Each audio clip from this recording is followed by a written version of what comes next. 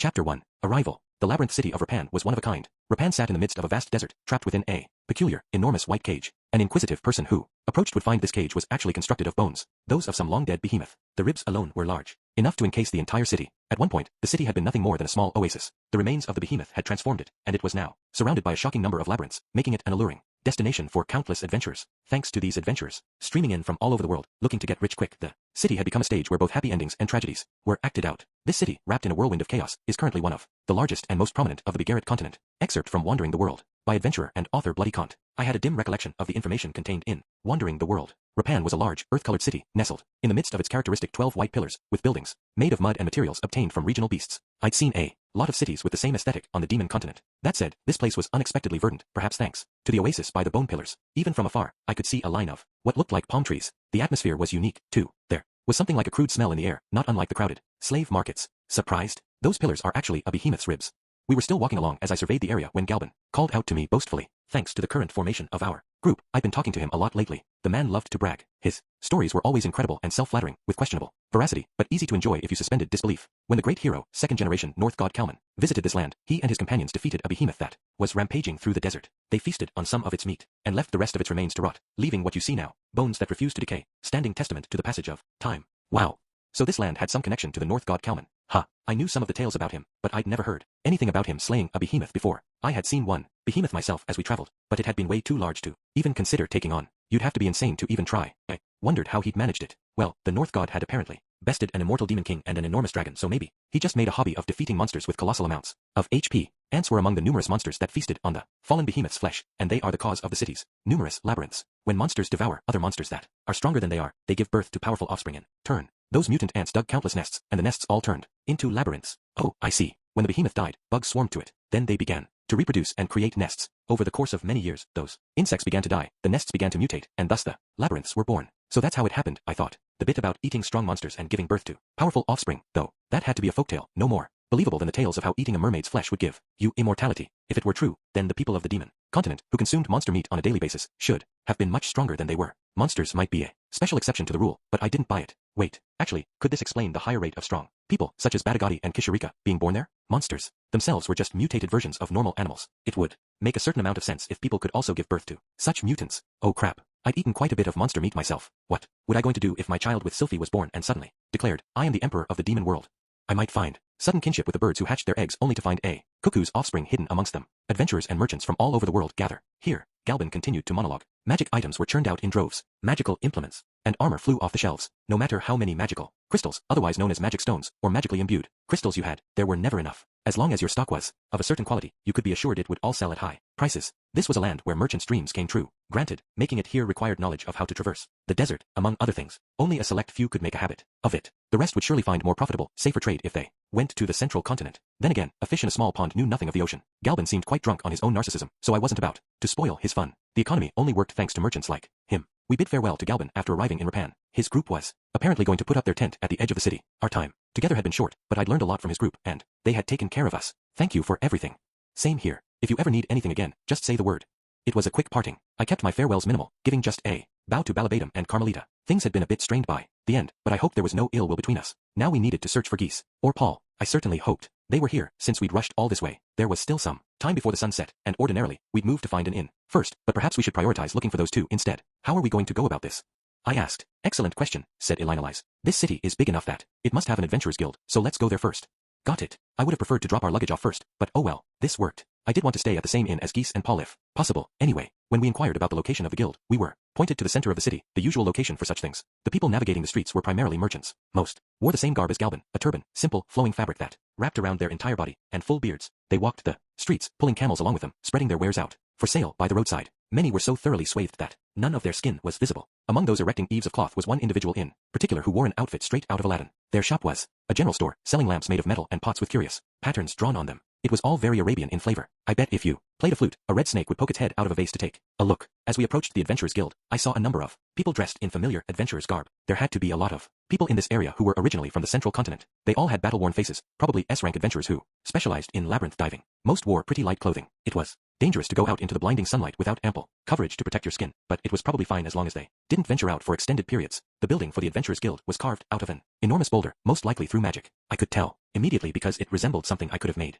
myself, though the complexity of its construction surpassed my capabilities. There was an exquisite relief carved into the entrance, and the interior, once you stepped inside, was well ventilated, enough to feel refreshingly cool. The vibe within the guild was about the same as the rest of the city, but being the kind of city it was, there were no newbie adventurers to be seen. Everyone looked powerful. The ones who particularly caught my eye had scarred face and bodies. They all seemed to have checkered pasts. Not me, though. I'd led a sheltered life. No checks, no stripes, no spots. Okay, let's start asking around about Paul and Geese, Elinalise said. Sounds good, I agreed. I'm sure we'll find something if we ask. Geese should already have an information network here, so I'm sure he'll hear of it if we go poking around using his name. Oh, it looks like that won't be necessary. I followed Elinalise's gaze to discover a monkey-faced man in a corner of the guild. He was deep in conversation with a sword-wielding beast-man. Come on, I'm a skin you, Geese pleaded. You owe her one, too. I know it. You're asking the impossible.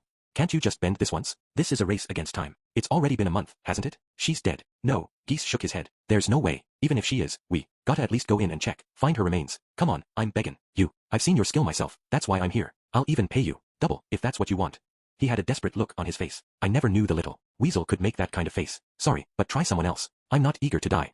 Geese tried for a while to persuade the man, but at last the beast-man shook his head and Geese clicked his tongue loud enough. We could hear it from where we were standing. TCH, you damn coward. Can't believe you bothered to call yourself an adventurer with that attitude. Yeah, say whatever you like. The man strode out the door without so much as a backward glance. It was rare to see Geese curse at someone. No, truthfully, I didn't know that much about him. The Geese I'd encountered in the past had been more light-hearted though, and I said as much. He looks like he's really backed into a corner. Oh my, that's how he usually is though, Elinalise said. Really? I kind of had a different impression of him. He must have been trying to look more mature in front of you. Hey, Geese. Geese twisted his head around, searching. His eyes went wide when he spotted us and shuffled our way. Oh, hey, if it ain't Elinalise. Sorry to keep you waiting, she said. Geese gave an empty laugh. Not at all, you're actually here way faster than I thought. He broke out into a smile as he clapped her on the shoulder. Actually, just how the hell did you get here this fast? It's only been 6 months since I sent that letter. You must not VE read it. Probably missed you as you were traveling. We'll talk about that later. What's going on with Zenith? Elinalise asked. His face clouded over. Not great. I sent that letter to you because I figured it'd be a drawn-out affair. Though, to be honest, well, we can talk about that later, too. Apparently, things weren't going well, but we'd anticipated as much. My overly optimistic hope that they would have solved everything by the time we got here had been quickly proven false. For the moment, I cut in. Could you please guide us to where my father is? Geese's eyes flew open when he looked at me. Then he started scratching at his upper lip. Oh, hey, that's you, ain't it, boss? You sure got bigger. And you sure don't seem to have changed, Mr. Geese. Yuck, enough. That gives me the creeps. Just call me newbie, like you used to. This exchange sure brought back memories. My, you two sure seem to be close, Elinalise commented. In amusement. Hearing that, Geese grinned. Well, we did share a cell together. Boss. Indeed, I said. It sure brings back memories. Nostalgia, the time I spent completely naked in that cell in the Doldia tribe's village. It was after I crossed the sea from the Demon Continent to the Millis Continent, been caught up in a kidnapping incident, and dragged back to their village. Among the Doldia, those facing serious crimes were stripped of their clothes and tossed into a cell. I was given the same treatment on the basis that I had kidnapped the sacred beast and tried to commit sexual acts with it. Those were false allegations, of course. Who the hell would try to commit sexual acts with a puppy? Anyway, it was there that I met Geese. His crime was a minor one, brought about by his own greed. He'd been quite the generous thief. That's enough of that though. I'll take you to where Paul is, Geese said, giving another empty smile as we left the adventurers guild behind us. Paul was staying at an inn in the corner of the city. The building was constructed of mud and stone and was aimed at B-rank adventurers, at least by Demon Continent standards. It was neither lavish nor dilapidated. Once we arrived at the entrance, Geese said to us, listen good, Paul's in quite the state right now. So Elinalise, I know you've got a lot you want to say, but just save it this time. I can't make any promises, she replied, shaking her head. Geese forced a smile and shrugged his shoulders, leaving it at that. Still, this was Elinalise we were talking. She wasn't going to suddenly turn hostile and aggressive. You too, boss. Don't start a fight like you did last time, got it? I'm sure you have a lot you wanna say, but just try not to blame him too much, okay? It had to be pretty bad for Geese to go on such a long preamble. Besides, I had already seen Paul when he was at his weakest and running from his problems. I just had to mentally prepare myself for something similar. Though his appearance might suggest otherwise, Paul wasn't the most mentally durable. If something bad happened, he'd sink into depression immediately. I wouldn't go so far as to call him an emotional wreck, but he didn't have the resilience to handle massive setbacks. I figured he'd bounce back to being as self-assured as he had been when we lived in Buena Village once we found Zenith, but who knew? This was an essential step. I needed to be open-minded enough that people would call me the Buddha Rudius. "'Kay, let's go in," Geese said, and we entered. There was no door, only a curtain that sectioned off the inside from the outside. The first floor of the inn was basically like all the others I'd seen, with tables for people to eat at. The materials used to construct said tables was different, as was their layout, but other than that, it was the same. I recognized Paul at a glance. His upper half was flopped over the top of a table. Someone gasped quietly. It was Lilia, standing just beside Paul. Even on this continent, she was still wearing her maid uniform. Her normally tidy hair had grown frayed, and her face was haggard with exhaustion. Still, she brightened when our eyes met. She bowed toward me and immediately nudged Paul's back. The woman who sat directly in front of Paul stood up. She looked at my face and retreated several steps, then suddenly lowered her head. Her body was cloaked in a robe. Which one was she again, Viera or Shiera? I was pretty sure she was Shiera. I'd met her in Militian. She was an accountant, right? Her face was heavy with exhaustion. All of theirs were. I took her seat, planting myself directly across from Paul. Master, Lord Rudius has come, Lilia announced. HM. Coaxed by her prodding, Paul slowly lifted his head. He had dark circles beneath his eyes. His entire body had gone gaunt and emaciated. He looked terrible, but there was no scruffy stubble around his jaw, and his hair was fairly well kept. He was no longer steeped in the stench of alcohol, either. Still, I could tell he was at his wit's end. I was glad we'd come. Seeing the condition he was in told me it had been the right decision. Rudy. Father, it's been a while. He stared at me, eyes dazed and unfocused, almost as if he wasn't entirely awake. No, maybe he had been sleeping, dozing in and out of unconsciousness as he lay slumped across the table. It had been so long since we last saw each other. Last time, he'd yelled and rebuked me. Even though he'd felt cornered at the time, I'd still returned his strong words in kind, and it had turned into a fight. Not today. Today, I was the Buddha Rudius. Ha, that's weird. I can see Rudy. Haha, what's up, Rudy? It's been so long. You look like you're doing well. How are Norn and Aisha? He asked, his face dark and overcast. Honestly, his reaction wasn't what I'd expected. I thought he would be just as he had been before, drunk and running from his troubles, sporting a flask in one hand, yelling at me. I took them in. They're living in the magic city of Sharia. Right now, they're doing fine. I've left them in the care of some trustworthy people, just in case. Okay, yeah, that figures. Just as reliable as ever, Rudy. How are you, by the way? Doing good. Oh, yes, I guess I am. He smiled, flippant and carefree. A smile unbefitting of the circumstances, as if he'd lost all heart. Okay, well, that's good. That's the most important thing. There was no life in his eyes. Perhaps his spirit had given out, and he'd become nothing more than an empty husk. I gave Geese a nervous look, but he merely nodded back grimly. Seriously, this was what Paul had become. Rudy. Paul took to his feet and tottered around the edge of the table toward me. Then he pulled me into a tight hug. I'm a hopeless bastard. I just silently returned the embrace. Maybe he was hopeless. Maybe he would never return to the way he was. I could hardly believe it, not when he had a grandchild on the way. But everything would be fine now that I was here. I would do something to fix this. It was the whole reason I'd come. I can't save your mother. I can't even keep the promises I made. I've completely failed you as a father too. I really am a hopeless bastard. Please don't worry. I'm here now. Things are going to be okay. Ugh, Rudy, you really have gotten big, haven't you? He squeezed my shoulders tight. It hurt a little bit, but I wouldn't complain. I did indeed. I'm going to have a child soon as well, so just leave the rest to me and take some time to relax. Ha, a child. A strangled cry escaped Paul's throat and light came flooding back to his eyes. Wha. He looked entirely bewildered as he patted his hands against my face. Wait, are you actually the real thing? I am indeed. So this isn't a dream? I'm dreamy enough for it to seem like one, right? I joked. Yeah, it's definitely you. He blinked several times, then looked around. Lilia's eyes met his. Good morning, master. Oh, it's you, Lilia. How long did I sleep? Since Lord Talhand left to go shopping, so about an hour. Okay, guess I was still only half awake.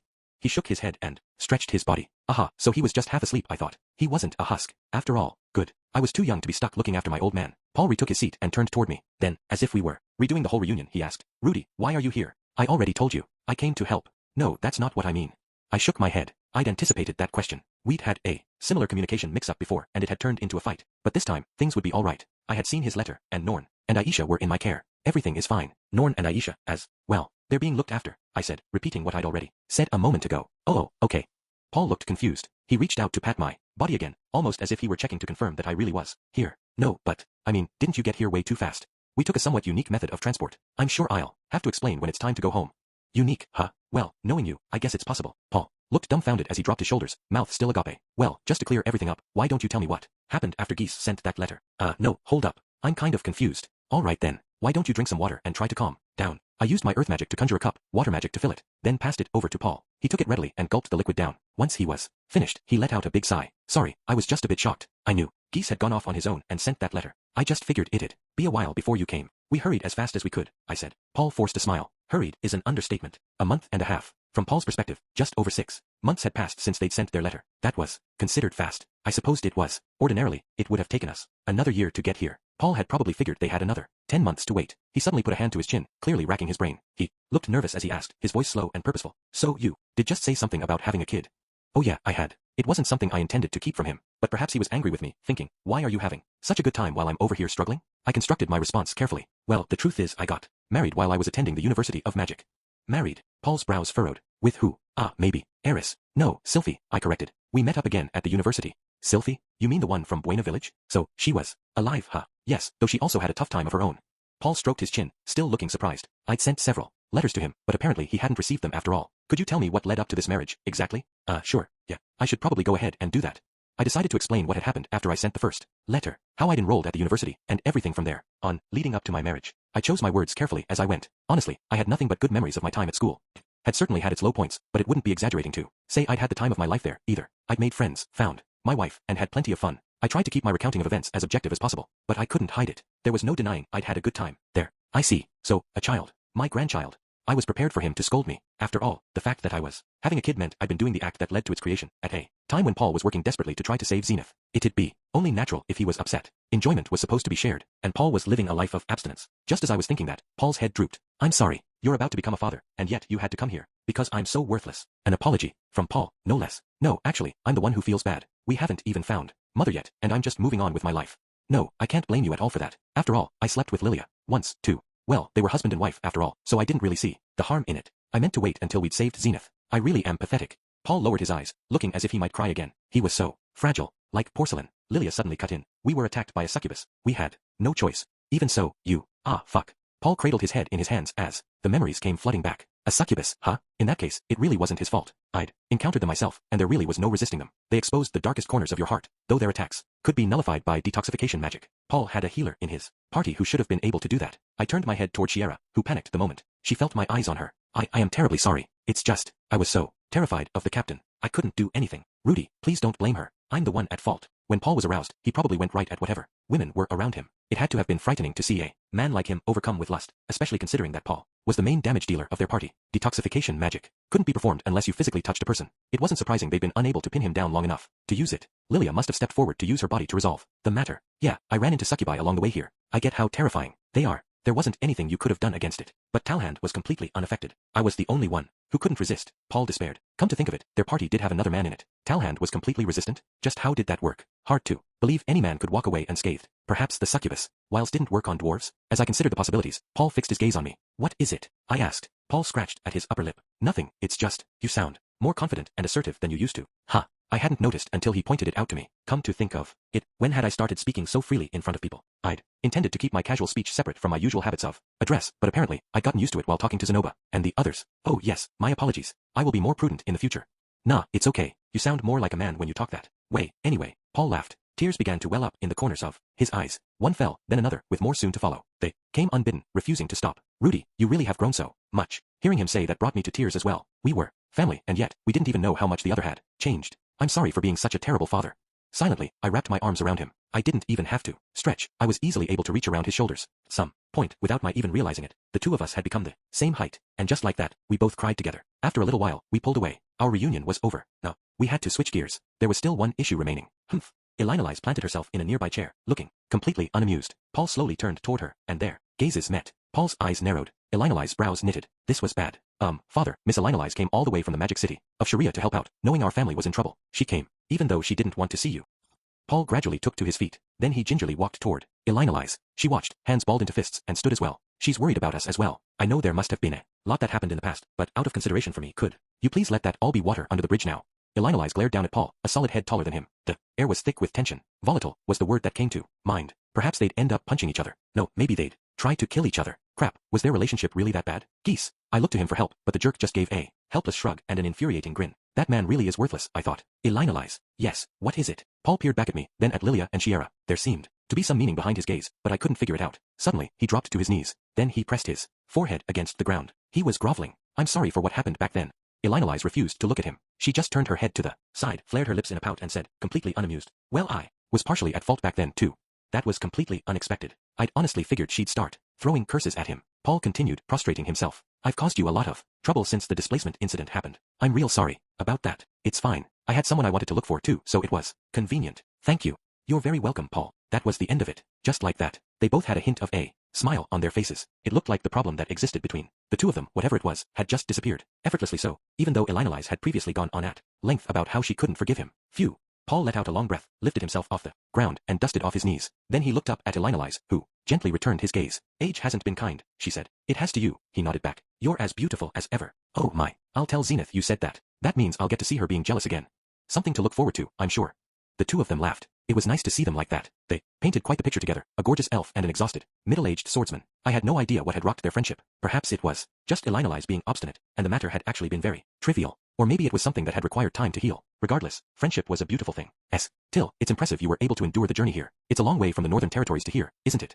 Yes, it is, she agreed. What happened with your curse, then? Paul asked without missing a beat. Don't tell me you and Rudius did it together? Certainly not. I made it this far thanks to Cliff's magical implement. Paul tilted his head. Cliff. Who's that? My husband. You're what? Paul's eyes went wide. Then his voice grew loud, with surprise. So you have a husband. The man must have some strange tastes, then. What kind of a joke is this? Are you sure this man really agreed to marry you? Hey, Rudy, do you know this guy? This, Cliff.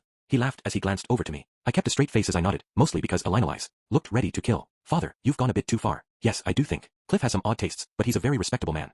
Cliff had trouble reading the room sometimes, but he was honest and unashamed about proclaiming his love. He was an amazing individual. Seriously? Well, he must be pretty incredible for you to say that. Paul was shocked by what he heard. He looked awkward as he dipped his head. Okay, that was my bad then. Be sure to introduce me when we get back. Yes, you should be sorry, Elinolise huffed. He's a far more amazing man than you. Paul forced a smile and bowed his head once more. All that aside, Rudius, Elinolise, thank you both for coming. We're just getting started, she quipped. Of course I came, I said. We're family. Now then, it was about time for us to get to the heart of the matter. Father, please, explain what's going on. Paul began by explaining the details of how he got here, though I already knew the gist of it. Roxy and Talhand met up with him in Milishan, then collected what information they could and crossed the sea to the Bigarret continent. Thanks to their party's numbers, they were able to make their way to Rapan. It was there that they reunited with Geese and figured out where Zenith was located. According to Geese's information, your mother is about a day north of here, captured in a labyrinth.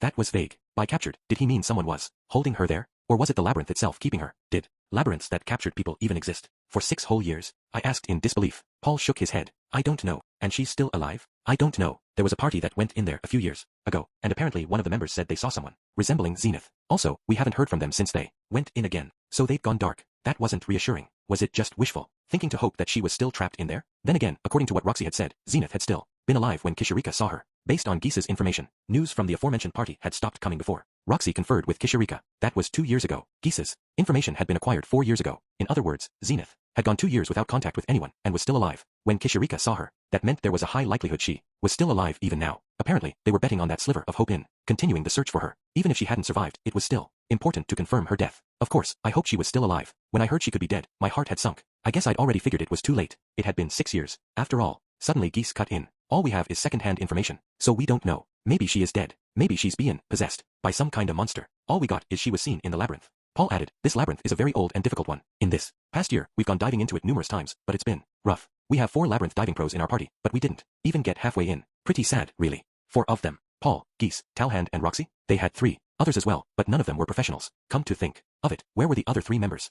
Got company. Just then, light came pouring in from the entrance. Someone had stepped inside. Oh ho, looks like I missed a touching reunion. It was a small man. Granted, his height was the only thing small about him. He had about as much girth as he had height. You could tell he was a dwarf at a glance. He had a long, flowing beard and a large burlap sack in his hand. This had to be Talhand. A woman stood behind him, dressed like a warrior and carrying a similar sack of her own. She wasn't wearing the bikini armor that she had before, but I remembered her face. Viera, right? She gave me a bow, then hurried over to Shiera's side. The man's stout body swayed as he approached. He surveyed me from the top of my head to the tips of my toes. You Paul's boy? Yes. Pleasure to meet you. I'm Rudius. Talhand, you look as intelligent as I heard. He plunked his bag down on top of the table. Rudius, you better stay away from him. He steals what men hold dear, Elinolise warned. What men hold dear? What did that mean? Their pride? Aha, I thought it smelled a bit too much like women in here. Talhand looked over at Elinolise, with an expression on his face that seemed to say he'd only just realized she was here. What's this, so you tagged along too? Oh my, are you saying I shouldn't have? Course I am. Just you being here stirs up trouble. He reached into his bag and produced a glass bottle filled with amber liquid. He popped the cork off and gulped it right down. Pwah, now this. Here's a drink that'll hit you in the gut real good. The stench of alcohol came wafting through the air. A pretty strong drink, if that was any indication. The dwarves did love their liquor, after all. Have a go. Talhand thrust the bottle toward Elinolise. She took it wordlessly and chugged. She didn't drink as much as he did, but I could still see her pale white throat move as she swallowed twice, and then burped. Quite the crude alcohol. Goes perfect with someone as crude as you. He shoved the cork back in and returned the bottle to his bag. What was with their exchange just now? Was that supposed to be a dwarven-style greeting? No one else was commenting on it. What on earth? Well, now that everyone's here, let's pick up where we left off. Okay. Paul's voice brought me back to my senses. Talhand had made quite the impact with his entrance, so I completely forgot we were in the middle of a conversation. Wait, did he say everyone? Hold on a moment, I interjected. What about Master Roxy? Paul's face grew dark when I asked, and it wasn't just him, either. Everyone else wore the same look, save for Elinolise. The long-eared beauty seemed to realize what that meant, and her eyes went wide. What? It can't be. The moment I heard her say that, a single word popped up into the back of my mind. The worst one imaginable. Death. A month ago, Roxy got caught by one of the traps in the labyrinth. I could feel my heart pound. I didn't want to hear this. Not that blue-haired little girl. It couldn't be. I didn't want to hear them say it. I mean, she was a competent adventurer, one who'd traipsed into a labyrinth on her own before. She couldn't use voiceless magic, but she'd successfully shortened her incantations. She was a king-tier water magician. My savior. I didn't want to hear any more. Even so, I asked reluctantly, she's not dead, is she? At some point, Elinolise had risen from her seat and moved behind me, placing her hands on both my shoulders. No, Paul said. She stepped on a teleportation circle and disappeared. We haven't confirmed her death. It's highly likely she's still alive out there in the labyrinth. That was enough, at least for the moment. I felt the tension leave me, but my face soon stiffened again at Geese's ensuing protest. Come on, Paul. It just isn't possible. I get that it's Roxy we're talking about, but that isn't the kind of place a magician can survive on their own. Sure, maybe she's still alive, but the chances of that are... Talhand interrupted. No, Roxy's not your average magician. There's a good chance she's still kicking. You say that, but we've been looking all month and haven't found her. Geese exclaimed. We've gone in 5 times, and nothing. Geese, Paul said tersely. How long are you going to keep this up? Paul, Geese, and Talhand began arguing amongst themselves. Geese, who I'd remembered as being so easygoing, was pissed off and squabbling. It seemed he really did feel like he was at his wits' end. So Roxy had stepped on a teleportation trap. She did tend to be careless sometimes, so I guess I could see it. Still, if they hadn't confirmed her death, then I wanted to believe she was alive. It didn't seem possible to me that someone like Roxy Magurdia could die so easily. At least, I wanted to believe that she couldn't. So that was the belief I was going to hold onto. Ugh. I was even more shocked by this news than when I'd heard that Zenith might be dead. Sorry, I interrupted the conversation. Let's get back to where we were. What kind of place is this labyrinth? I asked. The 3 of them exchanged glances. It was as if they were conferring to see who would be the one to relay the information. Paul finally opened his mouth. A teleportation labyrinth. The moment he said those words, it was as if I could hear a book rustling inside my bags. As if the book had heard someone call its name. The one titled An Exploratory Account of the Teleportation Labyrinth. Chapter 2. Confirming the situation. Roxy was in trouble. The moment I heard that, I felt the immediate need to go rushing off to find her. She was lost in a teleportation labyrinth, but, fortunately, I had an exploratory account of the teleportation labyrinth at my side. A strategic guide. I had also researched teleportation circles myself, and as long as we had time to observe one of the circles, we could surely use this book to guide us through. But first, I had to be clear on where things currently stood. That was important. It might be a race against time for both Roxy and Zenith. If we were even 5 minutes late, it could be the difference between life or death for them. Even so, or rather, precisely for that reason, we couldn't be hasty. We had to confirm the situation, carefully prepare, and then save them without fail. If we were too hasty, we might overlook something important and make a mistake, rendering all our efforts in vain. That would cost us not only 5 minutes, but maybe even a day, perhaps 2 or 3. We had to be cautious. There was no room for mistakes here. A mistake, I was sure, would leave me with regrets. Whatever the circumstances, if my errors led to us being unable to save Roxy or Zenith, I would be left with overwhelming regrets. Father, I have a notebook with me by an adventurer who went deep into the teleportation labyrinth. I started by revealing the book's existence. An exploratory account of the teleportation labyrinth was once shown to me by Master Fitz. It had detailed information about the shape of teleportation circles, which were considered taboo. The only reason it had avoided censorship at the university was either because it had simply been lucky enough to go unnoticed, or because it was an adventurer's tale. The fact that it hadn't been taken off the shelves meant it was possible the book was pure fiction. The teleportation labyrinth was one into which no one had ventured. The author might just have used the concept to spin this fictional tale, but that seemed unlikely to me. After all, the teleportation circles described in this book bore a striking resemblance to the real thing. I'd researched the circles myself, and this book had the most accurate and precise information about them that I'd found when cross-referencing it with other such books. I was certain of it. Still, it could be referencing a different teleportation labyrinth. I couldn't rule out the possibility of there being another labyrinth in this world that was littered with teleportation traps. A guidebook of the same name had no value unless its contents matched the situation. If the labyrinth written about in here matches the one we're about to enter, then this could really help us navigate our way. When I said that, Paul's eyes widened. Hold on, Rudy, why do you even have a book like that? I thought it might be useful, so I took it from the university library and brought it along. I see. For now, I decided to leave out the part about the teleportation circles by which we traveled. At the moment, we needed to confirm whether the labyrinth in the book matched the one we were about to head into. I'd like to go over the contents of the book. If it seems like it might be helpful, let's make use of it. Paul took it in his hands and, after a long hard look at the front cover, immediately passed it over to Geese. The latter held it and turned to me. I'll go ahead and read it. Then, Kay, please do. Why Geese? I wondered. Everyone acted like this was natural, though, so I chose not to ask. This must just be Geese's role in Paul's party. He was capable of doing anything, so that was just what he did. I felt like I'd heard him say as much before. He was probably also in charge of mapping their labyrinth diving and organizing the information at their disposal. Father, while Geese is reading that, I'd like you to tell me about the labyrinth. I stood directly in front of Paul, prepared to direct questions his way for the purpose of confirming what was written in the book. Sure, go ahead. My questions pertained to the types and names of monsters, the number of floors to the deepest level, the status of the interior, and the shape of the circles. Paul readily answered. Let's start with the monsters. There were 5 types in the labyrinth, but Paul had only made it to the 3rd floor, so there were some beasts he hadn't seen yet. Death Road Tarantula, an enormous, venomous spider. Even though it was a tarantula, it still shot out thread. Its poison could be treated with beginner-tier detoxification magic. A B-rank monster. Iron Crawler, a tank-like caterpillar, heavy and tough. B-rank. Mud Skull, a human-shaped monster covered in mud. It had a skull buried within its center that was its weak spot. A-rank. It looked pretty ridiculous, but it was intelligent and could use magic to sling mud at you. Armored Warrior, a rusty suit of armor with 4 arms, each, carrying a razor-sharp blade in hand. A-rank. Devouring Devil, a beast with long arms and legs, as well as knife-like claws and fangs. A-rank. How many floors to the bottom level? Unknown. Rumor had it that it was either 6 or 7 floors, but no one had actually delved those depths far enough to look upon its guardian yet. As for the state of each of those floors, that was difficult to describe too, but the book had some accounts. The 1st floor was where spiders created their numerous webs. The 2nd floor was occupied by a vast number of spiders and caterpillars. On the 3rd floor, mud skulls took command over the aforementioned monsters. Once you got to the 4th floor, the spiders and caterpillars were virtually absent, leaving mud skulls and armored warriors. On the 5th floor, the mud skulls vanished and it was only armored warriors and devouring devils. After the 6th floor, there were only devouring devils. There was nothing in the book about floors after the 6th. The first 3 floors were part of an ant nest, complex, winding pathways with rooms connected at the end. Apparently, the teleportation circles were always located in the back of these rooms. According to the book, the labyrinth transformed into a stone ruin around the 4th floor, but Paul and his group hadn't made it that far yet. But there was information about the beasts and first 3 floors to be found, courtesy of the trial and error of numerous adventurers. Finally, the shape of the teleportation circles carved into the ground were complex, bizarre shapes emitting a pale light. Hearing them described in detail, they sounded just like the ones I'd seen several times for myself. Most of what Paul said fell in line with what I'd read in the book and seen for myself. This is amazing. Haha, leave it to you, boss. You brought us something incredible. About the time Paul concluded his explanation, Geese clapped the book closed and raised his voice in excitement. Apparently, he was done flipping through it. He sure was a quick reader. Or perhaps he just skimmed the highlights. Hey, Geese, is it really that amazing? Paul asked in surprise, seeing how elated his party member was. Yeah, it's unbelievable, Paul. If everything written in here is true, we basically have a map of the place down to the 6th floor. Still gripped with enthusiasm, Geese passed the book over to Talhand. He left the dwarf to read over it and, unable to hide his excitement, began explaining the contents of the tome to Paul. All the things we didn't understand are written in that book. Which circles to hop on, which circles to stay away from, which ones will lead us where, and what we'll be faced with when we use them.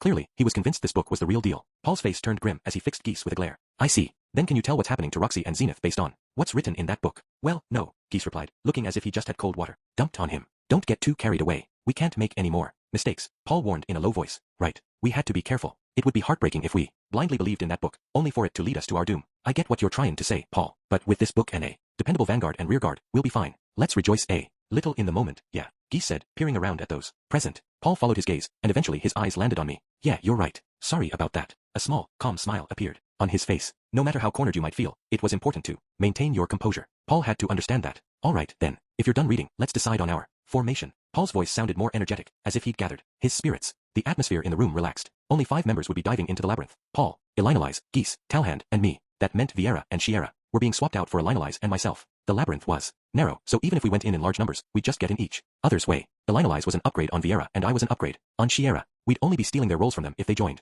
Elinalise was the tank. Paul was a secondary attacker. I was offense and healing, and Talhand could be either off-tank or secondary attacker. The 4 of us were in charge of battle. Talhand's role was a bit vague, but he was a magician capable of intermediate-tier earth magic as well as an all-purpose fighter. Thus, he was placed in a position where he could do either. Unwieldy as he looked, he was quite dexterous. Then again, all dwarves were. We'll be looking after one another. Talhand's position would be either in front or behind me, so he gave me a friendly pat on the shoulder. For some reason, it made a chill run down my spine. Rudy will generally be in charge of all magic, Paul announced. We'll also be looking to you to heal us after each battle. Can you do that? No problem. Offense and healing. It was my first time in a labyrinth and I still had my work cut out for me. That said, it was pretty much the same as when I worked as an adventurer. Surely I could handle it. And then there was Geese. Though not very useful in battle, he could skillfully pull off a bunch of other intricate tasks, like checking the map, confirming the direction we were headed, managing food, supplies, selecting what materials to take from enemies and how to extract them, as well as deciding when to fall back. He was both in command and also the errand boy. Our manager, you might say. Labyrinth diving wasn't just about battle, so a role like his was essential, too. That left 3 people, Viera, Shiera, and Lilia, who would act as support by waiting in the city or at the entrance to the labyrinth. You could say they were just house-sitting or in-sitting, but apparently that was an important job, too. From what I was told, large clans also assigned someone to house-sit when they went off labyrinth diving. I would leave the majority of the preparations to the pros, Talhand and Elinalise. I was still an amateur when it came to this. I could make use of knowledge from my former life to think up various strategies, but I'd leave that aside from the moment. First, I'd follow what the pros did. Then, if I thought up something we needed, I could suggest it. Anything I said would ultimately just be a suggestion. I had no idea if the knowledge I'd gained from playing roguelike RPGs in my previous life could be applied here. Our first objective will be to get to the 3rd floor, Paul said, now that we decided on our formation. Once there, we'll track down Roxy. We had no idea if she was still alive. If she was, then we had to recover her and withdraw. Depending on her condition, we could also just have her join our group as we headed deeper into the labyrinth. The 6 of us could explore the yet untrodden 4th floor and beyond, plumbing the entirety of the labyrinth down to its deepest depths as we searched for wherever Zenith might be. I had no idea how many days this would take. It was going to be a long and complicated search. Paul, Lilia, and I slept in the same room that night. Geese had arranged it out of consideration for us, saying family should have time to be alone together. That said, most of the time I'd spent with Lilia was not as family. Until Aisha was born, she'd just been the maid, and that was really all I could still see her as. Paul regarded her as his wife, but ultimately only as the second wife. Zenith still came first on Paul's list of priorities, with Lilia coming second, and Norn after that. That meant Aisha was 4th, and I guessed I was last. This is our first time sharing sleeping quarters, isn't it, Lord Rudius? Yes, it is. The way Lilia so respectfully conducted herself suggested she only saw Paul as her employer. Thanks to her influence, I found myself also speaking a bit stiffly. If the master's snoring disturbs you, please feel free to shove him, she joked, keeping things surprisingly lighthearted. Yes, all right. I was unable to offer her the same. I had no idea what I should say. How had I talked to Lilia in the past? I seemed to recall our interactions back in Buena Village being rather businesslike. Paul had been watching me for a while now without saying a word. I wondered why. He sure had an odd expression on his face. I wouldn't go so far as to call it a cheesy grin, but he certainly looked relaxed. If I might ask a question, Lord Rudius. Lilia spoke up. Yes, what is it? Is Aisha performing acceptably? It was thanks to her question that I finally realized the answer to my own. That's right, family. We are a family, after all, so we can just talk about that. Yes, she's working really hard. She hasn't caused you any trouble, has she? Not at all, I assured her. She's a big help. She's been doing all the household chores for us. Truly, I just hope she's not making any selfish demands. Personally, it'd be easier for me if she were a little more demanding. Lilia smiled quietly when I said that, looking relieved. What of Mistress Norn and Aisha? They aren't fighting, are they? Well, things are a bit strained between the two of them, but there've been no major confrontations as of yet. In fact, their little tiffs are quite endearing. I've always told her to show deference for Mistress Norn. I have no idea why their relationship has devolved so, she said, sighing. It's not something you can control, I assured. Besides, Aisha is still a child. Don't you think the most important thing as a parent is to love them both equally? Perhaps you're right. Aisha is my child, but she's the master's daughter as well, so blood doesn't have anything to do with it. We're family, I insisted. Thank you. Paul didn't insert himself into the conversation. He just watched our interaction with the same deeply emotional expression he'd been wearing since before we started. What's with that look? I asked, glancing at him. You've been grinning this whole time. It's just nice to watch. Paul scratched at the back of his head, cheeks colored red with embarrassment. What is? Seeing the little boy I remember all grown up, talking to Lilia, like this. In other words, seeing his adult son interact with his wife. Lilia wasn't my mother, but to Paul, we were both family. Maybe it was deeply moving for him. Perhaps I'd understand how he felt when my own child grew up. Oh yeah, Rudy, you said you got married. Yes, about 6 months ago. My little boy, hard to believe. You were still only this big when I last saw you. Paul motioned with his hand. Yeah, I did grow a lot taller in these last couple of years. Seemingly out of nowhere, my height had sprung up to be about the same as Paul's. He was still a bit taller, but I probably still had some growing to do. I figured I'd catch up to him eventually. When we get home, we'll have to do a big celebration, said Paul. Indeed. And don't forget, this will be your first grandchild. I reminded him. You'll be a grandpa. Oh, knock it off. I'm not that old yet, he said, not looking half as displeased as his words might suggest. Then, suddenly, he smirked. That's right, you're having a kid, which means you've done it, haven't you? My lord, I'm not sure such crude questions are really appropriate. Lilia objected as Paul wore his cheesy old man grin. Come on. I always wanted to have these kind of talks with him before. Even so, she began. What, aren't you curious too? Paul challenged. Lilia frowned. That's an unfair question to ask. Well, so who was your first partner? I guess it was Sylphie after all, or was it Eris? I seem to remember you saying the two of you split up, but was there really nothing between you when it happened? Apparently, he wanted to engage in some locker room talk. Part of me wondered if that was really appropriate, given the circumstances, but I could also understand where he was coming from. He was probably in high spirits himself, since it was the first time we'd seen each other in a while. It was just that he hadn't wanted to reveal that side of himself in front of everyone else. I was pretty happy to be reunited with him, too. Starting tomorrow, we'd be entering the labyrinth. We'd no longer have the opportunity for these kinds of things. At least for tonight, we could cut loose and swap sex stories. I feel pretty confident when it comes to sex, said Paul. You can ask me anything. I might not look it now, but I played around quite a bit when I was younger. It looked like I had no other choice. Guess I just have to go along with him. I had always kind of wanted someone I could have open conversations with on the subject. All right then, there's a few questions I'd like to ask. I began. Honestly, Lord Rudius, Lilia cut in, exasperated. I can't believe you're going along with this. Paul said, she talks like that, but she's pretty aggressive in bed. My lord, Lilia protested. Oh yeah, you did mention she'd been the one to approach you before, I said, recalling. Why don't you explain that in a little more detail? Lord Rudius, would the both of you please stop? My goodness. Lilia glanced between the two of us before she spoke, sighing as she did so. Still, she did have a smile on her face. We continued talking after that, well into the night. By midnight, we turned off the lights and settled into our beds. I wondered if Paul and Lilia were already asleep. I could hear their rhythmic sounds of their breathing as they lay nearby. Apparently, they weren't waiting for me to fall asleep so they could get it on. Paul did say he was going to restrict himself until Zenith was found, so maybe he really was keeping to his word. I couldn't sleep, perhaps because I was a bit turned on from our talk. I'd never dreamed a day would come when I could actually experience swapping sex stories. Life sure was unpredictable. Anyway, enough of that. Time to focus on what was currently happening. Perhaps I really was dancing in the palm of the man god's hand. It sure felt like I was. Now that I stopped to think about it, the whole reason I'd gotten a hold of that book was because I went to the university. If he hadn't told me to go there and research the displacement incident, I'd have never found that book, and we would have to face the teleportation labyrinth without its assistance. The man god's words always seemed to belie a deeper meaning, and this was no exception. He said I'd regret going to Rapan, and that I should hook up with Linia or Persina. It felt like he'd purposefully said things he knew would stir me up. If he hadn't said that to me, or if he'd told me to go to the Bigarret continent instead, here was a good chance I would have chosen to stay. I was rebellious with the man god, and if I put things in perspective, Sylphie was just as important to me. Of course, I wouldn't have just blown off my responsibilities. I would have sent Rudyard Batagati, or even Soldat in my stead. Perhaps the man god had taken all that into account before he acted. He had, after all, sent me to that school to gather all the things necessary for rescuing Zenith. Just who was he, anyway, and what was it that he wanted me to do? Could it really be that he really did just enjoy watching me? As usual, I had no clue what was going through his head, but it was no mistake that he was an ally. I wondered if he would reappear in my dreams again tonight. His timing was always far too impeccable. If things went well this time, I'd have to give him some kind of offering. I had no idea about his preferences though, so I couldn't be sure if he'd like it. As I mulled over all those things, I finally fell asleep. The man god did not appear in my dreams that night. Chapter 3. Entering the labyrinth. At first glance, the teleportation labyrinth was nothing more than a cave. There was nothing special about it on the outside, save for the cobwebs that coated the walls, courtesy of the spiders residing in the area, but that was about it. Other than that, it just looked like a hole in the side of a cliff. If you saw a photograph of it, it likely wouldn't pique your interest at all. Seeing it in person, however, was another matter. Something about it just gave me the sense that there was a labyrinth hidden within. It had an unsettling air to it, and yet it was precisely that unsettling air which provoked my curiosity. I wondered if all labyrinths had a similar vibe to them. Okay, Rudy, we're going to do this just like we discussed. Got it. Gotcha, I said. Paul clapped me on the shoulder and nodded. We took up formation just as we had discussed the previous day and stepped inside. It was my first time in a labyrinth, and I didn't feel much excitement, just the weight of knowing that we couldn't afford to fail. Stay safe, my lord, bid Lilia. Please be careful, everyone.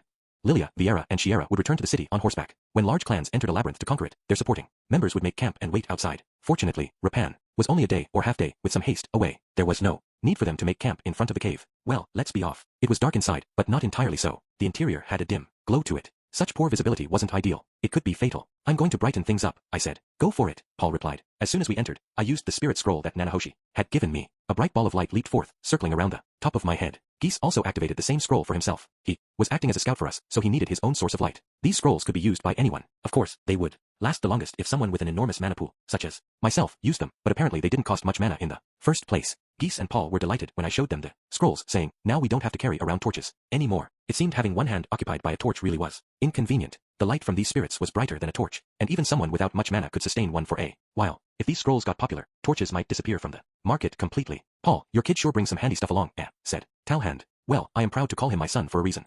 Paul puffed up his chest, which earned him an exasperated sigh from the dwarf. But you sure ain't a parent for him to be proud of.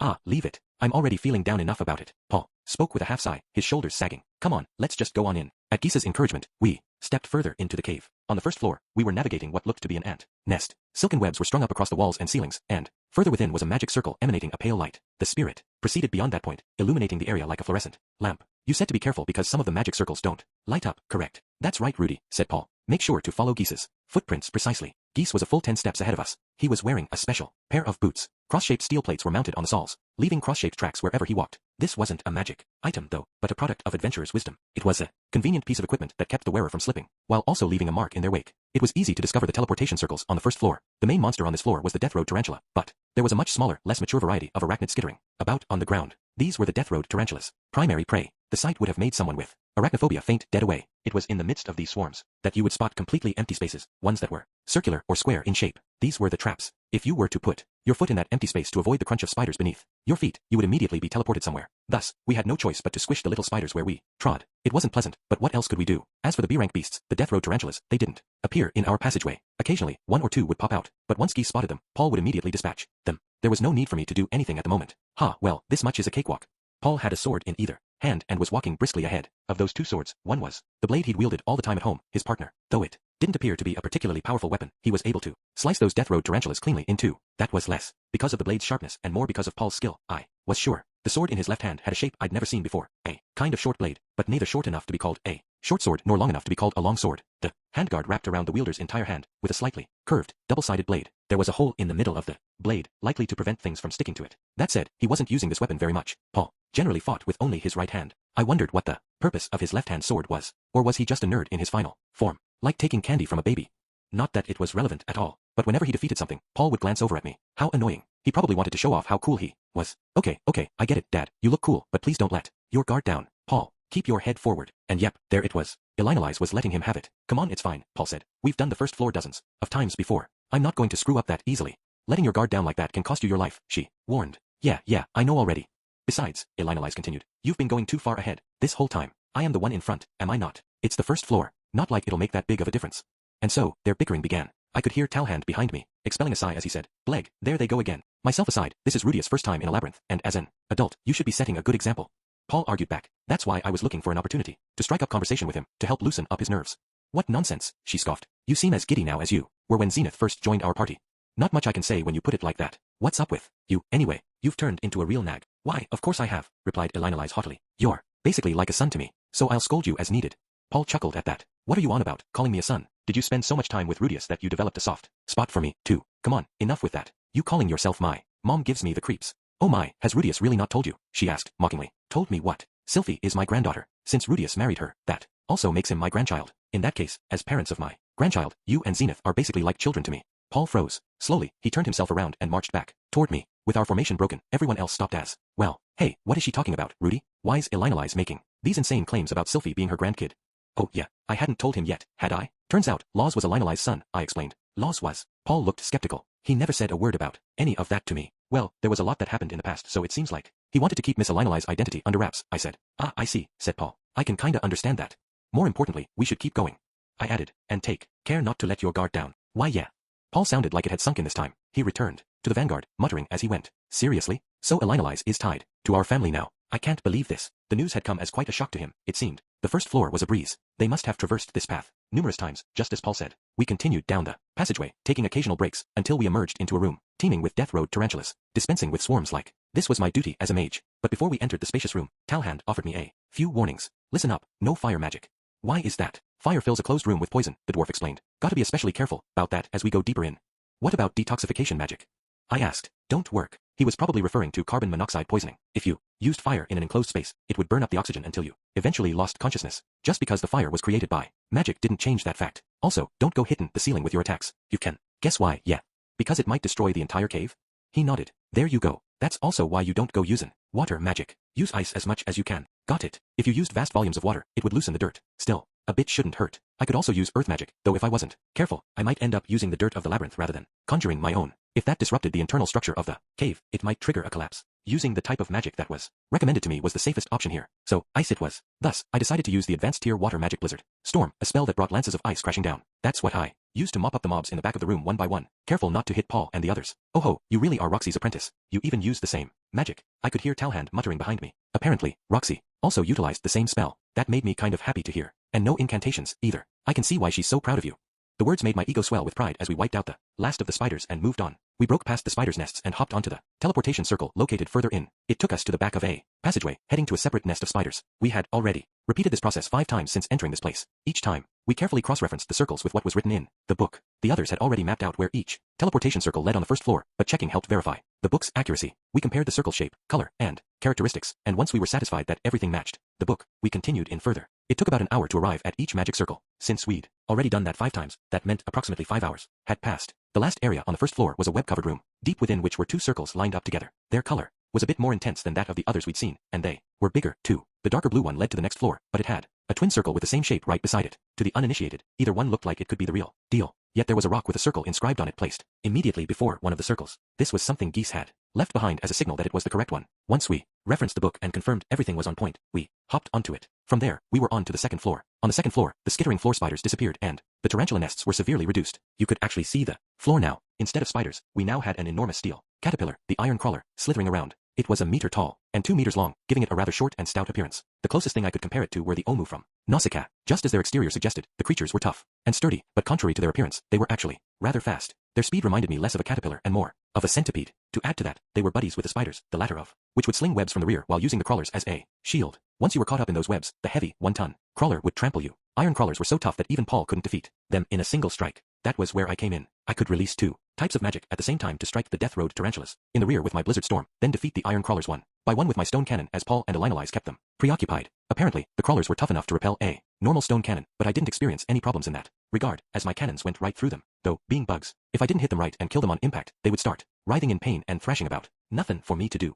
While I worked diligently, Talhand grumbled about being bored. He was and stand by next to me, just in case, to make sure his services weren't required. We were all, Geese included, conducting ourselves as prudently as possible. Thus, as of now, there was nothing for Talhand to do. That was a good thing. As we progressed deeper in, it was comforting to know that we still had more firepower in reserve if it became needed. The death road tarantulas were spitting their webs at us. I thought tarantulas didn't create spiderwebs, but these guys were clearly different. Their webs came straight for me at times, but I was able to avoid them all with my demon eye. Even if one did strike me, it would be neither painful nor an inconvenience, since I could just use fire magic to burn my way out. God damn it, grumbled Paul. Elinalize seemed to agree. Ugh, these things are so sticky.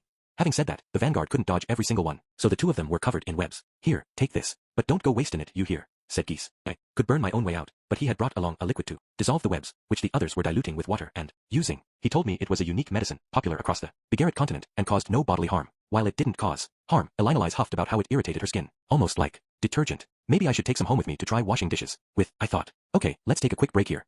Geese called out to us after we finished fighting, and we plopped ourselves down where we stood. Talhand and Elinalize immediately stood to take watch. Paul immediately removed his armor and belt, then proceeded to start scrubbing off the beast blood splattered over them. He was trying to speed through his equipment check in the short time allotted for our break. Seeing how practiced his hands were reminded me that he was a pro in this field. What is it? You better hurry up too, Rudy.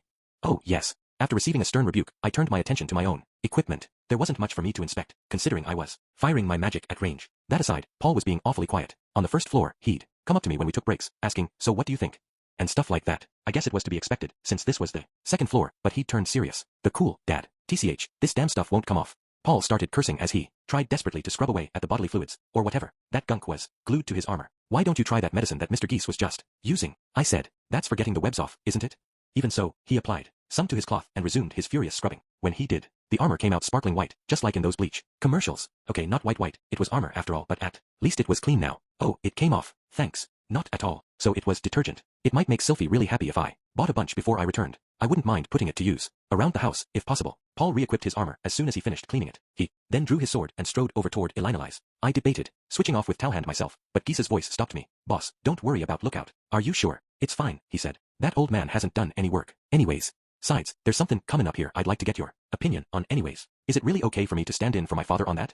"Course. You're much smarter than him anyhow," said Geese, with disinterest, plucking the book and 2 maps from his bag. He spread the maps out side by side. One was beautifully drawn, while the other was still only partially complete. "We'll be at the 3rd floor soon. This, right here, this is where Roxy got separated from us. If we're lucky, she should still be around that area, if the book is anything to go off of." All right. According to the book, teleportation traps only sent people to areas on the same floor. Even though it was called a random warp, it wouldn't suddenly transport you right in front of the boss on the final floor. Roxy had warped on the 3rd floor. We had no idea if the circle she had stepped on was a randomized teleportation circle or one with a fixed destination, but if she was still alive, there was a good chance she was on the 3rd floor. If luck favored her, she could have even made it to the 2nd or 1st floor. However, she'd already traversed those floors numerous times. Considering Roxy's strength, if she'd been able to make it to the 2nd floor on her own, then she would have already left the labyrinth. It was difficult to imagine she would head further into the 4th floor. Geese asked, "There's no magic that can help find her, is there?" "No, there's not. I tried thinking of some way I could utilize the spells at my disposal to try to find her, but nothing came to mind in the moment." "Boss, just use your intuition for this. Where do you think Roxy would be?" "My intuition, huh?" I stroked my chin. "We can't afford to cover this entire labyrinth with a fine-tooth comb," said Geese. "So if we're gonna look for her, we're gonna need intuition." "All right, then how about this area?" For the sake of it, I randomly selected one of the empty areas on the unfinished map, east of where she teleported. "Okay, then let's start the search there." He was just as casual in his response. I did feel like heading dead east was the most efficient way to go. After all, there was no one in our group with the analytical capabilities to pinpoint her location. We would have to search the areas they hadn't already investigated. Regardless, frankly, with Roxy gone from the mix, we couldn't even break through to the 2nd floor. "This is all thanks to you, boss. Those iron crawlers are nasty beasts." I bet the monsters in this labyrinth were resistant to Talhan's preferred school of magic. Paul was the group's primary damage dealer, but if he got wrapped up in webs, he couldn't completely cover their front. Viera wasn't very reliable either, and she couldn't cover for other people as well as Elinalize could. In order to get through here, you needed someone who could use ice or fire magic. It was no wonder they'd been stuck without Roxy. In fact, it was a miracle they'd been able to make it back out without her. I thought we could make do somehow, but there aren't many magicians in this area, and not a one with the grit to challenge the teleportation labyrinth. Geese had tried to find a solution on his own, apparently. Now that I thought about it, he had been attempting to recruit someone when we first saw him in the guild. Didn't look like it had gone well. "It seems we've put you through a lot of trouble, Mr. Geese." Don't worry about it. Also, I told you to call me New Bee.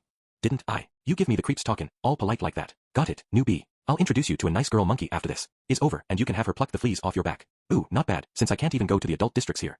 He paused. "Hey, wait, who you callin' a monkey?" There was a lot I wanted to discuss with Geese, but I would leave things there for now. After that, Geese and I confirmed which route we'd be taking next. The map he created was easy to understand. Compared to the perfectly mapped out 1st floor, there were several missing sections on this map on the 2nd floor. Roxy and Zenith wouldn't happen to be in any of those sections, would they? Continuing on, without checking them made me a bit uneasy, but we had to get to the 3rd floor. The best place to search wasn't the closest, but rather, the place Roxy was most likely to be. "Geese, where are we right now?" Elinalize suddenly inserted herself into the conversation. Geese answered by pointing to a spot on the map. "We're around here right now. Then we'll be moving beyond the 2nd floor soon." "Yeah, but we'll still have those spiders and worms coming out. Monsters that change formation partway through. This certainly is an unpleasant labyrinth," she said. "You can say that again," Geese agreed. Elinalize ran a hand over her hair. Her usual proud curls were looking somewhat unkempt. "By the way, Geese, why do you call Rudius, boss?" "Heh. We got to know each other in a Doldia jail." "A Doldia jail?" she asked. "You mean the one that Ghislaine talked about before? How in the world did that happen?" "I'll tell you more about it when we get home." Geese grinned, leaving it there. Thinking about the Doldia cell brought back memories. I'd experienced true freedom back then. I couldn't walk around naked like that anymore though. Well, okay, except for in bed. I clearly wasn't too nervous if I could afford to have thoughts like those. And so, our group arrived at the 3rd floor. It had probably been about 10 hours since we first entered. We were moving quite swiftly. I thought it would take us several days to delve this far. "It would if we didn't have a map," Paul said in response to my casual remark. It made sense that going in blind was very different from following a map. There were no more small spiders on the floor. Occasionally, we'd discover a web strung up on the wall, but there was little sign of life. Instead, I could feel something unsettling in the air, radiating from deep within the cave. The real thing started here. First, we had to find Roxy.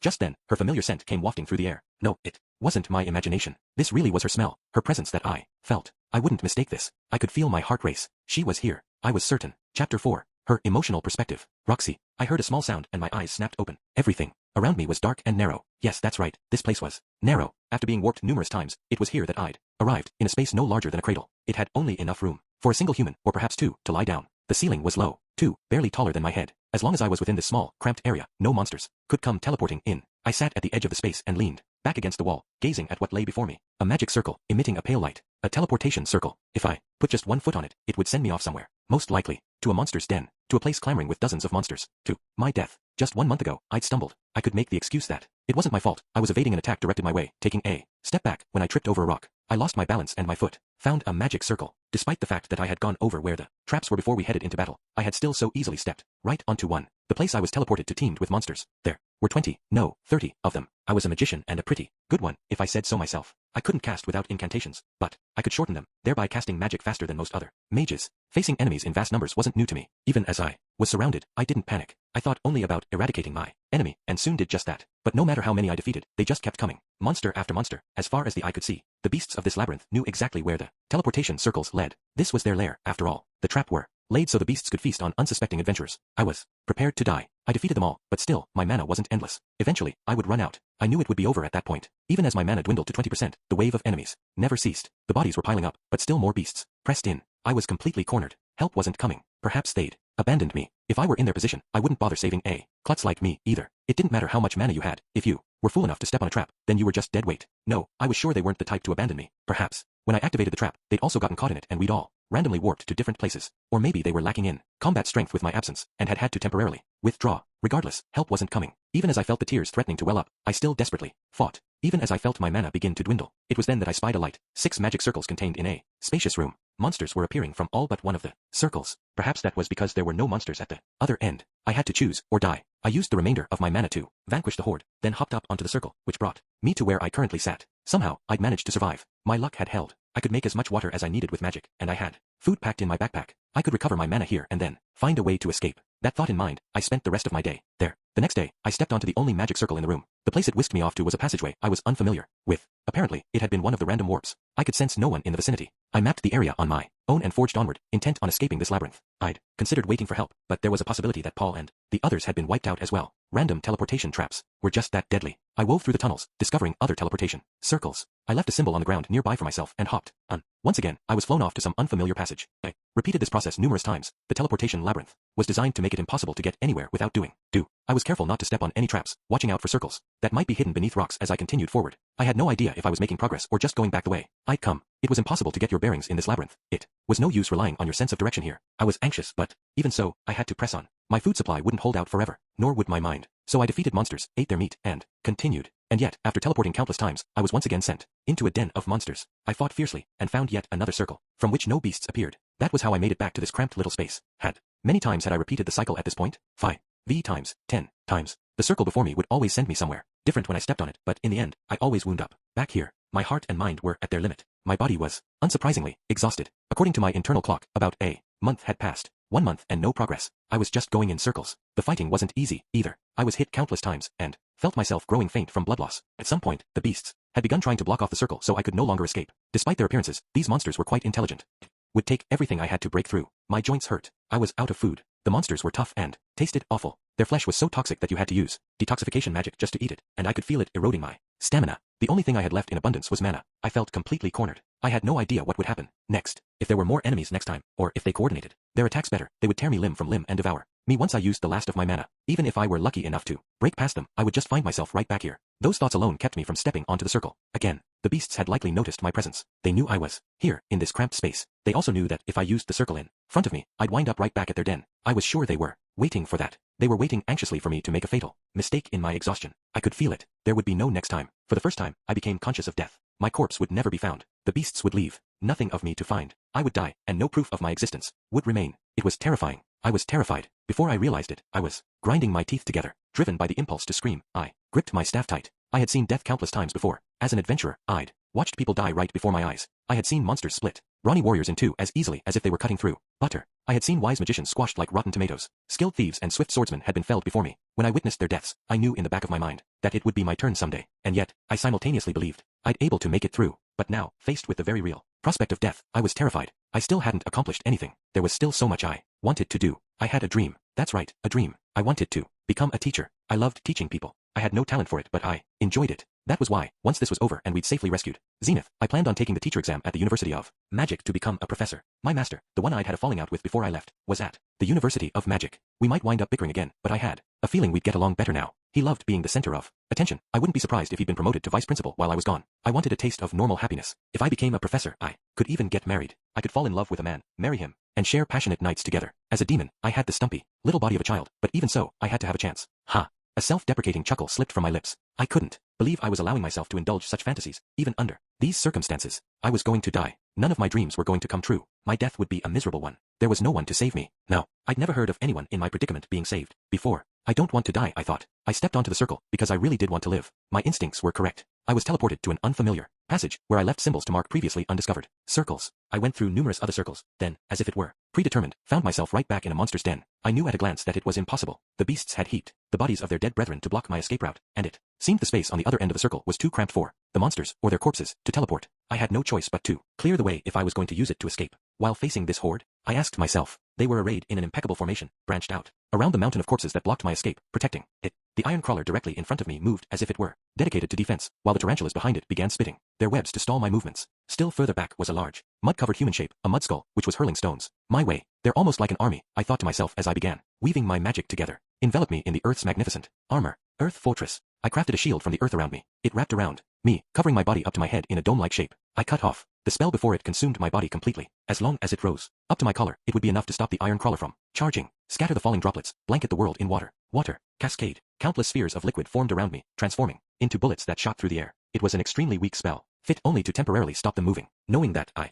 immediately began the next incantation. Blue goddess sweeping down from the heavens, wield thy staff, and cover this world in frost. Icicle field. The droplets of water that had previously rained down on the creatures' faces now crackled as they froze over. This was frost. Nova, a combination of the spell's water cascade and icicle field, and it froze the entire front line of the enemy in place. From there, I continued pelting them with my magic. King of Frost, supreme ruler of the Arctic lands, sovereign, wrapped in all white whose frigid cold robs all heat. Freeze thy enemy, O glacial king who governs death. Blizzard. I finished my shortened incantation. I generally used this spell to unleash frozen lances around me, but now they fanned out radially, soaring over those I'd frozen solid and skewering the beasts lying in wait behind them. I wasn't actually going to defeat the front line. They were frozen statues that would act as a wall between me and the rest of their ilk while I pounded the ones behind them with my advanced magic. These were the same tactics I used when I traversed that labyrinth near Chiron. They guaranteed victory. However, as soon as the ones in the rear died off, more monsters came pouring through the magic circles in the room, stepping right past their fallen comrades. The place was brimming with beasts again in the blink of an eye. My heart was brimming, too, with despair. I suppose it really is hopeless. If I didn't move those corpses, I wasn't going to make it out of here. But there were too many for just me to handle. Gore. The mud skull was launching boulders at me from a distance.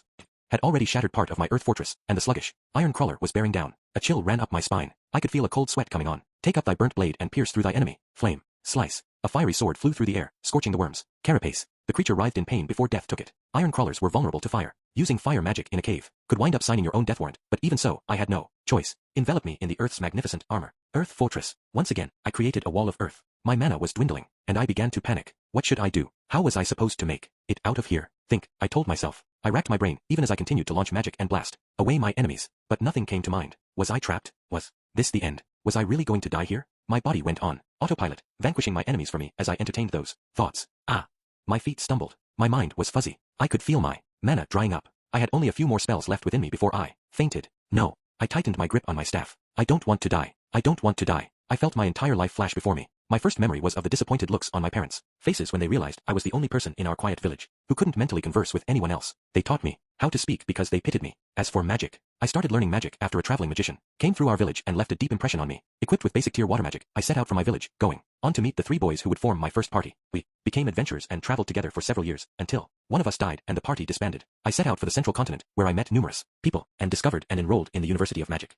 Was my first time taking formal classes in anything, and it had a lasting impact. I earned good grades, was talented, and accomplished a great deal, earning the jealousy of those around me. At the dorm, my friend and I would lounge in bed, talking about all manner of things. I met my master after several years there. He was the one who taught me saint-level water magic. I learned it so easily that I let it go to my head. My master groused at me, which pissed me off, so I graduated and left without saying a word to him. After that, I set out for the capital of the Azura Kingdom, certain someone as exceptional as myself could find work there. I was wrong. Unable to find a job, I moved to the countryside, but found no work there either. I was at a loss for what to do when I found a recruitment ad for a home tutor. That was how I met Paul and his family, including Rudy. Watching Paul's many sexual encounters titillated me. Rudy's talent shocked me. I was jealous, but also felt a growing sense of respect for him since, unlike me, he didn't let it go to his head. Before I departed, I taught him Saint-Tier water magic. I began delving into a labyrinth near the Chiron Kingdom next. The Chiron Kingdom hired me to teach magic to Prince Pax once I was done, a task that reminded me yet again of how amazing Rudius was, as well as how little talent I had as a teacher. Then Rudy's letter came, and I worked tirelessly to craft a textbook on the demon god tongue for him. When my job eventually grew too disgusting to bear, I left the Chiron Kingdom. It was then that I learned about the displacement incident. I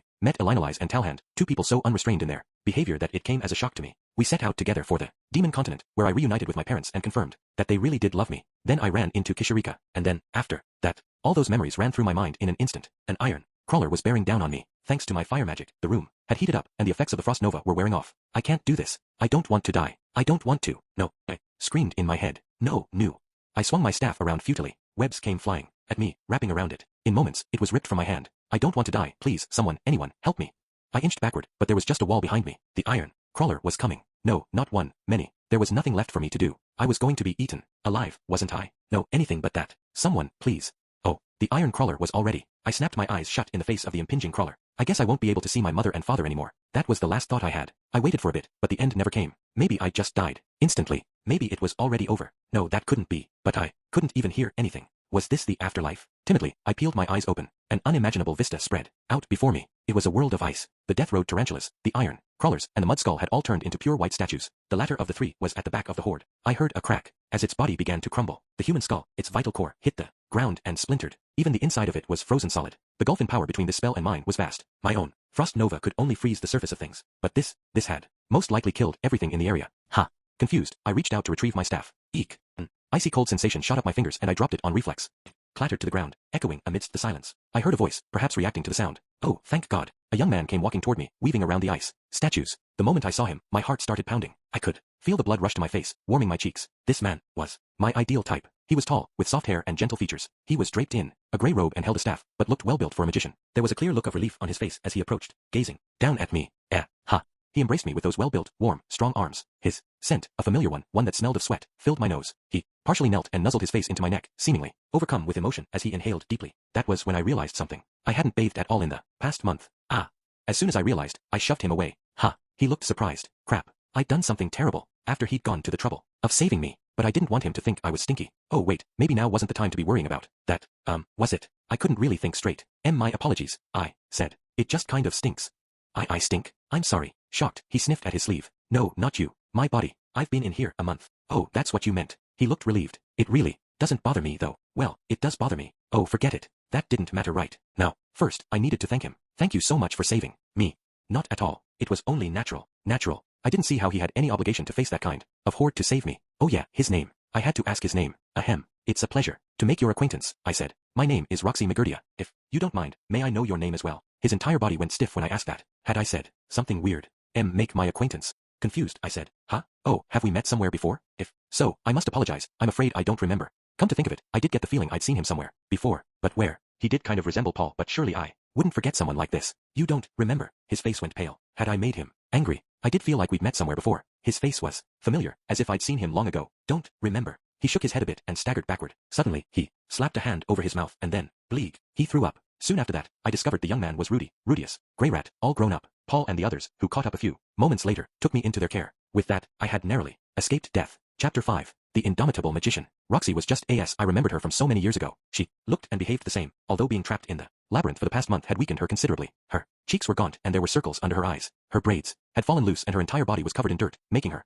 look like a street urchin. Despite all that, she hadn't lost her spirit at all. After seeing her condition, Geese made the immediate call for us to withdraw. A prudent decision. Talhand carried Roxy on his back, and we headed for the surface. I, of course, suggested I would carry Her Holiness, but we wouldn't make it through the second floor without my offensive abilities, so I had to give up on the idea. I did inwardly debate whether it was acceptable to let such an uncouth brute carry Roxy, but no one else protested, Roxy included. I'm sorry, Mr. Talhand, for causing such trouble, she said. Don't worry about it. I gotta help out sometimes, too. I don't stink, do I? I figure it must be pretty bad for Rudy to have thrown up like that. Ha ha. The dwarf guffawed. If I couldn't handle this much, I couldn't call myself an adventurer. I listened from behind as we walked. The two of them had traveled together for a long time, I was told. Judging by the way they talked, I could tell they trusted each other deeply. A twinge of jealousy stirred within me. Spurred on by that jealousy, I spoke up. Teacher, you know it wasn't because I thought you were stinky that I threw up. Roxy glanced back at me before quickly averting her eyes. Then why did you throw up? She asked. I was caught between happiness at finally seeing you again and despair that you didn't remember me, and my stomach just knotted up. It's not like I forgot you. I just couldn't make the connection between the adorable Rudy from a long time ago and the current you, she mumbled in response before going silent.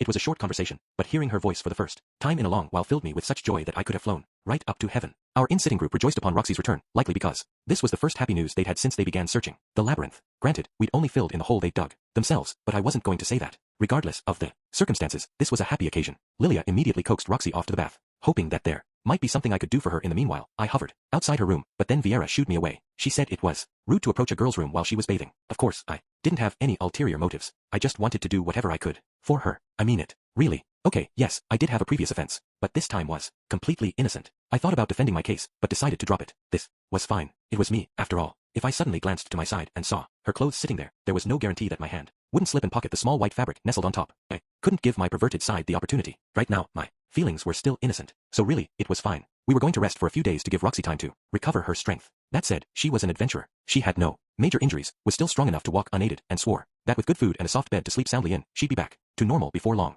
Everything seemed to be going smoothly, but I couldn't get over the fact that I'd screwed up and behaved shamefully in front of her. I hope she wasn't disillusioned with me. The barfing had been disrespectful, but I was just so shocked. I never stopped thinking about her the entire time we'd been apart. To think she might have forgotten me, it was overwhelming. Come to think of it, Sylphie had said she was stunned, too, when I acted like we were meeting for the first time. I wondered if she'd felt the same way back then. I'd have to apologize to her when I made it back home. Roxy slept an entire day. I couldn't really fault her for it, given that she'd spent a month in a monster-infested labyrinth. I wanted to be the first to bid her good morning when she woke, so I loitered in front of her door, but Lilia shooed me off. I glanced back and was able to get a glimpse of her face as she slept peacefully. I decided to leave it at that, hoping she'd recover soon. On the second day, Roxy jumped out of bed. It was right at the lunch hour. She marched over to our table as we were eating, moving as stiff as a robot. Good morning, teacher. Yes, good morning, Rudy. I mean, Mr. Rudius. There were 4 of us, including myself, at the table. The others were Elinalize, Paul, and Talhand. Geese and the remaining 3 were currently out shopping. Our group composition was such that the labyrinth party spent their entire time resting while they were in the city, and the waiting party ran errands in the meantime. Geese was part of the labyrinth party, but for some reason he was taking command of the waiting party. He sure was a hard worker. Maybe he should quit being an adventurer and become an administrator. Instead, all those present turned their eyes toward Roxy. Meekly, she swept her gaze over each of us, then bowed her head. I'm sorry for causing you all trouble, but I really am okay now. People's reactions varied. There was one who wrapped an arm around her shoulder and said, "You needn't worry about that." Another who nodded and said, "No problem." Another who took a gulp of alcohol before shoving a bottle in her direction. And finally, there was me, who was overwhelmed with emotion at her return. Well, if you want to thank someone, thank Rudy. If he hadn't started babbling, "Father, I can sense God nearby," and run forward, punching through walls, we wouldn't have found you. Paul made me sound like a complete nutcase when it put it like that, but I'd somehow known exactly where Roxy was as we wound our way through the 3rd floor. I also had a feeling she was in trouble. Knowing that the situation called for expediency, I made a beeline for the sound of her voice without regard for the potential danger of the tunnels collapsing. Whenever I hit a wall, I smashed right through it without hesitation. I had no idea how I knew she was in trouble. I just did. It was my bond with Roxy drawing us together. I was sure of it. Yeah, there was a slight chance that the man god had intervened, but I would disregard that. There was only one god I believed in. Wait, did that mean God had guided me there? In that case, there was nothing strange about it at all. As I was preoccupied with such thoughts, Roxy turned toward me and bowed her head again. Mr. Rudius, what I mean to say is, thank you. Why did I feel like Roxy was being cold and distant? No, I knew this sensation. I'd learned about it in school. It was my name. The way she'd called my name. She was calling me Mr., as if I were some kind of stranger. Don't worry about it, I said. I only did what anyone would have. More importantly, please just call me Rudy. Roxy looked down and mumbled, but doesn't it sound like I'm being overly familiar if I call you that? What? But we are close. If I'm going to have my own teacher call me Mr. Rudius, then I may as well make my father do the same. Hey now, why the hell would I do that? I ignored Paul's protest. I'd like you to call me Rudy, just as affectionately as you once did. No matter how many years pass, I will always revere you, Roxy McGurdia, as my teacher. Roxy blinked several times. For some reason her cheeks were red. Did she have a fever or something? She suddenly slapped her cheeks. Yes, you're right, Rudy. There, that's perfect. She gave a self-deprecating smile as she looked at me. Her cheeks were still a bit rosy. All that aside, you really have gotten big. I am a human, after all, I reminded her. You don't seem to have changed, though. Yes, still as small as ever. I don't think you're as small as you think you are. Oh really? This was bringing back so many memories. If I closed my eyes, I could recall them all. The first day she taught me magic, the day I obtained my object of worship, the day she taught me Saint Tyr, magic, the day we said goodbye, and the days we spent exchanging letters. Every memory was precious to me. Anyway, that was some spectacular magic, Roxy said. It seems you kept up quite well with your training in my absence. Was that Emperor Tyr water magic? Which spell are you referring to? I asked, though I was pretty sure I hadn't used anything Emperor Tyr. The magic you used when you saved me. That power, that speed, and the range. It was incredible magic. That was the Emperor Tyr magic I've heard about. Absolute Zero, right?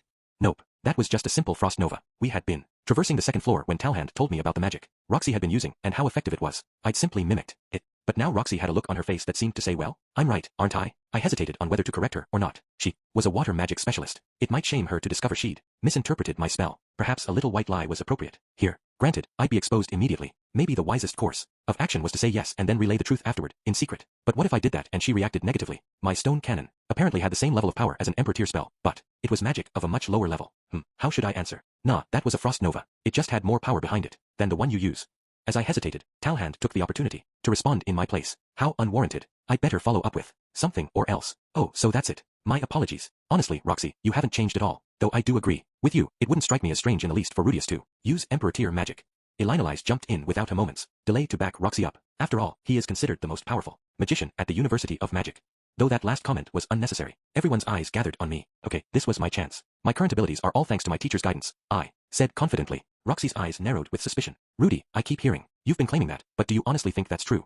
Of course I do. Roxy's teachings were my foundation. Go outside and talk to people, try to get along with others without prejudice, and always give it your best. Those words had taken root deep within me. It was thanks to them that I'd been able to establish the relationship I had with Rudyard, for instance. Sure, there were times when I couldn't live up to those teachings, but that was another matter. Humans weren't capable of living up to their full potential at every given moment. What mattered wasn't whether you always successfully lived up to your ideals, but whether you made them the key to how you approached the world. You improved on your own, completely without my teaching. Roxy gave a self-deprecating smile. You've grown into an incredible man, the complete opposite of a klutz like me, who got herself trapped in a labyrinth. She slumped forward onto the table with a thud. I could see the spot on her scalp where the hair swirled out from, which was kind of cute. The master is incredible, and so is the student. What could be better? Paul said. Well put. That was exactly right. I wasn't particularly special, but Roxy was certainly an amazing person. So what if she lost to her pupil? In a few narrow categories, that was no indicator of her value as a person. If you hadn't been with us, we wouldn't be here. Have a little confidence. Paul's words seemed to rally Roxy's spirits. She sat up and nodded. Geese returned after that and we proceeded with our meeting. We sat huddled together, the waiting party included. I said we'd wait and see about Roxy's condition, but I'm thinking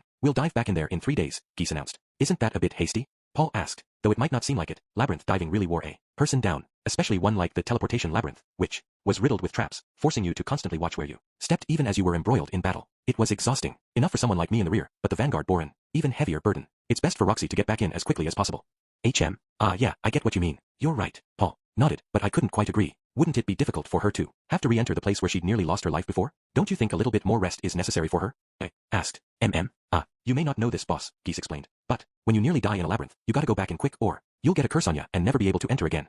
A curse? Such a thing exists? I asked, doubtful. Yep. No clue why, but when you try to enter a labyrinth after that, your heart is just so filled with fear you can't do anything. I'd read about something like this in a manga once, a type of panic disorder, otherwise known as PD. I'd also heard that an effective treatment for it was to immediately retry whatever you had failed at. Apparently, the same held true in this world. Plus, you're a beginner, boss. Going at a slow pace and diving in repeatedly will be good experience for ya.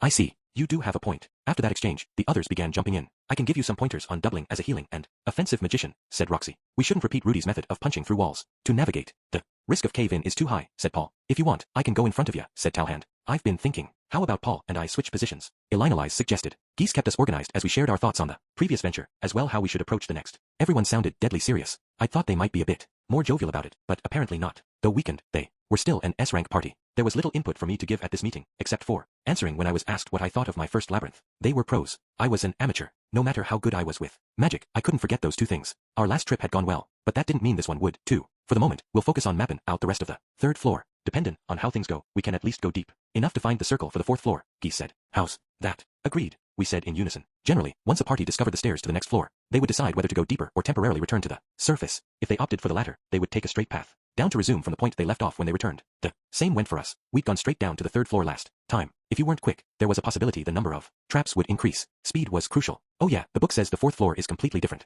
from what we've seen so far, Geese said. Some kind of ruins or something.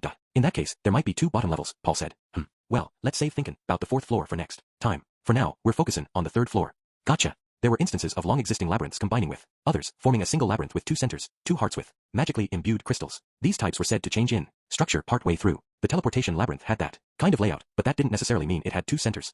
Was a possibility, nothing more. In fact, according to the book, the teleportation labyrinth had only 1 magic crystal. However, there was still the possibility that it had originally been an ordinary labyrinth which later merged with these old ruins to take its current form. Speaking of ruins, there were also the ones containing the teleportation circles we'd used to get here. What's this book you're talking about? Roxy asked, suspicious. Rudy brought it with him. It's got notes from a guy who traveled almost to the very depths of the teleportation labyrinth. You should read it too. Geese passed the book in question over to her. Oh, I didn't realize such a thing existed. Understood. I'll go over it carefully tomorrow. So Roxy planned to spend tomorrow reading. In that case, I would stay at the inn. I wanted to talk to her some more, though I wasn't sure what about. If she was going to read the book, maybe we could discuss its contents. She could ask me questions, and I'd do my best to answer them. Yeah, that sounds good. Great. Absolutely perfect. Now then, about our formation, Geese started. Let's shake things up a bit. Talhand. As I was preoccupied with my thoughts, the conversation moved to the next topic. Talhand cleared his throat, as the man most often, all the way in back, who thus observed the most, he was in charge of deciding our formation. Humph, leave it to me. But he reeked of alcohol. He always reeked of alcohol. Geese also showered himself in liquor at night, but Talhand was tipping tankards back through the noon hours. At least he did go completely sober the moment we began our dive into a labyrinth. He had an impressive ability to switch his drinking on and off. It'll be about the same as before. There was a paper on the table with 2 lines drawn on it, along with small stones of different colors. Talhand placed the blue stone down first. First, just like before, Roxy will take up the rear. Understood. Roxy nodded. Then he put a gray stone beside the previous one. Rudius will act as Roxy's support. She's the type to slip up when something unexpected happens, but Rudius got that eye of foresight. He's also pretty calm for his age, so maybe he can stop something before it goes wrong. All right. He made it sound as if Roxy was lacking in composure. I wanted to protest, but it was true that she'd slipped and stepped on a teleportation trap. I'd just be stirring up trouble if I tried. Although, if you thought about it, the eye of foresight could only predict things I could see. That meant I'd have a good excuse to keep my eyes on Roxy the entire time we were in the labyrinth. Put that way, it didn't sound so bad. I was just happy to be able to look at her. Let's try switching out Elinalize and Paul. Paul, you go in front. Elinalize, you go behind him, Talhand said as he moved the red stone representing Paul forward and the yellow one representing Elinalize back. They were still basically side by side. This was likely just a change in roles. Before, Elinalize had been the tank while Paul had been the support, but this time it would be the opposite. Paul would be our main tank and Elinalize would be supporting him. Geese, you'll be where you were before. He placed the brown stone far in front of the rest of the pack. Finally, he put his own stone in the middle. Doubt we'll need it, but there'll be more monsters on the 3rd floor. I'll act as a shield for those in back. Scout, Geese, Vanguard, Paul, Elinalize, middle, Talhand, rear, Rudius, Roxy. That was our new formation. Excluding Geese, we looked like a 5-dotted mahjong tile. Any opinions on this? The dwarf asked. I immediately raised my hand. Should I take this to mean that my role basically won't change? Yeah, you can talk to Roxy about the details of your teamwork. Upon hearing that, I glanced at Roxy. She returned my gaze, looking nervous as she gulped. All right then. I look forward to working with you, teacher. Yes, and I as well. I'll do my best not to hold you back. Just the opposite. I was the one more likely to be holding her back. I wish she'd be more confident. True, I might beat her when it came to mana capacity and spell usage, but the strength of a person's stats wasn't the sum of their worth. It was only with experience that one gained true power, and I felt like Roxy was ahead of me in that regard. She'd spent a whole month trapped and fighting in the teleportation labyrinth, and just days after being rescued, she was recovered enough to go right back in as if nothing had ever happened. If that were me, if I were to experience something so horrific, I'd probably swear to myself to never enter that labyrinth again. The Japanese proverb stated, a wise man stays away from danger. You could call me a chicken if you wanted. I knew I was a coward. Okay then, we're all done with that. Next is the waiting party. After that, Geese promptly gave his orders to the waiting party. He handed Vieira a list of supplies to purchase, then consulted Chiara about Roxy's condition. He also advised her to prepare whatever medical supplies she deemed necessary in preparation for Zenith's rescue. Finally, he entrusted Lilia with overseeing those tasks. If Geese was the leader of the labyrinth party, then Lilia was the leader of the waiting party, and Paul was the overall leader of our group. He oversaw all final decision-making and kept track of everyone. Okay then, everyone, let's prepare for 3 days from now. Dismissed. At Paul's order, the meeting ended. The next day, I spent my time ambling about on the 1st floor of the inn, staying in Roxy's vicinity as she read. I wanted her to consult me if there was anything she didn't understand. Me, specifically, not anyone else. Rudy. Yes. What is it, teacher? You shuffling about like that is distracting, she said with a forced smile. My apologies. I hung my head and decided to leave. So that's it. I'm distracting her. That makes sense. I'm just getting in the way of her reading. I couldn't cause her trouble. That wasn't my intention. I just wanted to be of assistance. But if I was a distraction, then it couldn't be helped. Maybe I should just go elsewhere. Yeah, maybe I would. Go to some deserted tavern somewhere. It was good to drink alone. Occasionally. Yeah, that's what I'll do. Rudy, a voice called out to me from behind. If you have enough time to shuffle about, there's some things in this book I'm not clear on that I'd like you to. Okay. I immediately plopped down next to her. I think I broke a record for the fastest sit. If I were a dog and had a tail, it would have been whipping through the air like a propeller right now. Where is it? Please feel free to ask me anything.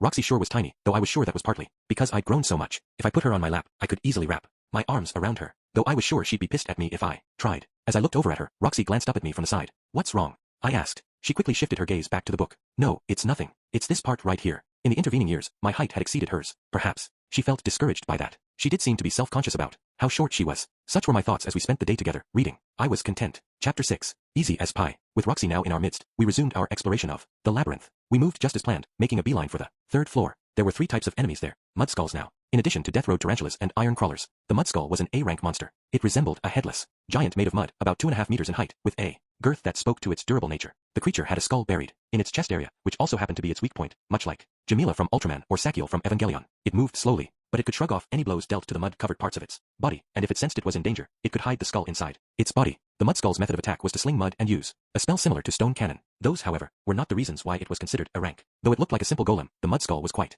intelligent and capable of issuing commands to lesser monsters like death road tarantulas and iron crawlers. It would attack in formation with iron crawlers in the vanguard, death road tarantulas in the middle, and itself at the rear. In other words, it was a monster general. On the second floor, the iron crawlers would rush up front while the death road tarantulas tried to pin us down by slinging webs at us. Now we had the mud skull overseeing them, dishing out stone cannons as well. That had to be a tough dynamic for Paul, who already found himself in close fights on the second floor. To counter combat took everything they had. There was no way they could look for Zenith, too. That wouldn't be an issue with Roxy and me in the group. The death road tarantula stationed in the middle posed little trouble, so I just had to take the lead in attacking the mud skull in the rear while Roxy faced the iron crawler up front. Anything that remained was left to Paul and the others. Being made of mud, the mud skulls were vulnerable to water. Magic, an abundance of it, would wash them away. Fire worked as well. If I baked their mud dry, they couldn't move anymore. But my stone cannon was all I needed. I used my eye of foresight to snipe them, dealing critical hits to the skulls in their chests. One shot, one kill. I was an expert sniper, just a slow one like the FPS types that couldn't move their spawn point. Phew. Once the enemy was completely wiped out, Roxy breathed a sigh. I could see part of her face peeking out from beneath the rim of her hat. She must have used a significant amount of mana. She looked exhausted. Suddenly she returned my gaze, glancing up at me sideways. When our eyes met, she quickly averted hers. I'm about out of mana, she said. I would like to rest. We returned to the main passageway and took a break there. I still had plenty of mana left myself. In fact, I hadn't even burned through half my supply. I was basically just using stone cannon after all, while Roxy was the one freezing our enemies with frost nova. Was no surprise she'd run out faster. I'm sorry for having such a small mana pool, she said. No, I think you have more than enough. She used magic with exceptional precision, slinging spells in a narrow area without any missed shots. Occasionally, her water cascade would splash Paul and the others, but her accuracy with the follow-up spell Icicle Field was so on point that only the enemies froze over. Precision required an appropriate amount of mana as well. Despite all that, she kept on fighting for quite a while. By no means did she have a small mana pool. Hers was most likely the same size as Sylphie's, if not larger. I'd like to find the magic circle lead in to the 4th floor here soon. Geese scratched at his chin as he checked the book against the map. Almost 2 days had passed since we came down to the 3rd floor. It had taken the author of the book 5 days to delve this far. We'd outpaced his party and moved through the 3rd floor several times, mapping it all out. It was about time for us to find the next magic circle now. Rudy, can I borrow your back? Roxy asked. Be my guest. Once I responded, she slumped against me. She'd rest like this. Whenever we took a break, I assumed it was because a person's back felt more comfortable to her than the stone walls surrounding us. Side benefit for me. You know, I never thought I would get to dive into a labyrinth like this with you, she said. Me either. Say, is there anything I'm doing that I should be more cautious about? Ha, you've already got the essentials down when it comes to moving as a group, so there's no advice I can offer. Thank you, I said, using magic voicelessly with perfect precision. You really are incredible. Not at all. I shook my head. I still have much to learn. That's right, there was a lot more to learn. Seeing Roxy really made me feel that way. She didn't add on to the cards she had in her hand, but rather increased what she could do with the one she had. She was combining the existing items in her arsenal to overwhelm her opponent. I was sure I'd done the same in the past, but at some point, I'd started only using stone cannon and quagmire. Not the best habit, but they were enough to beat most weaker opponents. Still, petty tricks of that sort wouldn't work against the stronger enemies I pictured myself facing, but I had no one of an appropriate level to practice against. I was aiming high, but there was nothing tangible in front of me to aim for. Thus, I wasn't improving. Rudy, Roxy suddenly called out to me. Yes, what is it? If we're able to safely rescue your mother and we both have the opportunity, how about going into a labyrinth sometime? Just the two of us. I blinked. Just the two of us. Yes, we're a bit pressed for time right now, but labyrinth diving can be quite fun. So how about forming a party with just the two of us and trying out a simpler labyrinth together? A labyrinth, huh? To be frank, if it weren't for Geese, I would have probably stepped right into a trap by now. Still, if anyone could venture into a labyrinth alone, it would be Roxy. She had a track record for clumsiness, but if I went along with her, we might be able to get through it. That sounds great, I agreed. When we get back, why don't we give it a try? It's a promise. Yeah, a promise. I could see Roxy clenching her hand into a fist from the corner of my eye. I'm starting to feel a bit sleepy. I'm going to get a little rest, she said. Sure, sleep well. After a few moments, I could feel her slump against my back. I'd accepted her proposal in the heat of the moment, but venturing into a labyrinth consumed multiple days at a time. I wasn't actually sure I'd have the opportunity to do that, since I would need to help with child rearing. Oh well, it wasn't as if we had to decide right away. If I had the extra time, then we could do it. Perhaps once our child was a bit bigger and Sylphie and I had more free time. I'd likely be over 20 years old at that point, but that wouldn't be a problem. I was just happy that she'd even invited me to join her party.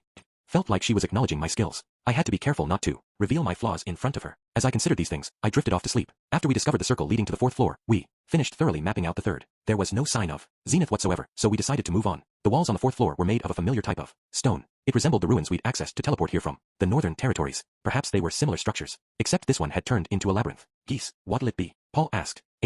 Well, we seem to be doing fine. Great. Then let's scope out the 4th level a bit before we return to the surface, Paul said coolly, looking in my direction as I surveyed our surroundings. Back when Paul was down in the dumps, he'd looked like a complete lost cause, but he seemed pretty suave when he was at work. It wouldn't surprise me if this was the side Zenith had fallen for. If the same blood really did run through my veins, then maybe Sylphie wasn't just flattering me when she paid the same kind of compliments. Teacher, do I look handsome when I'm serious? I asked. Abruptly. It might have sounded a bit narcissistic. Roxy's eyes peered up from beneath the rim of her hat.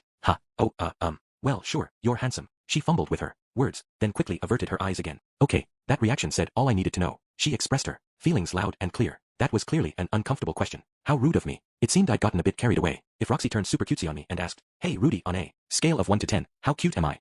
I'd happily raise up glow sticks in either hand and readily say, a 100. I'd be in the front row, make no mistake. there was more to a man than just his face. There was his heart, too. He needed a heart of red-hot flaming steel, one that could knock out anyone with a single punch. Rudy, enemies. I looked up to find 2 4-armed monsters in armor, approaching. Armored warriors. Incidentally, these monsters were considered undead. Earth and divine magic worked best against them. Stone cannon, provided it was big enough, could smash most of them into pieces in a single hit. I'll start off with stone cannon, I said. Wait, Rudy, you can't. Roxy stopped me just as I was lifting my staff. I've heard that the armored warrior uses the water god style. If you're careless with your magic, they'll counter it right back at us. The water god style was something I hadn't really encountered much, but it was a sword style based around deflecting and countering attacks. It was also effective against magic for some reason. I wasn't sure how, but one of their abilities allowed them to counter offensive magic with the flash of a sword. Ordinarily, I wouldn't be too worried, but these guys had 4 arms, and they weren't human. They might well be capable of engaging 4 people at once and still managing to counter every single attack. All right then, what should we do? Let's cover the others and trip them up, Roxy proposed. It's our first time against this opponent. We have to be cautious. Roger that. Father, I'll use Quagmire. Please watch your feet. Got it. These armored type monsters had a lot of power and their sword skills were fearsome, but they were sluggish. The steel on their bodies was heavy enough that they sank easily into the mud. They might fall right through the floor if I made my spell too deep. I didn't think there was much risk for collapse, but it was still probably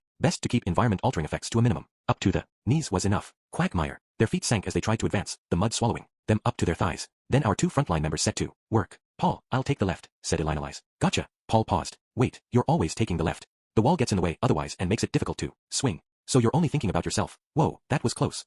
Paul handled them with ease. He deflected an incoming attack with his right-hand sword and soon severed one of the monster's arms with the short sword in his left. Their armor looked sturdy enough, but apparently that didn't matter. Swordsmen of the sword god style were beasts. That, or maybe his short sword was just that sharp. Elinalise, on the other hand, seemed a bit overwhelmed. She never took much damage from her opponent, but she lacked the offense to land a killing blow. Let's back them up, Roxy broke in. Rudy, let's release our magic at the same time, in Miss Elinalise's direction. Got it. I lifted my staff, conjuring a stone cannon. Now that they couldn't move, there was no way for them to evade. I had no idea how fast my attack would have to be to keep them from deflecting it, and I would never know unless I tried. Mr. Talhand, I hear ya. He lifted his shield and waddled up in front of us. If a counter did come flying back at us, he would be there to soak it up. As long as he didn't die instantly, I could use my advanced tier magic to heal him. I just hoped any attacks would miss his vital organs. Stone cannon. Majestic blade of ice. I summon thee to strike my enemy down. Icicle blade. Though our casting times were different, we released our magic at the same time. One was a round cannonball and the other was a sword of ice, almost like the Ultra Slash attack from Ultraman. Our armor-clad opponent attempted to deflect the attacks. 2 of its sword-wielding arms moved, switching its stance to defense. This gave the perfect opening for Elinalise to shield bash it, throwing it off balance.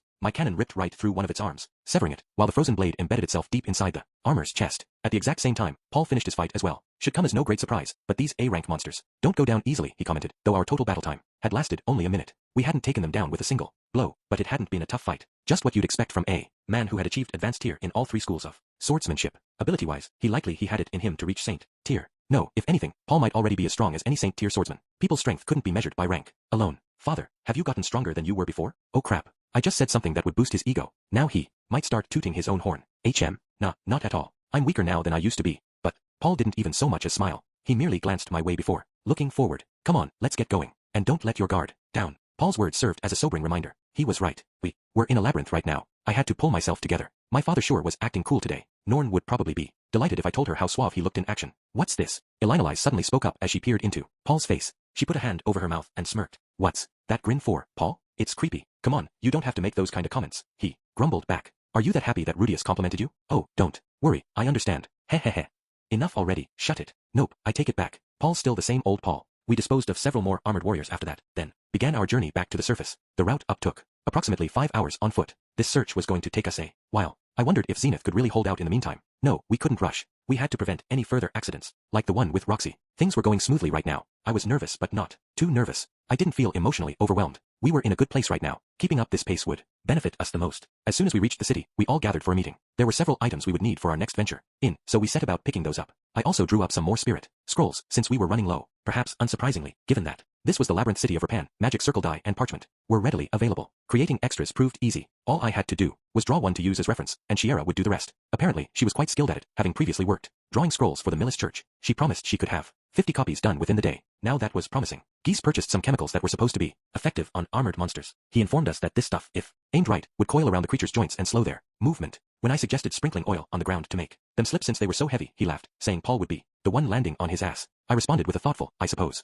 You're right, and Geese merely cackled. Paul and Elinalise went weapon browsing. Apparently, they were trying to hunt down a bargain sword for Elinalise, the one she was using currently, her S-stock, was a magic item. When swung, it unleashed a slicing swathe of vacuum, which wasn't best suited to battle against the armored warriors, who were a tough opponent to beat regardless. I could understand why she wanted a different weapon. The short sword Paul wielded in his left hand was a magic item he purchased in Rapan. It had a steel-cutting ability, which meant that the tougher his opponent was to slice through, the sharper his sword became. This was a rather rare ability, so much so that the people in the market hadn't been able to identify it. They had treated it like a dull butter knife that couldn't even saw through dried meat, and practically sold it for pennies. Paul claimed, it was my keen eyesight that helped me to identify this sword's true power, but I knew better. I'd read the legend of Perugius back in Buena Village, and there was a warrior in it whose weapon carried that very same skill. Though unable to slice through dried meat, it was capable of cutting a clump of steel clean in two. Paul must have known what it was the moment he heard that line about it not even being able to saw through dried meat. Anyway, it made sense now why his attacks against the armored warriors were so effective. Even though he wielded it in his weaker hand, it would still pack a punch as long as he landed a clean hit. Elinolise purchased a single gladius, one that apparently had the ability to emit a shockwave when thrust forward. It didn't do that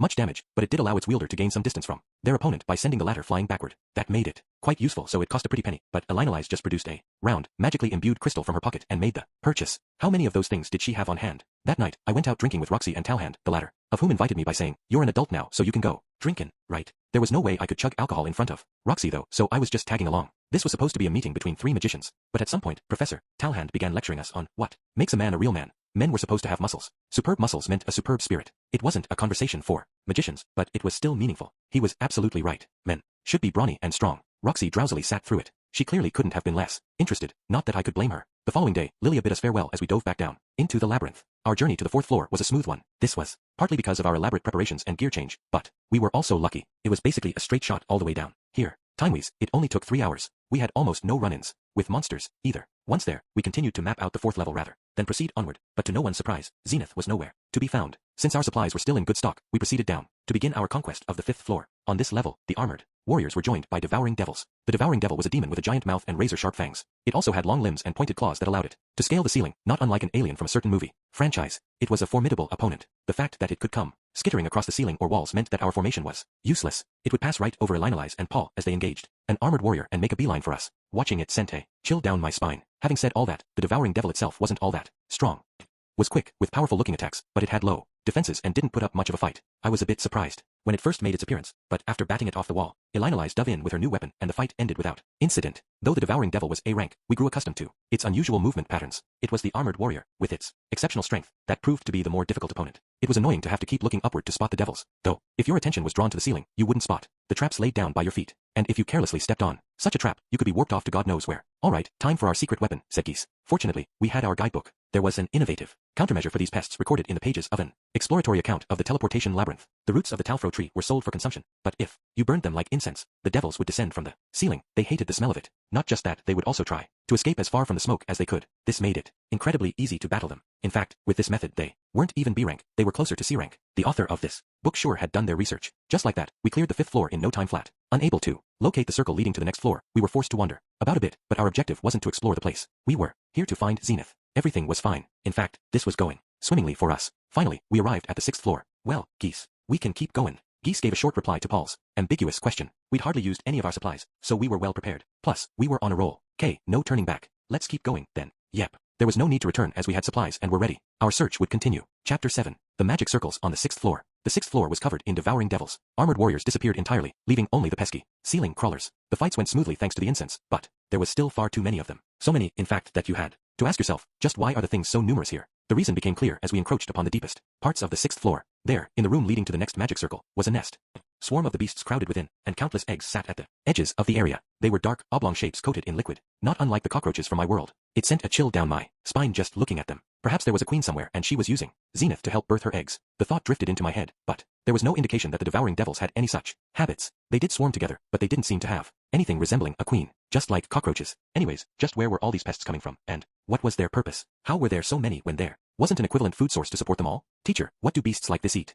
I asked of Roxy. Good question. There are many theories out there, but I've often heard that they feed on mana. Mana. Forests and caves had a high concentration of mana, in addition to being full of monsters. Come to think of it, Nanahoshi did mention that such magical energy could be found in all manner of things throughout this world. Mana, however, could not be seen with the naked eye, so how could this theory be confirmed? Wait, there was the eye of magical power, suggesting it was true. Still, if they really did feed on mana, then wouldn't it also make sense for them to just gobble up my spells? The fact that they couldn't must mean there were two types of magical power, the kind that could be consumed and the kind that couldn't. Now that I thought about it, Paul had told me a long time ago that monsters were attracted to the magically imbued crystal at the heart of a labyrinth. Were the crystals really that enticing to monsters? The ones here weren't even trying to delve deeper. All they'd done was create a nest and start inhabiting the place. Ah well, pondering the mystery would get me nowhere for now. There were other monsters, like the armored warrior, that clearly didn't consume anything to survive. I'd leave the questions of monster ecology to the experts. Well, no matter what they consume, it doesn't change the fact that they attack humans on sight. Let's destroy these eggs as we find them, or they'll be a thorn in our side when we next return, Roxy said as she coolly made short work of their eggs. She used a short sword rather than magic to impale them one by one. Her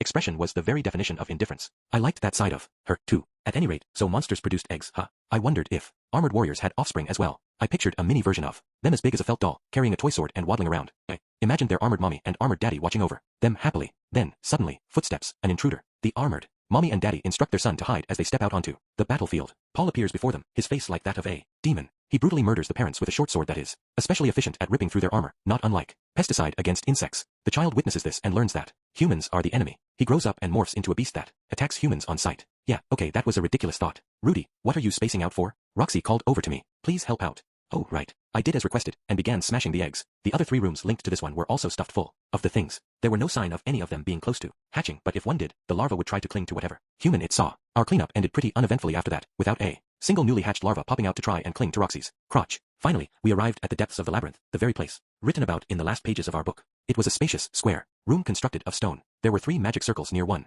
of the walls facing away from the entrance of the room. If that were all, the place wouldn't have seemed special. But the room was absolutely empty except for the circles. The room before it had had a virtual swarm of devouring devils, and more than 100 of their eggs to boot. Yet the only thing in here were these circles, almost as if this were holy ground where neither eggs nor the creepy crawlies that birthed them dared enter. Only one word could sufficiently describe this phenomenon: abnormal. It's the Guardian, said Elinalise. Paul agreed. It does give off that vibe.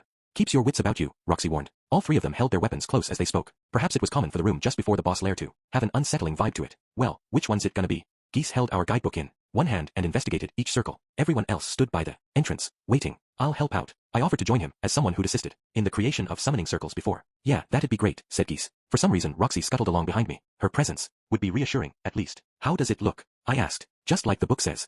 One by one, I checked each the circles before us against what was transcribed in the book. The book, by the way, said the following. There were 3 magic circles. We knew immediately that 2 of these were random teleportation circles, so we used a stone to mark the one we thought was correct and hopped on. However, this was a trap. I was transported to an unfamiliar space, finding myself trapped between tightly packed black, slimy bodies. That's right, a devouring devil's nest. The moment they saw me, I'll spare you the battle scene that followed. I immediately spotted the stone they'd used as a sign. It was a beautifully polished, fist-sized rock. The number 6 was carved into its surface. We hadn't seen anything like this on the previous floors. Makes you feel kind of emotional seeing it, doesn't it? Geese frowned. Think so. I say it's just bad luck. Listen here, boss, things like this, items left behind by a dead party, they're bad luck. A jinx. Yeah, that's right, a jinx. Okay, I said, but it's not like their whole party was wiped out. As we talked, I continued to inspect the circle in front of us. Perfectly resembled the 2-way circles we'd used to travel back and forth numerous times up until now, and yet this one was different. If stepped on, this one would randomly teleport you. Or perhaps you didn't even have to step on it. Maybe, once activated, it would warp anything located within the room. This meant one of the other 2 had to be the correct option. Yet both of them very clearly had the characteristics of a random teleportation circle. Rudy, can you tell which one is the right one? Roxy asked. I shook my head. Nope, I'm clueless. Nanahoshi might know if she were here. Nanahoshi? Who is that? A girl studying teleportation, or rather, summoning, at the university. She knows a lot about magic circles, so she might be able to weigh in. See, could she be your lover? Nanahoshi? No way. I laughed her question off. As I did, I thought to myself, if only Nanahoshi were here, or Sylphie, or even Cliff. The first 2 would have been impossible, but maybe I should have brought Cliff, after all. Maybe I should go back and fetch him, but it would take 3 months to travel both ways. Maybe as long as 4 months. Cliff wasn't accustomed to being on the road. Nah, even if I did fetch him, he might say, I don't know, either. Actually, I said, I did some research into teleportation at the university, but I'm embarrassed to say I can't make heads nor tails of this. You researched teleportation? Roxy asked, surprised. Yeah. I see. I should have expected as much from you, Rudy. Not everyone can think to pin a problem down at its source rather than searching blindly for answers. She seemed to have misunderstood. I just followed the man-god's advice. Not that I could really share that with Roxy since my motives for doing so were impure. Some things were better left unsaid. Well, it's an obvious conclusion to come to, as a pupil of the great teacher, Roxy. You can praise me if you like, but you won't get anything for it. We finished our examination of the circles. Well, boss, figure anything out? Geese asked. Nope, nothing. My knowledge of magic circles came primarily from the book. Anyway, if the correct answer wasn't in its pages, then it was outside my area of expertise. I'd done some additional research into teleportation, of course, but this was still beyond me. There was one thing I knew. The 3 circles before us were abnormal. I'd helped Nanahoshi with enough magical circles in the past that I could tell. A change to the smallest, most intricate parts of a circle would alter its effects. That was why I could confidently say none of these were normal circles. If what the book says is true, one of these 2 is the correct circle, I said. What you mean is that you don't know either? Geese clarified. Exactly. We returned to the entrance to the room, sitting down within in the circular formation that Paul and the others had taken as they rested. There, we reported the details of our search as accurately as we could. Paul clicked his tongue. TCH, 2 choices, huh? Elinolise mumbled. Oh my, 2 options. And Talhand groused. Damn it, 2, eh? None of them looked pleased by the news. 2 options are really gonna really screw us. It'd be better if we had 3. As he gazed up at the ceiling, Geese reminded me of a certain anime character in the Italian mafia who wears a strange hat on his head. It sounded like they had some ill memories associated with choosing between 2 options, which didn't come as a surprise to me. Is this a jinx too? I asked. Yeah, it is. When we've only got 2 choices, we gotta let Ghislaine choose. Or whatever we do, it'll end in failure, Geese explained. Paul and the others nodded in agreement. Ghislaine, huh? That name brought back memories. As a beastfolk, she certainly did have a good enough sense of smell to sniff out the correct answer. Ghislaine, if only she were here right now, said Paul wistfully. Elinolise added, she was only ever useful in times like this. She never listened to instructions during battle and ran in headfirst, almost like she didn't understand a word anyone said. She couldn't read, write, or do arithmetic, and she'd get enraged any time you talked about something she didn't understand. But at least, when we only had 2 options, she was weirdly able to pick the right one, said Talhand. Wow, they were sure saying cruel some things about her. Poor Ghislaine. I hoped they'd stop at that. She was, after all, one of the teachers I respected. Please give her a break, I pleaded. She can now read, write, and do arithmetic.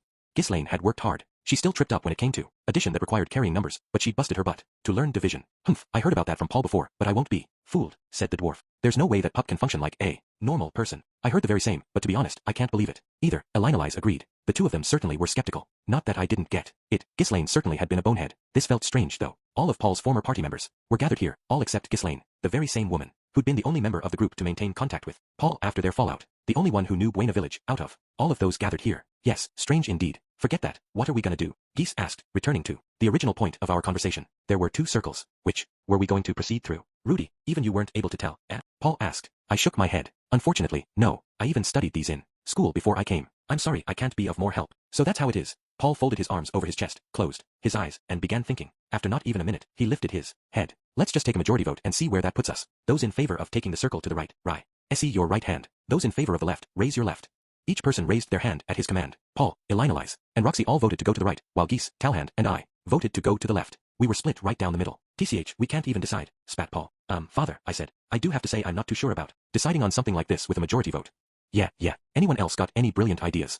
When Paul asked, Elinolise lifted her hand. What about sending a person into each one of them at the same time? You proposing we sacrifice someone? Either you or I could burn incense and slice our way through the devouring devils if we had to, she said confidently. One person would enter each of the 2 circles at the same time, and the person who was correct would come back to us. Then, we would immediately go in search of the other person, and the problem would, possibly, be solved. I oppose that, I said. Elinolise said, surprised. Oh, Rudius? Why is that? First, there's no guarantee that either one of those is the right answer. Both circles seemed randomized, to all appearances. They might both be traps, meaning all 3 of the circles were traps. It was possible the correct circles were located in a different room. Admittedly, that seemed unlikely. The book said they'd searched each room on every floor before moving on to the next. If I were to trust the author, then this was our final destination. But the position of the circles and their shapes, all of it felt deliberate, deceptive. Something felt off. Why would anyone even make a trap that had a 50-50 chance of success? Wouldn't that defeat the purpose of it being a trap? Besides, if whoever had created this had gone to the trouble of preparing a fake 2-way circle, was the solution really as simple as one of the 1-way circles being correct? If that was all there was to it, why even bother having 3 circles to begin with? Maybe we'd missed a hint somewhere? No, this wasn't an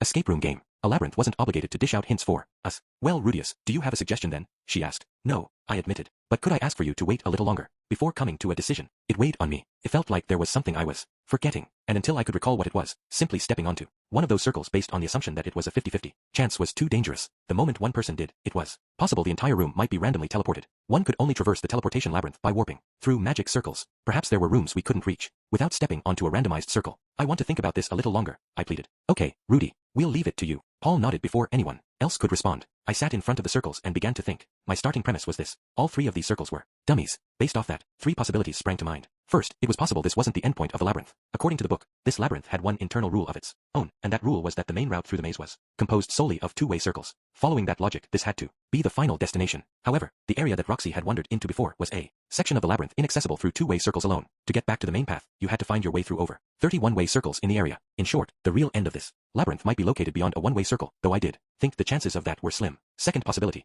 Unbeknownst to the author, one of the other party members had triggered a trap right before they entered the portal. The author assumed that they were stepping on the 2-way portal, but what actually happened was that someone else triggered a random warp, teleporting everyone in the room off to a random location. Thus, the 2-way portal actually was the correct one. Nah, that couldn't be it. If such a trap were present, surely Geese would have noticed it. Third, the 2-way circle was actually a double circle. Portals came in a lot of different shapes. Perhaps there existed one that was donut-shaped. If so, the correct portal might be surrounded by one such donut-shaped portal that was actually a teleportation trap. That was possible, right? In other words, as long as we stepped on the very center rather than the perimeter, we could reach the next floor. Idiot, I chastised myself. Who do you think you are, some kind of ace detective? The most probable of these three possibilities had to be the first. 1. The author had generally only ever stepped on two-way circles. Even after he discovered the three different types on the first floor, he never stepped on a single random or one-way circle as he made his way down through the third and fourth floors. That had been enough to get him this far. Perhaps, from this point onward, you had to proceed by one-way circles to make it to the end. But if that were the case, then maybe the path leading forward didn't start here. Maybe we were just simply at a dead end, in which case, the path leading forward might start somewhere we'd already passed up. For example, there could be a one-way circle on the fourth floor that actually led to the final point of the dungeon.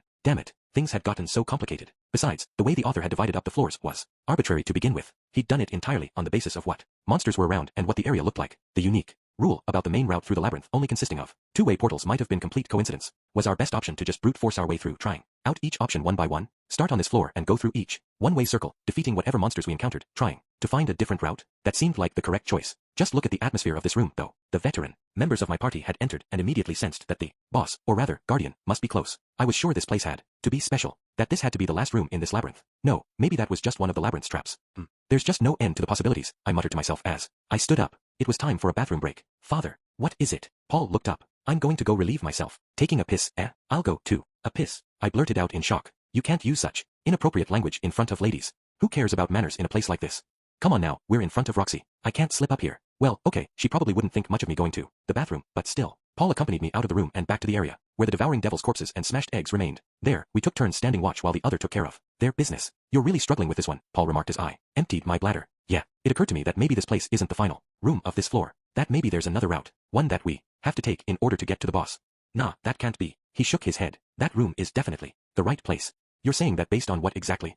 Nothing. In other words, intuition. Still, it was a veteran's intuition, not something I could take lightly. Intuition of this sort might seem like baseless conjecture, but it was actually an unconscious inference, based on experience. Well, no need to get ahead of yourself, Paul said. We'll wait. If there's something you're not sure about or something you want to discuss with us, feel free. Don't try to solve it all by yourself, yeah. Understood. I stowed my buddy back in my pants and traded positions with Paul. Now that I was standing guard duty, I took a glance around. Oh, there's also one other thing that I wanted to talk to you about. Rudy. Yes. What is it? A brief silence. Nah, not the time for it right now. I'll tell you about it when we get back to the inn. What is it? Please don't do that. It'll make me nervous if you don't tell me. That's the sort of thing we call a death flag. You know. What the hell is that? Anyhow, if I say it right now, it'll only mess with the group's morale. I tilted my head as I heard his voice filter in from behind.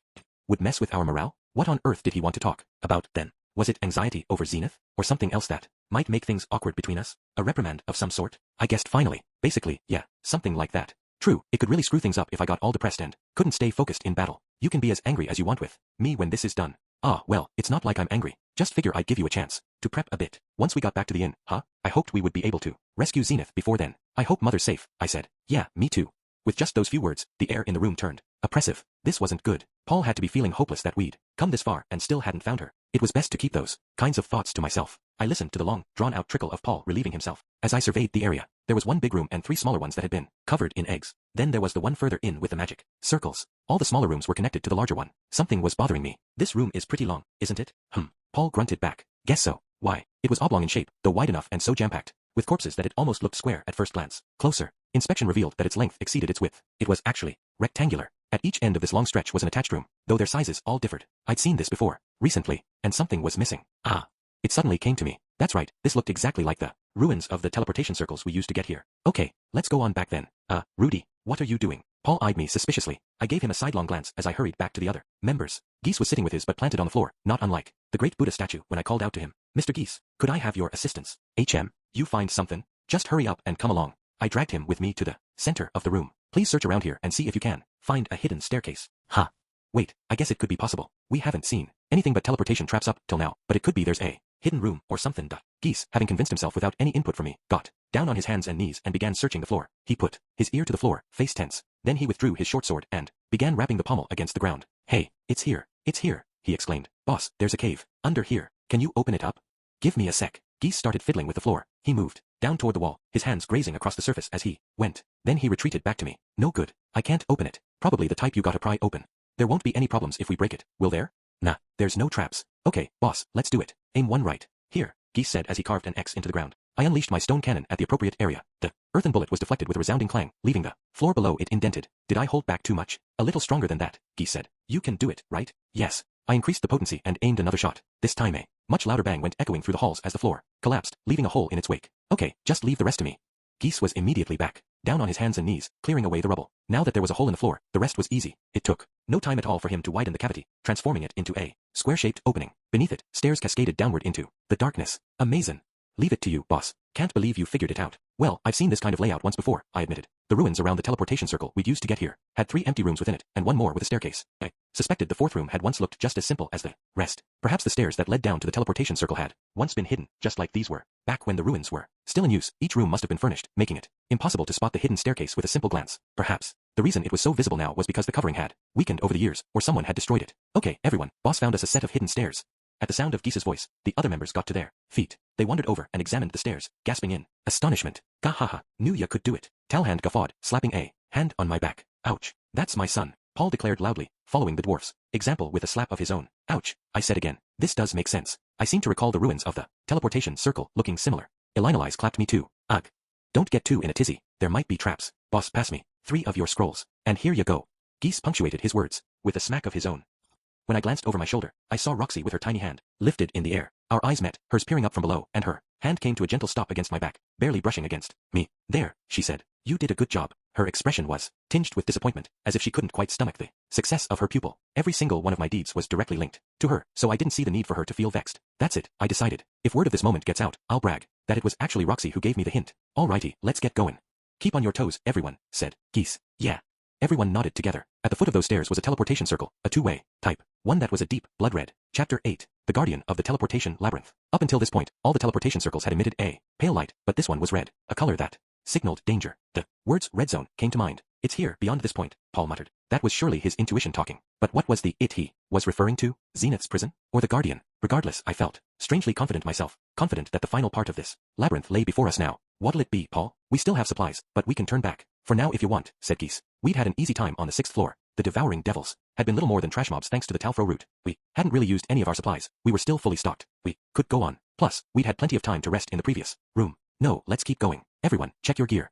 Got it. Upon hearing Paul's decision, we all plopped down on the floor and began examining our equipment. Come on, Rudy, you too. At Roxy's prompting, I took a seat myself. I extracted everything I was carrying from my bag, lining them up on the ground to take stock of what we had. Not that I was carrying too much. All I had were a couple of spirit scrolls. Do you want a couple of my scrolls? Roxy had hidden a few in her bag just in case the need arose. They had advanced tier magic in them. She could dish out spells fairly quickly, thanks to her shortened incantations, but advanced tier magic required some lengthy chanting. There was bound to be a time when reciting the words would take too long. These were her hidden trump cards. That might be a good idea. Can I have a few of your healing ones, then? Certainly. I could use voiceless magic, so I had no need for advanced tier scrolls. Healing magic, however, was another matter. It would be good to have these just in case my throat or lungs got crushed like before. Roxy passed them over to me, and I folded them up and tucked them into my robe. If I didn't end up using them, I could just return them later. Actually, I'd like to take one home and have Nanahoshi or Cliff recreate it for me. Wait, making copies without permission was forbidden, wasn't it? Though I didn't figure I'd get caught if it was just for personal use. I have no idea what kind of guardian we'll face, but we have plenty of firepower. I'll work as hard as I can to support you so you don't have to use any of those scrolls, said Roxy. Please do. I can be a bit of a coward at times, so please help me out if I need it. Of course, you can count on me. Roxy knocked a fist against her tiny chest. It was reassuring to hear her say that. Rudius, Roxy. Suddenly, Elinalize tossed something at us. After I caught the flying object in my hand, I realized it was a marble-sized rock, one of the numerous magically imbued crystals that Elinalize carried on her person. If you run out of mana, use those, she said. I glanced over at her. Are you sure? I'm just lending them to you. If you don't use them, hand them back later. Oh, sure. Got it. It wasn't uncommon for a magician to run out of mana when exploring a labyrinth. Ordinarily, the group would withdraw in such a situation. That was why they defeated all the enemies they encountered, so they could retreat, recharge, and press forward once more. When it came to fighting a guardian, on the other hand, I'd heard there were times when you couldn't run. Apparently, you might even find yourself locked in an arena-type area, unable to leave until you defeated the creature. The red circle before us looked like a 2-way circle. Perhaps it was actually 1 way. If so, then we would need some way to recover our mana once we stepped through. Okay, is everyone ready? We rallied to our feet at the sound of Paul's voice. I glanced at everyone's faces, noticing their expressions pulled tight. I needed to put my game face on too. Rudy. Paul turned toward me. What is it? I feel bad for saying this to you at a time like this, but there it was. A death flag. Then please don't say it. I cut him off. Okay. Paul looked disheartened. Perhaps that had damaged his morale a bit, but I couldn't have him say anything important before our final battle. Anything he had to say, he could say it once we returned home. Okay, let's go then. We exchanged glances with each other and hopped onto the circle all at the same time. The area we warped into was vast. It looked like the reception hall of a palace, modeled in an oblong shape the size of a baseball field. There were thick pillars at the corners of the room, and the ceiling was so high you had to bend your neck backward to see it. The floor below our feet was covered in tiles, each of which was engraved with its own complex pattern, forming a relief. If I had to pick a single word to describe the place, majestic would do it. Whoa. There was a monster located within the depths of this ashen, palace-like structure, an enormous one, approximately twice the size of a red WYRM. Even from afar, I could glimpse the twinkle of its emerald green scales, as well as its short, stout body, and the numerous heads that grew out of it. A hydra? Seriously? Never seen one of them before. Geese muttered, his words jolting my memory. That's right, this kind of creature was called a hydra. It was an enormous dragon with 9 heads. There she is. That, however, was not what Paul's eyes, or even my eyes, landed on. There, just beyond the hydra, inside the room it was protecting, was a single magically imbued crystal, one of magnificent size, green, in color, with spikes that fanned outward. I had never seen one this big before. It was completely unlike the marble-sized ones that Elinalize carried with her. Not that it mattered. No, the size was irrelevant. More important was what was trapped within it. My mother. There she was, encased in that crystal. Zenith, Paul shrieked. I was utterly confused. Why? How had this happened? How was she trapped inside that crystal? Before I could express my doubts, Paul already had a sword in each hand and was charging forward. The hydra gently lifted its sickle-shaped necks. You damn moron. Don't rush in there. Geese barked. TCH. Elinalize clicked her tongue and sprinted after him. Talhand went waddling behind her. She couldn't catch up to him. I'll cover you, Roxy shouted. I finally returned to my senses and outstretched my staff toward the hydra. First, we had to defeat our opponent. I'm going to take down this monster in one hit. I charged my stone cannon with the same potency that had sent even a demon king sprawling. Silent fist of the frost giant, ice smash. Roxy recited an intermediate tier incantation and leaped into battle. A block of solid ice went plunging toward the creature, buzzing right past Paul. Before pieing, a jarring sound, like nails on glass, split through the air. Roxy's eyes went round as she gasped. What? The hydra was completely unscathed. Was it resistant to ice? The possibility crossed my mind for a split second, but Paul was already about to arrive at the creature's location. Stone cannon. I released my charged shot. The perfectly polished earthen bullet whistled through the air, passed right above Paul's head, just as he was a few steps short of the enormous serpent. Pieing. Again, that ear-splitting noise. Was it deflected? I choked out in disbelief. The creature couldn't have evaded it. My cannon had to have hit. The shot was dead on. I knew it was. I was certain. But there was the hydra, towering on high as if it hadn't noticed a thing. Not a single scratch on it. Gruyuoa. Paul's battle cry was so fierce that it reached even my ears. The hydra moved its head like a snake, lashing out at Paul as he edged close. He was sharp and precise as he evaded, moving only as much as required. In the next moment, the serpent's heads were dancing in the air. Paul's left-hand sword had pierced through. His speed was astonishing. Then, for a moment, Paul's body blurred. He was so fast that even my eye of foresight couldn't track his movements. Blood came bursting from one of the hydra's other necks. Again, his left-hand sword had sliced its flesh, though his blade lacked the necessary length to fully behead the creature. He flipped his body, taking advantage of centrifugal force to cut through once more. One of the serpent's wilting necks came crashing to the floor. Shah! In an instant, it had lost 2 of them. Unfortunately, hydras had many heads, so the others came whipping through the air, surrounding Paul in all directions. He retreated a step to try to gain some distance, but the length of his stride wasn't enough to escape from the hydra's range. Paul. Elinalize finally caught up with him. She braced her shield and thrust forward with her weapon. An invisible shockwave rippled through the air. Pieing. There it was again. That sound. The hydra continued its pursuit of Paul, as if it hadn't noticed her attack at all. Rapid muddy currents gush forth. Flash flood. Roxy's incantation conjured water right in front of Paul, sweeping him to safety and out of the hydra's range. As he spun around, somersaulting through the water, Elinalize immediately stepped forward to cover him. Behind them, Talhand skidded to a stop and began his own incantation. Although a bit irregular, our formation did now have its usual vanguard, middle, and rear guard. Still, what were the rest of us supposed to do? Paul's attacks were making contact, but my stone cannon had been deflected. Roxy's magic as well. Should I try fire next, or wind? There was no guarantee that Paul and the others might not get caught in the blast, though. What was I supposed to do? Earth pillar. Talhand finally completed his incantation. He was using earth magic. A boulder appeared above the hydra and came plummeting down toward it. Pieing. Once again, the same sound. Just before impact, the enormous rock shattered into dust and disappeared. And there was that sound again, that piercing, high-pitched sound that nullified magic when it reverberated through the air. Does magic not work against this thing? Talhand howled. Crap, what were we supposed to do? Keep trying. Or should we retreat for now? What was I supposed to do? Roxy suddenly raised her voice from beside me, distressed. Rudy, look, it's healing. I glanced up in time to see one of the stumps, where Paul had sliced off its head, beginning to expand, meat and muscle knitting back together. The other neck soon followed. It was regenerating. This meant that just cutting off its necks wouldn't be enough to cause substantial damage to it. Let's retreat, Roxy shouted, but her voice didn't reach Paul. Paul was whooping out fierce battle cries as he single-mindedly slashed his sword at the hydra. His style was so reckless that it was putting Elinalize, who was acting as his support, in danger. Geese. Talhand cried. Geese dashed forth, darting past Talhand and sprinting up behind Paul. He gripped something in his hand and flung it at the hydra. Popang. An explosion rippled. Dense smoke rolled out, the hydra at its center. A smoke bomb. Geese yelled out something as he looped his arms beneath Paul's, pinning him from behind. However, Geese alone wasn't enough to hold Paul down. In seconds, the latter was close to shaking him off until Elinalize bonked Paul over the head with her shield. Ah! Geese relinquished his hold, spoke a few words that I couldn't catch, and Paul began hustling back toward us. Rudius, Elinalize called, and my body moved. I focused all the mana that I could into my hand, conjuring up a dense white mist in the empty space between Paul and the hydra.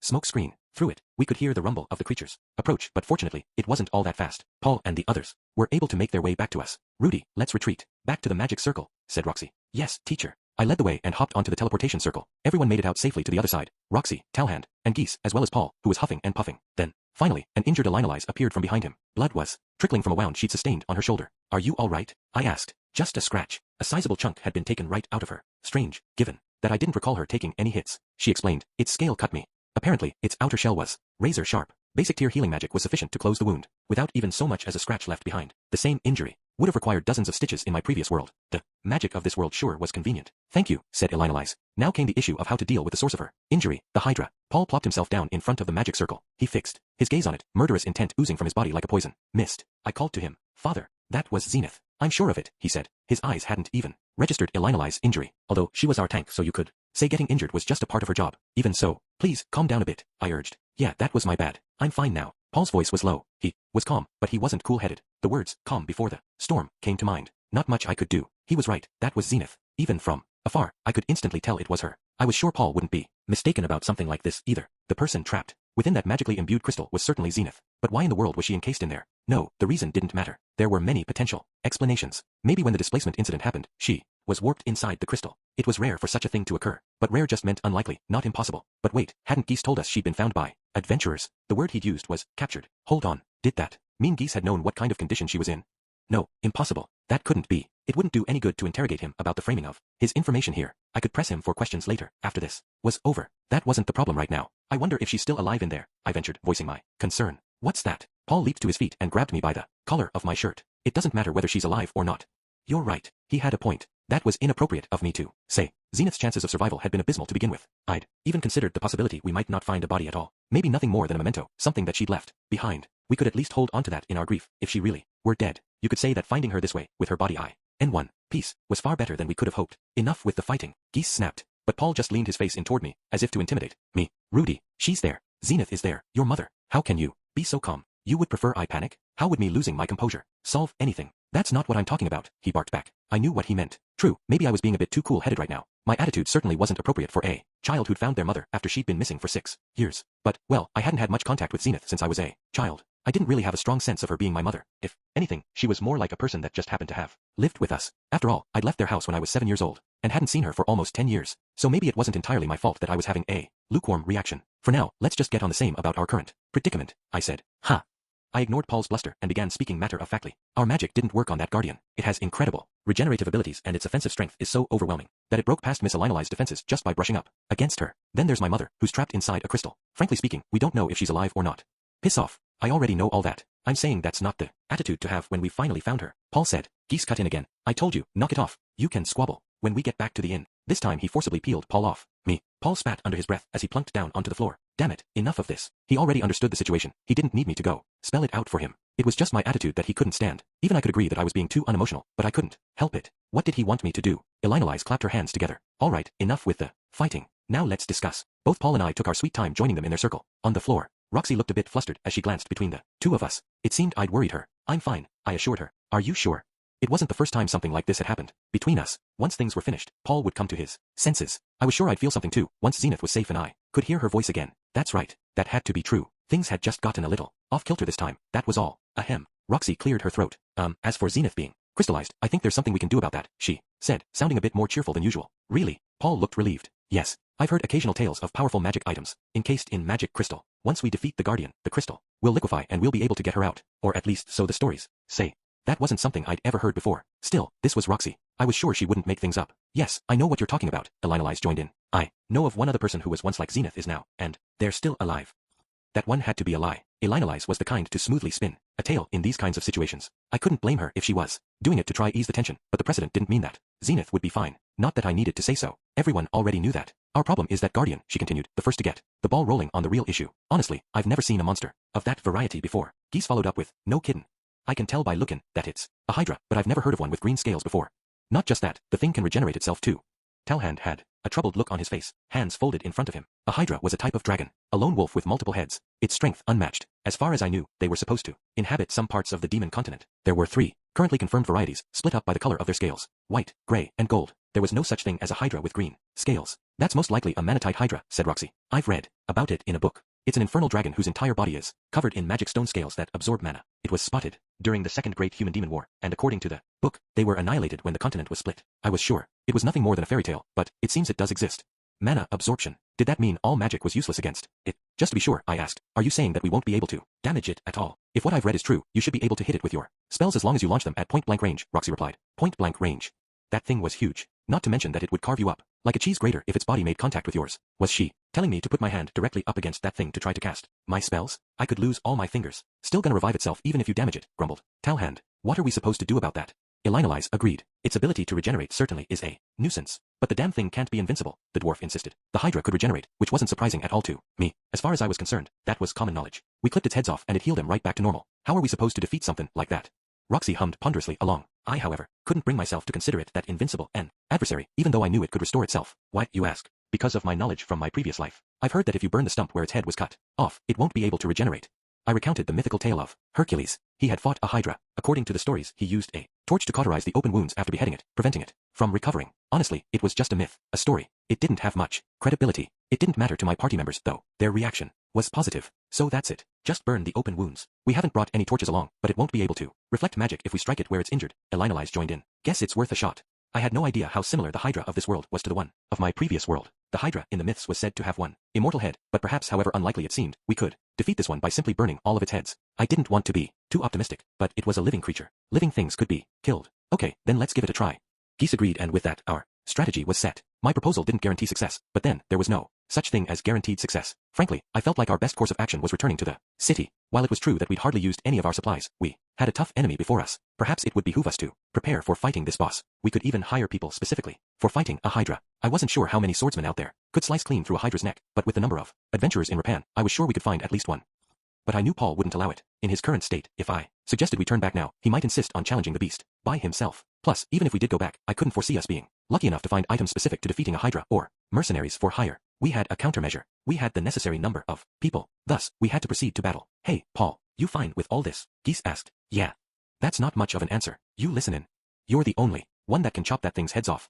It was possible Elinalize and Talhand could damage the creature's scales, but they couldn't cut through them. Paul had to do the chopping, and as the only one who could use voiceless magic, I had to be the one to cauterize the open wound. Role division was necessary here. Depending on the situation, I might even have to close the distance and do it from melee range. Although I would be targeting the stub of its remaining neck, there was a high chance that the scales surrounding it would nullify my magic. If that happened, the others would have to act as a decoy to divert attacks that came at me. Roxy would heal them if they took any damage. That was how we split up our roles. That was how it had to be. Of course, attacks would still inevitably come my way. I was in a very precarious position. Phew. Paul expelled a breath and glanced around at all of us. Elinalize, Talhand, Geese, and Roxy. As he called their names, they all turned to look at him. You've all helped me out up till now. Years have passed since the displacement incident. You crossed the demon continent for me, searched out Rudy in the northern territories for me, went to lengths I couldn't even begin to dream of. All four watched him quietly, in a way that seemed to say hurry up and spit it out already. But now that's over. We'll either save her, or, assuming she's not alive, at least all of my family will be accounted for. This is the end. Please lend me your strength this one last time. All four chuckled and nodded. It's not your style to act so humble, said Elinalize. But I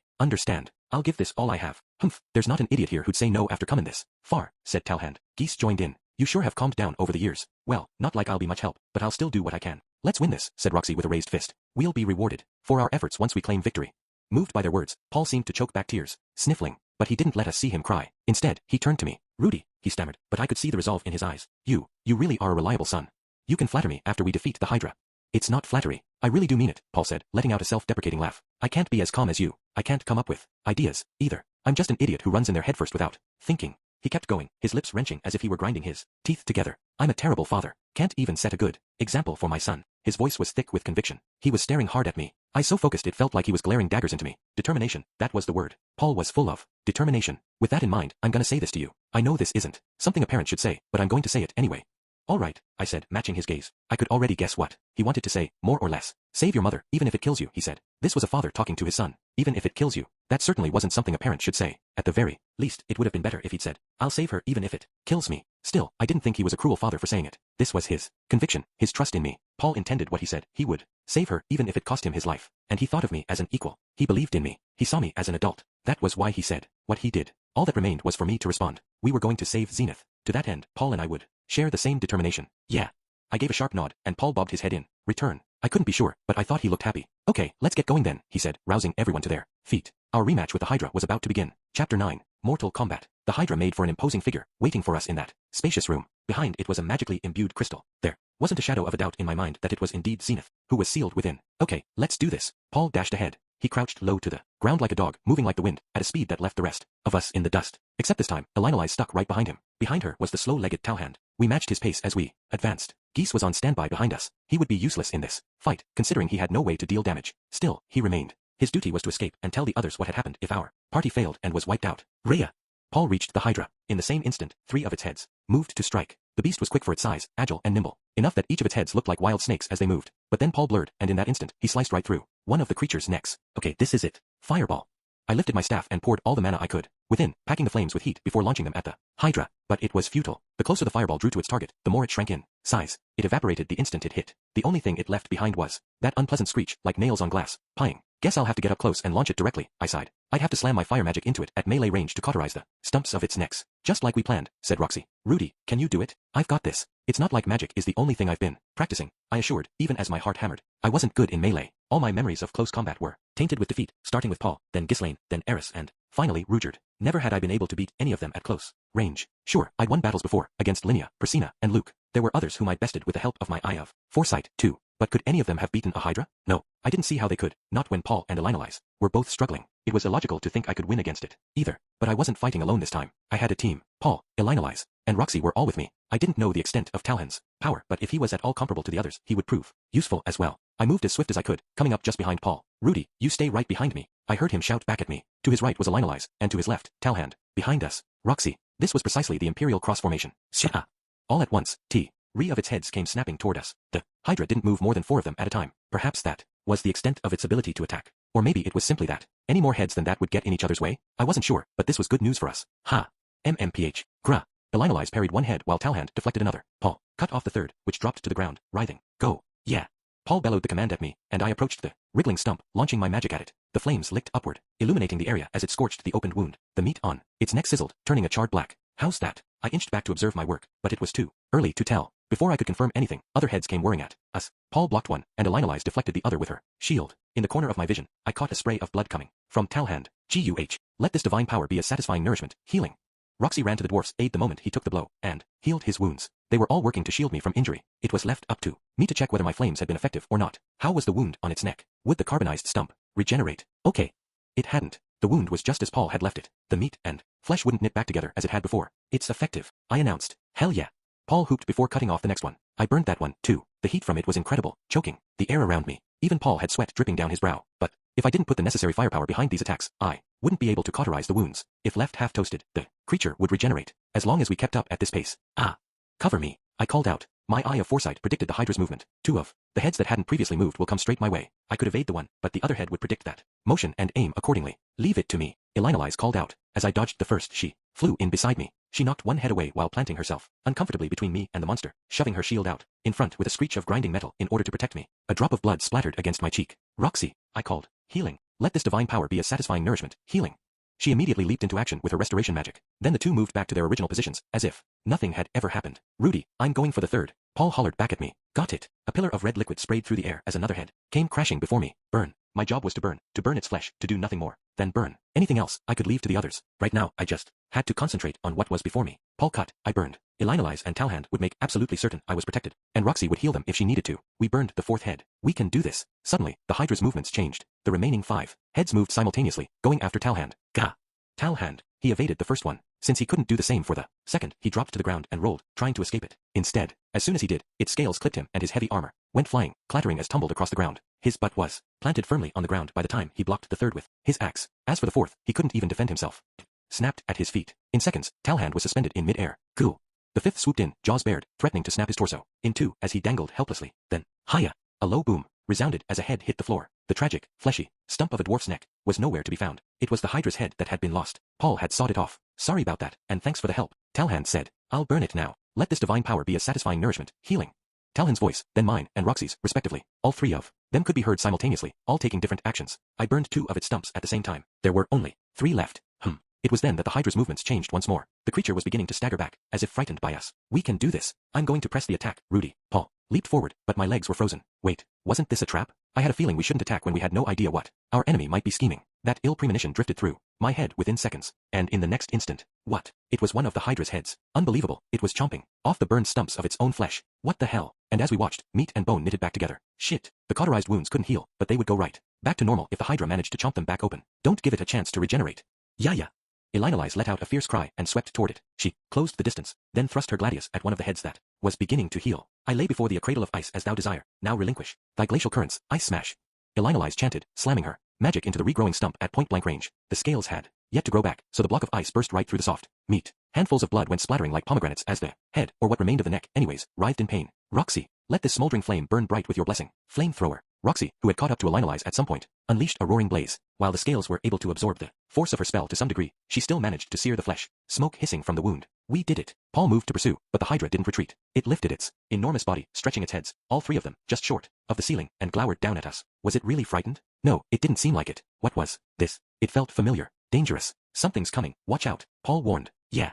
My body moved on instinct. No experience. I'd seen a dragon rear up like that before, going back on its haunches, drawing in air. It's going to breathe something. Everyone come over to me, please. Got it. Paul retreated a step, returning to where I was. Elinalize and Talhand came running, almost tumbling, to the base of my feet. Roxy leaped toward me with her arms spread, as if to grab on. I conjured a wall of water as thick as I could. At almost the same instant, the creature exhaled. Tremendous. Flames burst out of three of the Hydra's mouths, plummeting down toward us, crashing into my water barrier. Enormous plumes of steam rolled out, heating the whole room. Ah!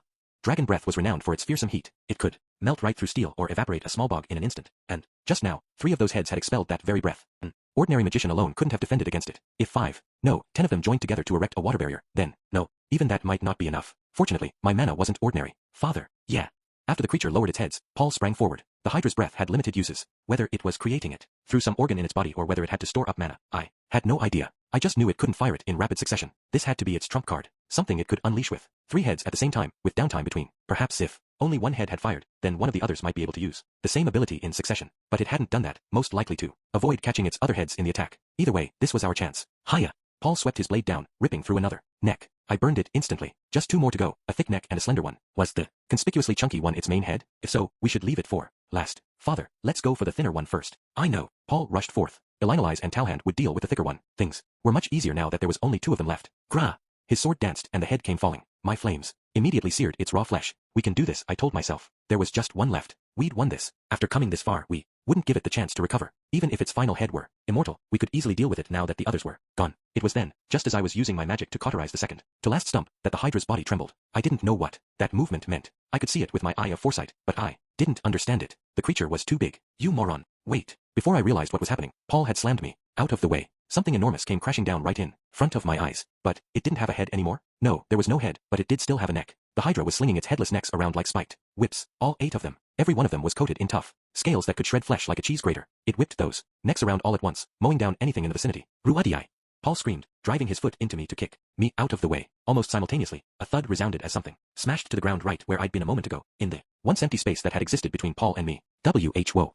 Horns jutted from the creature's forehead. An eye glared at me, a panicked, cornered eye, one trying desperately to survive, to cling to the tiny strand of life that remained. The Hydra's eye. Grah!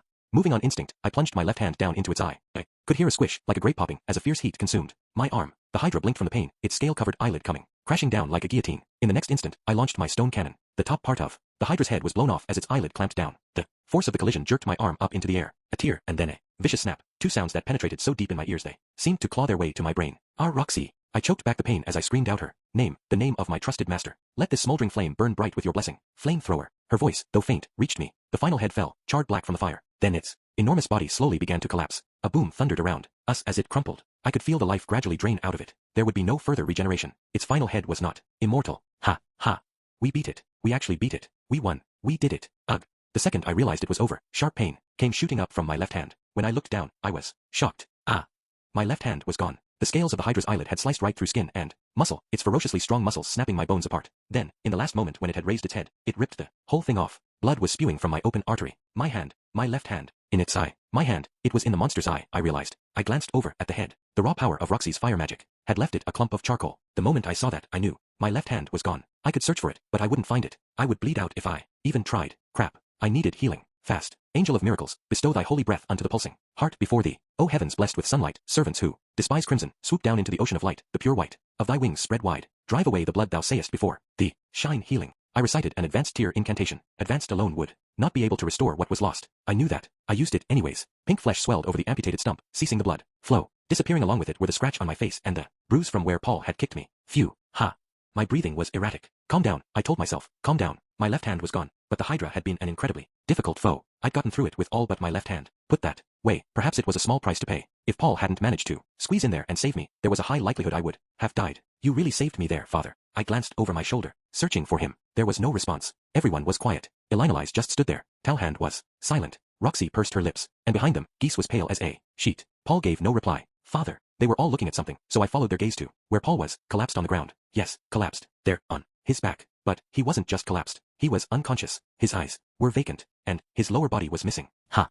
My brain couldn't process it. What? Oh no. I knew what had happened. That's right. I'd seen it myself. Paul had kicked me out of the way because the spot where I'd stood was exactly where the last head came slamming down. He'd had to kick me as hard as he could to be able to move me. I wasn't a child anymore, so he had to, thrust his lower body forward for the kick to have power behind it. Normally that kind of kick would send a person reeling back from the recoil, but Paul was a swordsman, a skilled one who could wrap themselves in battle aura, one with physical strength. So when he kicked me, his body didn't move. That meant that the place where I was at, the place, I didn't want to understand it. But why? The moment I strangled out those words, Paul's eyes moved, landing on me. I met his gaze.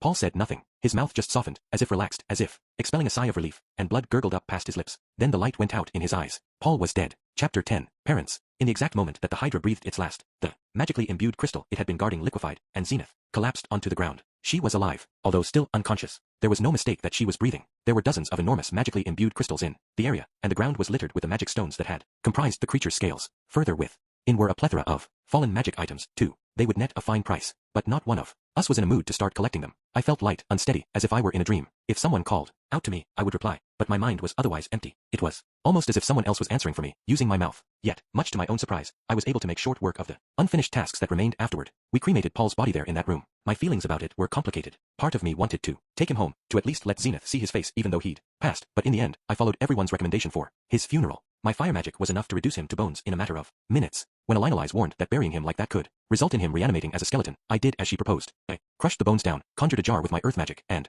poured them inside. He'd left only 3 personal belongings: the metal breastplate that had protected his torso, the magical sword that could deal massive damage to tough opponents, and finally, his favorite weapon that he'd kept at his side since before I was even born.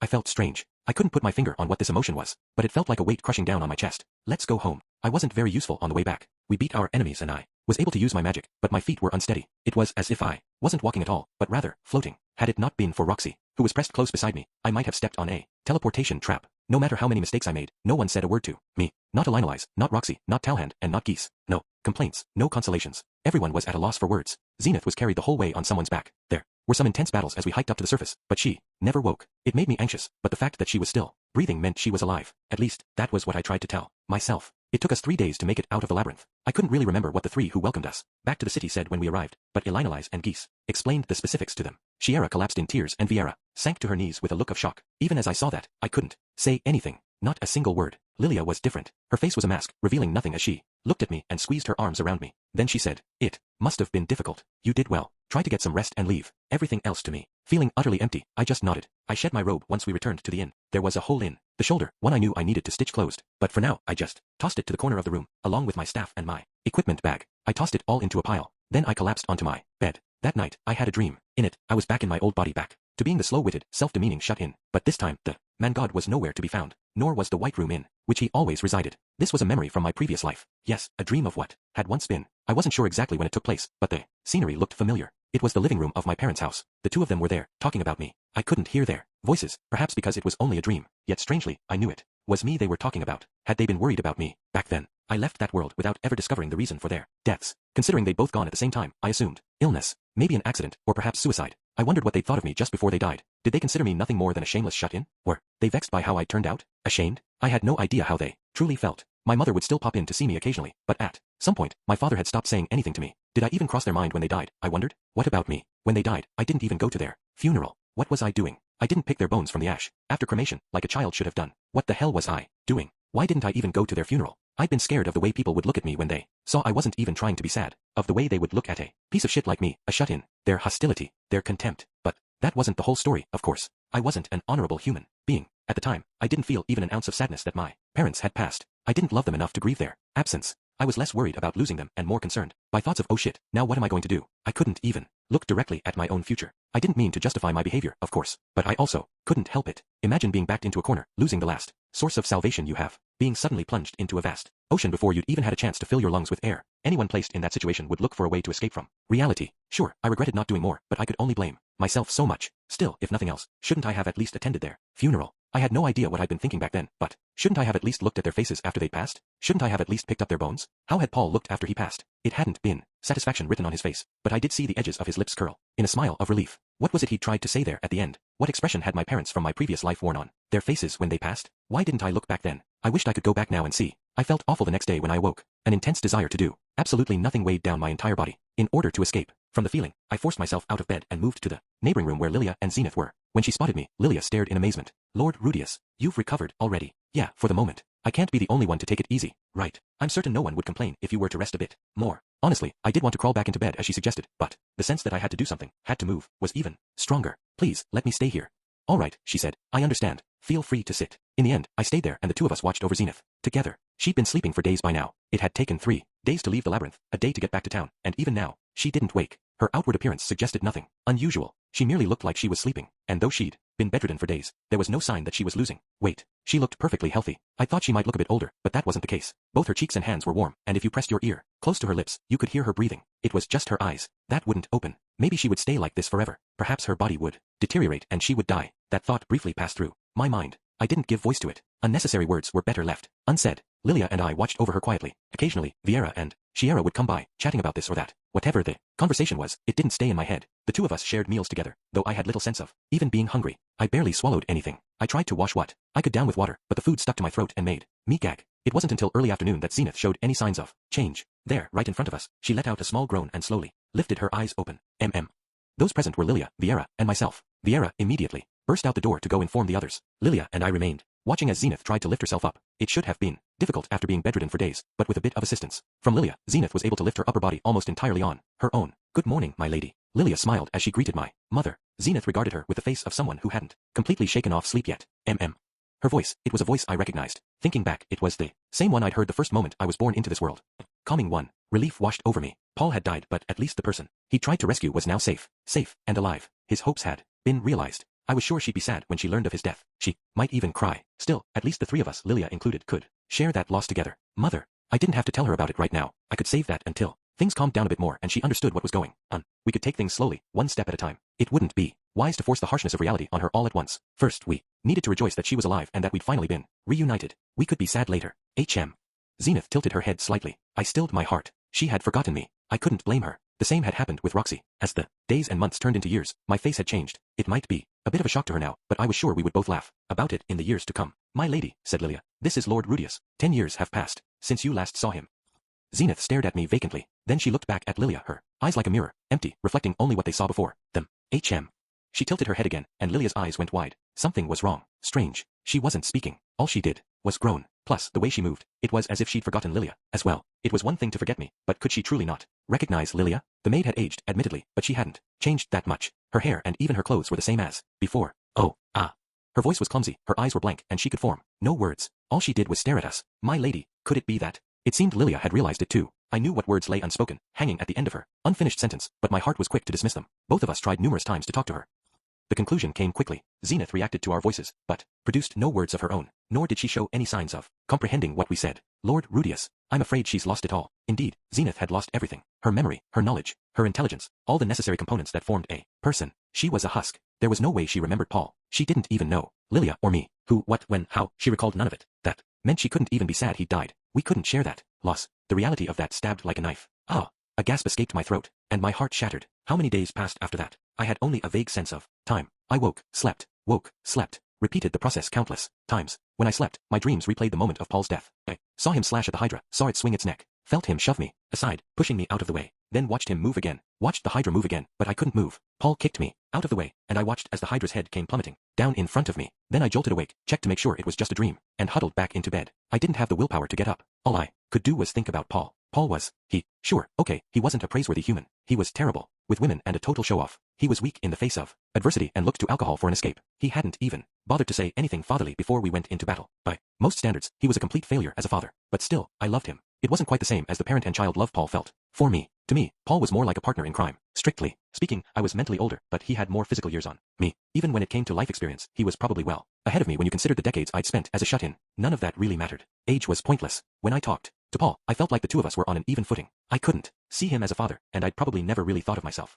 as his child. But Paul was different. He'd seen me as his child from the very beginning. Me, who'd been a piece of shit 30-something recluse on the inside at the time. Me, whose actions thus far had to have been bizarre from an outside perspective. Still, he regarded me as family, never turning his eyes away. There were areas where he failed as a father, but he never faltered in considering me family. Never once did he treat me like a stranger. I was always his son. Despite my abnormal abilities, he still saw me as his son. He faced me head on. He was a father. He always had been. Even as he carried burdens far too heavy for him, he acted as a father and continued to do things for the sake of our family. At the end, he'd even shielded me, used his body as a father to protect me, his son. He'd bravely put his life on the line, as if it were the most natural thing in the world. And he died. It was strange. I wasn't even his child, but Paul was still my father. Paul had 2 real children. Not fakes like me, actual, honest to God, real children. 2 sweet, genuine daughters, Norn and Aisha. If he were going to shield anyone, it should have been them. Plus, he had 2 wives, right? He'd spent years desperately searching for one of them, Zenith. The other, Lilia, had been there to support him until then. 2 wives and 2 daughters. 4 people. In total. What the hell are you doing leaving them behind, huh, Paul? I thought angrily.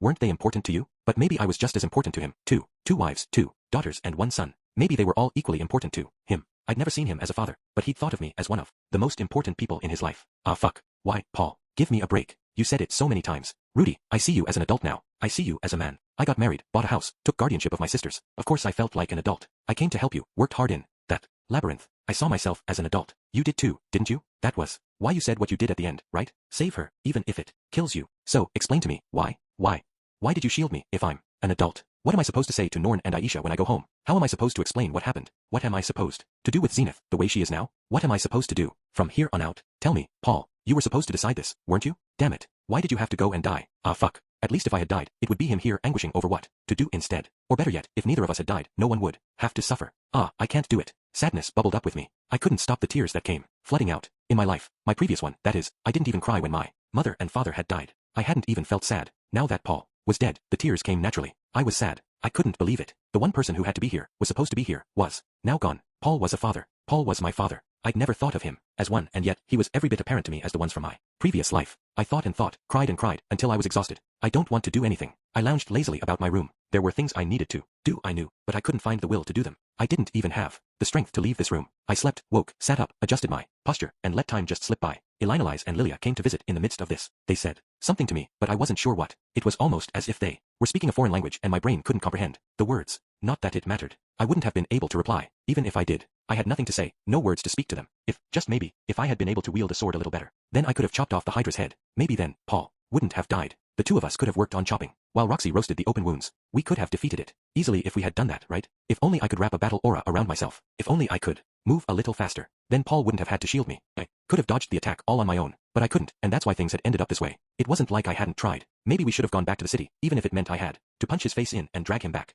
We could have come back, had a calm strategy meeting, and then maybe we could have come up with a solid plan. A smart one, not the clumsy, by the seat of your pants plan that we'd used. If we'd done anything just a bit differently, the outcome might have changed, too. But it was too late. Paul was dead. I'd never see him again, just like the parents of my previous life. No matter what I said now, it was already too late. Chapter 11. Looking ahead. 4 people, men and women, gathered around a table in a certain pub. A darkness settled over them amidst the clamor of the room. Paul's dead, muttered Elinalise, the elf with lustrous blonde hair. Yeah, sure is, agreed Geese, the monkey-faced demon who was eyeing the contents of the cup in his hand. He protected his boy. That's how he'd have wanted to go. Talhand, the stout dwarf with a beard, said plainly. His voice held little energy. He should have been drowning himself in his beloved alcohol by now, but he didn't look the least bit drunk. Don't think he'd be happy, not with Zenith like that, Geese said. The dwarf just silently tipped his tankard back. It had been a shock to them all when Zenith turned out to be an empty husk, an especially cruel shock, considering they'd all known the cheerful, energetic person she'd been before the accident. Even so, they were adventurers. Death was always close at hand. They would have had the capacity to accept it, even if she'd died. She's alive, right? Who knows, maybe she can be healed, said Talhand, though it was clear he didn't have much hope of that. There were stories, occasionally, of people who were crippled by a monster's poison. Never once in those stories had such people recovered. Once the mind was gone, nothing could heal them, not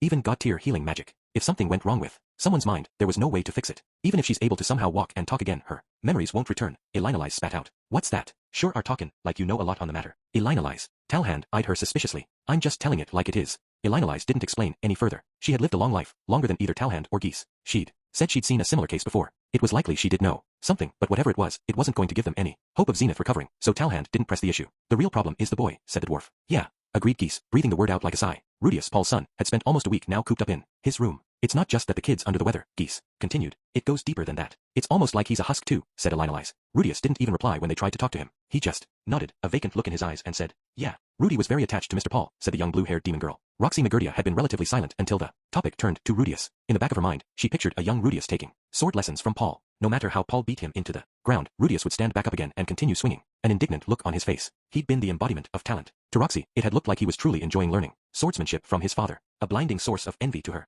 given that she'd never shared such moments with her own parents. Well, I understand how the boss feels, said Geese, but it's gonna be bad if things stay this way. I must agree. Elinolise punctuated her words with a nod. Rudius hadn't eaten since the day it happened. Even when those around him prompted him to try, he just said, sure, but showed no signs of following through. He did seem to be doing the minimum of at least drinking water, but he was growing more gaunt. By the day, his eyes were sunken and his cheeks had grown hollow. He looked like he had the shadow of death on his face. If left to his own devices, it wouldn't be surprising if he actually joined Paul. Everyone present thought as much. After a pause, Roxy pressed on. I'd like to do something to try to cheer him up. Geese's gaze traveled to Elinolise. Didn't you always say it was important to get lucky at times like these? I can't help him with getting lucky, she replied instantly. Roxy was the only one who didn't understand what they were talking about. What is it you can't do?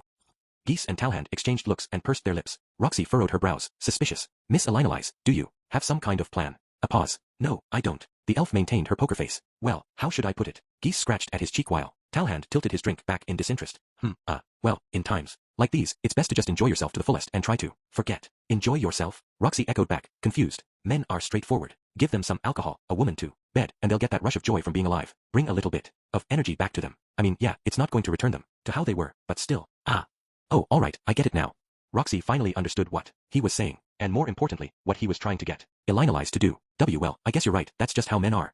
Yeah. Her cheeks flushed red and her gaze floated to her lap. Men liked to bed women when they were depressed. She felt sure she'd heard that story once before. It was true for mercenaries, in particular, who liked to pay for women's services before and after battle, in order to distract themselves from their own fear. After completing a mission where their life had been on the line, many men visited the brothels. But when Roxy thought of Rudius and Elinolise together, a dark cloud hung over her heart. Elinolise. Geese turned toward her. You've always said, for as long as I can remember, that you're good at consoling men with wounded hearts. I have. Roxy began to think. It was true that Elinolise had a talent for that type of thing. She had daily relations with an undeterminable number of men, and Roxy had heard she was incredibly skilled at what she did. Surely it was possible for a woman with that level of experience to get Rudius back on his feet again. The thought made her gloomy, but what else could they do? How unusual. Normally you'd be all over someone in the kinda state boss is in right now. Roxy couldn't stand seeing Rudius the way he was right now. Elinolise felt the same. She wanted to help him, to console him, but she also knew what would happen once they returned home if she succumbed and used his broken heart as an excuse to go to bed with him. She would be betraying Cliff, betraying Sylphie. Even Rudius wouldn't be able to cope with that. So Elinolise said as much. Even I have people that I can't bed. Why not Rudy? Roxy's lips hardened. She fixed the other woman with a glare. You know how much he's suffering. Because, Elinolise started to say, but then remembered. Roxy didn't know yet. Because the person he married, his wife, is my granddaughter. Ha! The cup dropped from Roxy's hand, its contents spilling everywhere before it rolled off the table and hit the floor with a dry clunk. What? Rudy's married? Yes, he is. And his child will be born soon. Oh, so it's true. Well, I mean, of course it is. Rudy's that age already. Roxy couldn't fully mask how shaken she was as she bent down to retrieve the fallen tankard. She brought it to her lips, without thinking before she remembered she'd spilled it all, and ordered another. I'd like the strongest alcohol you have.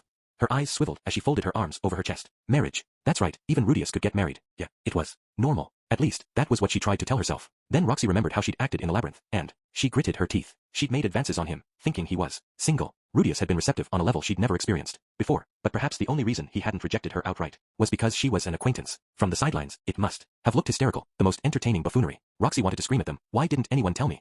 But the complaint remained lodged in her throat. Anyway, her feelings weren't what mattered right now. As still, even if he is married, this is an emergency. Couldn't you both be forgiven for doing it just once? Roxy didn't even understand the words coming out of her mouth. She just felt strongly that they had to do something to pick Rudius back up. Perhaps, but I can't be the one to do it, Elinolise said woefully. Roxy couldn't understand the emotion in the elf's voice, or the frustration visible on her face. Sorry for the wait, a server cut in. Oh, thank you. Conveniently, her drink arrived. Roxy knocked it back and swallowed the whole thing down. It burned, passing down her parched throat and spreading through her body like a wildfire. Probably tasted particularly delicious to her right now because her body was craving alcohol. Besides, Rudius and I have already. Elinolise paused just then, pursing her lips. Well, even though I can't help, Geese can drag him along to a brothel, right? Not so sure about that, said Geese, doubtful. You really think Rudius will cheer up having sex with some girl he doesn't know? Well, what he needs right now is to be able to lean on someone he trusts, said Elinolise. So, Lilia, she shot a glare at Geese. This is exactly. Okay, I get it. He held his hands up in surrender. Don't get so pissy. Elinolise's feelings about the matter were complicated. She didn't want to intrude on his marriage to Sylphie, but she did want to help Rudius. If she betted him, she could get him back on his feet. Elinolise was confident about that. This wasn't the first or even second time she'd been in a situation like this, where she'd helped a man heal the wounds in his heart. But she also couldn't help but think that to do so now would be a disastrous choice she could never take back. She was conflicted. Normally, she didn't mind being the one to get her hands dirty. Elinolise had played that role numerous times, but her desire to not betray Cliff got in the way this time. She simply couldn't. Silence hung in the air. Only the quiet sounds of people downing their drinks lingered. None among their motley crew dared speak up. The air was as stale as a funeral. Anyway, we've got Zenith in the state she's in now, too. Wanna get the boss back on his feet quick as possible so we can hightail it out of this town. At Geese's words, the remaining three sighed. Yeah, I don't disagree, said Talhand gruffly. They were exhausted as well. After all, it had been 6 years. 6. Since the displacement incident. A substantial period of time, by anyone's estimate, during which they traveled from the central continent to the demon continent, from the demon continent to the Begarit continent, then began their venture into the teleportation labyrinth. It had been intense, frequently rough going, but they'd labored through it, both the good times and the bad, with the hope that they'd come out laughing together when it was over. The displacement incident had been an unpleasant affair, but the time they'd spent together hadn't been completely awful. Their broken, disconnected party had slowly come back together. Elinalize and Talhand had teamed up, while Geese hopped into action for Paul. Paul and Talhand had reconciled their differences. Paul and Elinalize had even fought side by side once more at the very end. None of them had ever dreamed they would come back together like this again, but then there they were, with Paul at their center. All they had to do was rescue Zenith and locate Ghislaine, wherever she had wandered off to, and they could all share drinks together again. That's what they all thought. But now Paul was dead. It was enough to overwhelm them with an indescribable sense of exhaustion, like everything they'd done had been for naught. Was the kind of exhaustion you felt after you'd spent hours building something, ONL. Why for it to fall to pieces at the very end? Rudius wasn't the only one overcome with lethargy. Don't be so glum, Talhand said. Rudius is Paul's boy. Might be down in the dumps now, but he'll pick himself back up on his own. Eventually, no doubt. Elinalize hesitated before saying, I certainly hope you're right. Both she and Geese nodded vaguely at the dwarf's words. They knew the boy's weakness, but he was already 16. He wasn't a child anymore. The situation might be grim, but he was a remarkable adult at heart. Death visited everyone. It was a particularly close companion to adventurers. Everyone's parents died eventually. Everyone had to deal with this at some point in their lives. That was why they assumed Rudius would also eventually be able to do the same. Only one among them did not nod their head. It was Roxy, her thoughts preoccupied with memories from long ago. Rudius. I realized it was evening when I looked out the window. I was sitting on my bed, spacing out. How many days had gone by? Did it even matter? As I thought that to myself, a knock suddenly came upon the door. Rudy, can I have a moment? When I followed the sound of the voice, I glimpsed Roxy at the entrance. Had I left the door open this entire time? Teacher, I said after a long pause. It felt like ages since I'd spoken. My voice was hoarse, and I wasn't even sure whether she'd heard me or not. Roxy hastily made her way toward me. Something felt different than usual. I wondered what it was. That was it. She wasn't in her robe today. Her shirt and pants were separate pieces of thinly woven fabric. That was a rare sight. Pardon me, she said stiffly, plopping down on the bed beside me. Several seconds of silence passed. Roxy spoke slowly, as if carefully choosing her words. Want to go out somewhere with me, for a bit of a change of pace? She stammered. There are many magical items in this city that you wouldn't be able to see on other continents. It might be interesting to take a look at them all, don't you think? No, I'm not in the mood. Oh, you're not. Sorry. She was inviting me to go out. I knew it was because she wanted to cheer me up. Normally, I would have followed along behind her like a puppy, but I simply didn't feel like it right now. Silence stretched out between us. Roxy again seemed to choose her words as she spoke. It's unfortunate what happened with Mr. Paul and Miss Zenith. Unfortunate? Unfortunate? Was this really something that could be summed up in that one word? Well, this wasn't her family. After all, I can still remember, in great detail, the 5 of us living together in Buena Village. That might have been the happiest time of my life. Roxy spoke quietly, gripping my hand. Hers was warm. As an adventurer, it's not unusual for the people close to you to die. I know that pain. I've experienced it before. Please don't lie to me, I said. I'd met Roxy's parents before. They were alive and well. She might not have seen them for a while, but surely that hadn't changed. Your mother and father are doing just fine, aren't they? That's true, she said thoughtfully. It's been a few years since I saw them, but they seemed well. I'm sure they still have 100 years ahead of them. Then you don't understand. A wave of emotion flooded up from my chest and I batted her hand away. Don't throw that word around so casually. I felt the last bit of strength drain out of me as I yelled at her. Roxy, though taken aback, seemed to seriously weigh her next words. The person who died was someone who formed a party with me and taught me the basics right after I became an adventurer. I wouldn't go as far as to call him a parent, but I did think of him as an older brother. He died shielding me. Like you, I also anguished over his death. Of course, I don't think it's as bad as what happened to you, losing your father and finding your mother only for her to be sick, but it did leave me deeply depressed.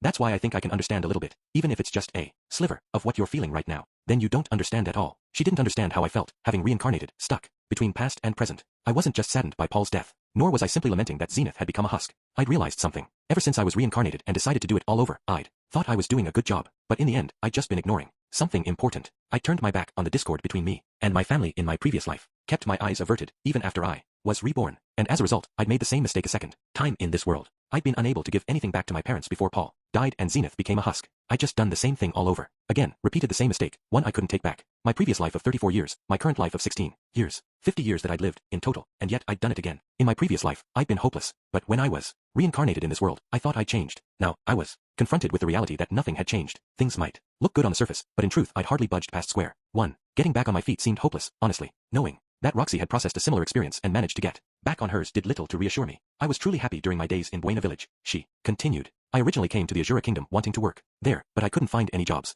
I decided to take a temporary position in the countryside as a home tutor, but then you were overflowing with talent, and Paul and Zenith treated me so warmly. I think they were the ones who really taught me what the kindness, true kindness, of a family is, Roxy said as she looked at me, her eyes soft, warm. They were like a second family. She stood up on my bed, slipped behind me, and knelt wrapping her arms around my head as if cradling me. Rudy, I think I can share in your sadness.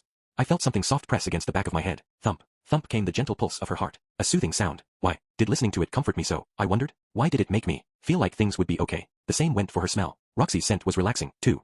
Until now, whenever I faced anything difficult, it had been strangely comforting to remember the smell and the thing she taught me. When I'd been in the grips of my ED, just thinking about Roxy had been enough to help me endure. Why was that? The answer hung in the back of my throat but refused to come out. I'm your teacher, she said, and though I'm small and inadequate, I have lived longer than you, and I'm tough. I don't mind if you lean on me. I took hold of one of the hands threaded around my neck. It was so small and yet felt so big. Just looking at her hands brought me comfort. I wondered if that sense of relief would grow stronger if I got closer. I'm sure that, even when things are tough, you can lessen the burden by splitting it with someone else, Roxy said as she pulled away. I drew her hand back out of instinct. Whoa. Her tiny body easily fell into my lap. Faces close. Our eyes met. Roxy's looking sleepy, moist with tears. Her face was red, her lips drawn tightly shut. I put a hand on her back, guiding her close. Her heart was thundering furiously, and she felt warm. We can do it, Roxy stuttered. Do what? I thought. I heard that a man's heart feels lighter after he takes a woman to bed. Who the heck told her that? Elena. Just what was the elf telling Roxy at a time like this? Women feel the same. When things are tough, they want something to make them forget. I'm also devastated by Mr. Paul's death, so if that's what you want to do, I don't mind if you take me to bed with you. She spoke so fast that her words jumbled together, rambling on. That's right, I want you to help me forget, but my body is kind of plain. If you're not interested, you could go to a brothel instead. I had immense respect for her just as she was. What would it be like if I did as she suggested and took her to bed? Anyway, I may not look it, but I am quite experienced. I'm sure I can perform much better than whatever girl you'd find on the streets. Just think of this as a casual thing, a way to wash away all the bad, as a way to test things out, just once. Her incoherent explanations were lost on me, but I still found myself invested. If I found listening to the beat of her heart to be this soothing, then how much more relief might I find if our bodies were pressed together? My mind lingered on that excuse as she babbled. Well, if you're really particular and being with someone who is skilled, maybe you could bow your head to Miss Elena. And, I pushed her down onto the bed, roughly, violently. Maybe I just had frustration to spare. When I opened my eyes the next morning, the first thing to greet me was Roxy's sleeping face. She looked so innocent with her hair let down. At the same time, the thought I screwed up ran through my mind. A sigh escaped. How was I going to explain this to Sylphie? Yet another thing for me to be concerned about now. But for some reason, my vision felt clearer, as if everything I'd anguished over had been a dream. There was still a weight, a heaviness that clung to me, but it didn't feel like rock bottom anymore. It wasn't comparable to what I'd felt yesterday. Why had it been so effective? Was it because I'd performed an act that was associated with bringing new life into the world? Had that eased my sadness over the loss of Paul? Maybe not. By having sex, I'd more or less pushed the problem aside for now. Suddenly Roxy's eyes fluttered open. She stared unblinkingly back at me for a few moments before rustling the covers, drawing them up over her body. Good morning, Rudy, she muttered, averting her eyes. How was it? I couldn't lie. I'd been horribly rough with her. I'd known almost immediately that her claim about being experienced had been nothing but a bald-faced lie, but I hadn't let that bother me. For her part, Roxy had welcomed everything openly, even the pain. I was both grateful and remorseful. Complimenting her felt wrong, given that I was in love with Sylphie. Honestly speaking, her body was a bit small and didn't quite fit mine. Of course, I'd be lying if I said it hadn't felt good. It was true, even now, that I felt relaxed. There was no reason to lie if it would hurt her. It was amazing, I said finally. Roxy's face heated gradually. Thank you, but no, that's not what I meant. By how was it? I meant how is your heart feeling? Any lighter? Oh, that was what she meant. Whoops. It does. Then as repayment, I'd be happy if you'd put your arms around me. Sure. As she requested, I wrapped my arms around her. Her skin felt soft, damp because of the sweat. It was through her supple skin that I could feel her drumming pulse. A reassuring sound. Your arms sure are strong, she said. Not much like a magician. I've been training. Her fingers traced lightly over my chest and upper arm. The motion was so endearing it threatened to sway my love for Sylphie. Slowly, I peeled myself away from her body and got up. Teacher, could I ask you something? Something strange. A pause and then, what is it? She must have read the room. Roxy's expression turned serious, as she sat up in bed and tucked her legs beneath her, and as she sat there neatly, she was completely naked. It was so sexy and stimulating that I had to avert my eyes and shift the blanket to hide my lower half as I continued the conversation. This story is just fiction, something I made up, I prefaced, before I began. Then I told her the tale of a man, a make-believe one, of course. When he was young, terrible things happened to him and he secluded himself. He lived purely on his parents' financial support for decades. Then one day, his parents suddenly died. The man didn't even attend their funeral. No, he did the worst thing a person could possibly do. The other members of his family saw that, beat him senseless, and drove him from his home. Although the man had nothing, he was lucky to find himself reborn in a new world. He turned over a new leaf and began trying to mend his ways. Life was going smoothly and he thought he could be happy if things stayed that way. But then he made a terrible mistake and let someone precious to him die. It was then that the man recalled the death of his parents. Though it was late, he finally mourned their loss. That was the story. The more I recounted it, the more the pent-up bile festering in my heart seemed to come spilling out. Maybe all I'd wanted was for someone to hear my story. Maybe it really was as simple as that. Roxy listened quietly. She inserted a word here and there, but for the most part she was silent. What do you think that man should do? I asked after I was finished. She remained quiet for a while. The story had come at her from out of nowhere. Maybe she was struggling to find a way to respond. I was sure she didn't think the person in the story was me. She was clever. She might have guessed there was some other meaning behind it. If it were me, she began, I would go visit my parents' graves. Even now, it's not too late. I'd also talk to the other family members. But the graves and those family members are so far away that the man can't just easily go and see them. If he does go to see them, he may never be able to return. The man has a life of his own now. He's got his own family in this new world and he wants to cherish them. So, he can't go back. No, I replied. There's a good chance that he couldn't go back, even if he wanted to. Roxy fell silent again. This time was briefer than the last. In that case, there's nothing to be done. All he can do is cherish the family he has in front of him. Her words were incredibly cliché. Anyone would have said the same. Anyone would have thought the same. The words weren't special in the least. Even Paul would have wished for you to do the same, Rudy, said Roxy plainly, stating the obvious. Her words were trite platitudes, words I'd heard somewhere before. Please look to the future. Everyone is waiting for you. And yet, hearing those words made my heart felt as though a weight had been lifted. It wasn't just her words that were commonplace. The death of my parents from my previous world, even Paul's death, they were inevitable events. All I could do was face and accept them. I was here, after all, alive in this world, a world that I would continue to live in. I felt anxious, knowing I would have to relay Paul's death and Zenith's disability to the family waiting for us in the northern territories. I felt anxious about what I should do from here on out. I was overwhelmed with anxiety about a future full of unknowns, but I couldn't run away. The only thing I could do was solve the problems right in front of me. I had no idea what I should do, but all I could do was solve each issue, one after the other. This was what I decided to do ever since I found myself in this world, right? That I was going to live to the fullest. So, I couldn't turn my eyes away. No matter what ordeals lay ahead, I would overcome them. I had to overcome them, even though overcoming them wouldn't make the pain entirely disappear. It would just bring a degree of relief. It felt like I'd broken free of the chains that had weighed me down. Teacher, I said. Yes, thank you. Roxy had saved me once again. No amount of gratitude could ever repay her for that. Chapter 12. Let's go home. I decided to consult with someone about Zenith. Now that I was thinking calmly about the situation, it wasn't a problem I could solve alone. I needed to get someone else's input, and besides, I had one other family member here with me. Teacher, I'm thinking about talking to Miss Lilia about what to do from now on. I think that would be a good idea. Once we clothed and groomed ourselves, we popped out the door. Elinalai slunk out of her room at the exact same time, and our eyes met. Hers went wide with surprise after her gaze flitted between Roxy and me. Roxy, she started to say. Rudy, I'm sorry, but I also have something I need to speak with Miss Elinalai about. Please go on and see Miss Lilia by yourself. What was it that she had to talk to Elinalai about? I had a vague idea, but if it was what I was thinking, it was probably best I not be present. Understood. I left her behind and stalked back to one of the rooms further in, the one where Zenith was sleeping. Just before I entered, I cast a brief glance behind me, long enough to see Elinalai's and Roxy dipping back into their shared room. I went ahead and slipped in through the door. Zenith was sitting on the bed with Lilia perched beside her in a chair. The sight reminded me of a hospital room, and my lips pressed into a tight line. Miss Lilia? Yes, what is it, Lord Rudius? Lilia was tending to Zenith, face heavy with exhaustion. Before I did anything else, I needed to consult her. I'm sorry for forcing my mother's care on you, I said. Not at all. This is my job. Oh, okay. A job, could she really call it that? It wasn't like anyone was paying her for it. How is she doing? I glanced over at my mother, who just stared right back. She didn't try to talk to me or examine me. All she did was stare blankly. Well, while it doesn't seem like she has any memories, her body is strangely healthy. She has some stamina, too. There doesn't seem to be any other residual impairment. She can complete certain tasks by herself once I instruct her to, such as eating and changing. Really? That meant she wasn't a complete invalid, then. She'd just lost her memory. Lilia continued. Shiera's opinion is that it's likely a side effect of the mana from being trapped in that crystal. Will she recover? She hesitated. According to what Miss Elinalai told me, there's no hope of that. Elinalai said that? Was she knowledgeable about this kind of thing? I felt like it was a bit too soon to give up. Either way, there weren't even any decent doctors here worth taking her to. The mistress treated me well. Now that the master has passed away, I will look after her. I also want to do what I can. As soon as I said that, Lilia said curtly, that's not necessary. Her words were cold, isolating. Ha! I gasped in surprise, though I felt I had no right to argue. Right after my father died, when my mother needed care the most, I'd done nothing for her. It was my own fault if Lilia was fed up with me. But then Lilia continued, I realize I'm being impertinent, but will you allow me to speak frankly for a moment? Yes, what is it? You should be focusing on yourself.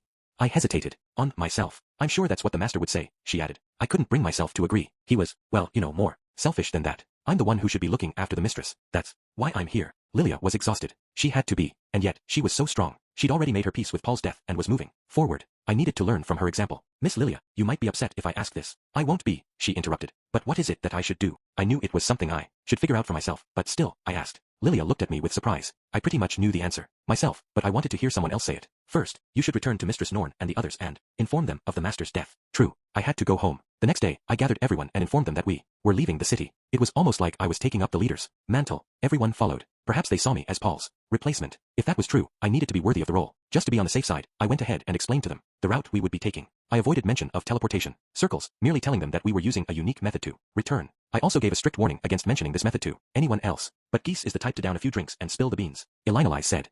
Well, I'll be sure not to mention boss's name even if that happens, so don't worry. You couldn't seal people's mouths shut. I wouldn't give them the precise location. In fact, I prefer to blindfold them before we even entered the ruins, if possible. Wait, yeah, that was a good idea. I'd do blindfolds. Maybe covering their eyes so they didn't see the magic circles themselves would be an effective way of keeping the information from spreading. This trip is all well and good, but boss, you really okay now?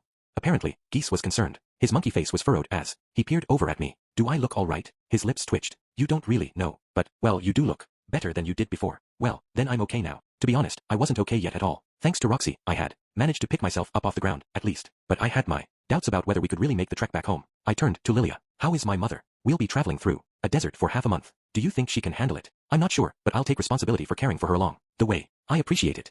Lilia looked earnest as she declared her intentions. I was sure I would be able to help her with her task, too. If there was an issue with Zenith's stamina, we could just slow our pace. Guy said, if you're worried, let's buy a wagon. You do realize we'll have to dump it at some point? Elinalize pointed out. Who cares? We're drowning in cash right now. While I was steeped in sorrow, Geese and the others had hired some people to enter the labyrinth with them and collect the magic items located in the treasure chamber beyond the Hydra's room. The teleportation labyrinth was an old place, and countless adventurers had lost their lives there, so magic items abounded. They also stripped the creature of its scales, or rather, the magic stones that had been plastered across its skin. These were stones that could absorb mana. Selling all of that had netted us a colossal fortune. We're carrying what we can back to Azura to sell, he said, showing me a bag bursting at the seams with magic stones and accessories like pendants and rings. Paul had died, and I was grieving, but Geese was preoccupied with how to make more cash. The thought alone irritated me a bit. But for the sake of our futures, if nothing else, it would be foolish not to retrieve what we could. Money was essential, and at least this way, everyone was repaid for their assistance. Geese's judgment was correct. Besides, considering I'd sunk into depression and done nothing, it wasn't like I had the high ground to say anything. I was sure Geese would have obeyed, albeit reluctantly, if I'd given the order for us to go home the very next day. I gave your portion to Lilia, he informed me. The others had met and decided how to divvy up the cash. Without me, they allotted me a massive portion, partly because I'd received Paul's share too, but also because Talhand had split half of his with me, saying, I wasn't all that helpful this time, so here. Viera and Shiera, also acknowledging how hard it would be for us, now that Paul was gone, had each split theirs with Lilia. Lilia intended to give every bit of that money to me. In my opinion, everyone had done the best they could, so I felt like they should take their share. But, well, I wasn't going to look a gift horse in the mouth. It was true that things would undoubtedly get harder from here on out. We also did a thorough sweep of the final area, but never did find any hint as to why Zenith ended up there. Geese shrugged. Nothing, HM? Well, thank you for looking, I said. Nah, it was nothing, duh. We had no idea what had caused Zenith to be trapped in that crystal. Even if we did discover the reason, there was no guarantee it would lead to her recovery. Either way, treatment would have to wait until we returned home. Geese, could I entrust the preparations for our departure to you and Miss Elinalize? Yep, said Geese. Very well, said Elinalize. I was sure I could trust them to carry it out. We planned our trip down to the minute details. I knew the route, and everyone here was an experienced traveler, but I didn't want us to lose anyone else, so I proceeded cautiously. We plotted out a route that would allow us to avoid the bandits we'd encountered on the way here. The path was a bit of a detour, but that wouldn't be a problem. I was concerned about Zenith, but that problem was quickly solved. Geese purchased a one-person carriage pulled by a beast that resembled an armadillo. It looked like it had been designed especially for desert travel. Geese had done well. The armadillo was apparently a domesticated beast that dwelled in the eastern reaches of the Bigarret continent. It seemed both costly and wasteful to purchase one and then just dispose of it later, but as the saying goes, you can't make an omelet without breaking some eggs. Still, if we were going this far, we might as well bring the beast through the teleportation circle and take it home with us. As long as we could get it past the stairs, it would be fine, though if it died due to climate differences when we arrived on the other side,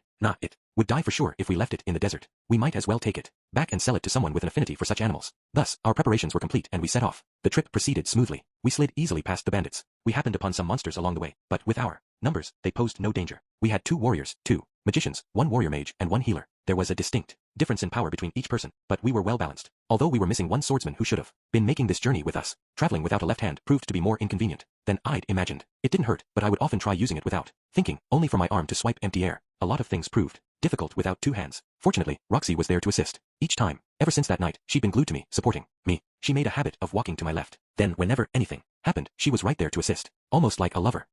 I was dense. I told myself I wouldn't be, but I was. But even I couldn't help but realize it at this point. Roxy had feelings for me. Teacher. I called out to her one night when we were both on guard duty. There was a crackling fire before us, and she sat beside me. Everyone else was inside the shelter, sleeping. The shelter was sturdy enough, but we still maintained a 2-person watch in shifts, just to be safe. Yes, what is it, Rudy? Roxy was sitting close, right beside me, in fact, with her body pressed against mine. I could feel the softness and the warmth of her small shoulders through the fabric of her robe, almost like we were lovers. I mean, we had done something that lovers do. The night I'd spent with her, leaning on her, indulging in her kindness, it might have lent itself to the misunderstanding that we were lovers. Or at least, that might be what she wanted. I wondered if she knew I was married. Perhaps she didn't. I didn't feel like she'd be this bold about her affections if she knew. No, the problem wasn't Roxy. It was with me. What I was doing right now was cheating. I swore fidelity to Sylphie, and yet here I was breaking that vow. Maybe it would be best for me to make things clear to her, like, thank you, but I'm fine now. Let's end things here because it would only be disrespectful to my wife. Otherwise, ever since I met Roxy after first coming to this world, I'd relied upon her greatly. She taught me magic and language. In a way, I'd only been able to befriend Zenoba because of her. Sylphie was the one who'd cured my erectile dysfunction, but in the 3 years since, Roxy had been a source of mental support for me.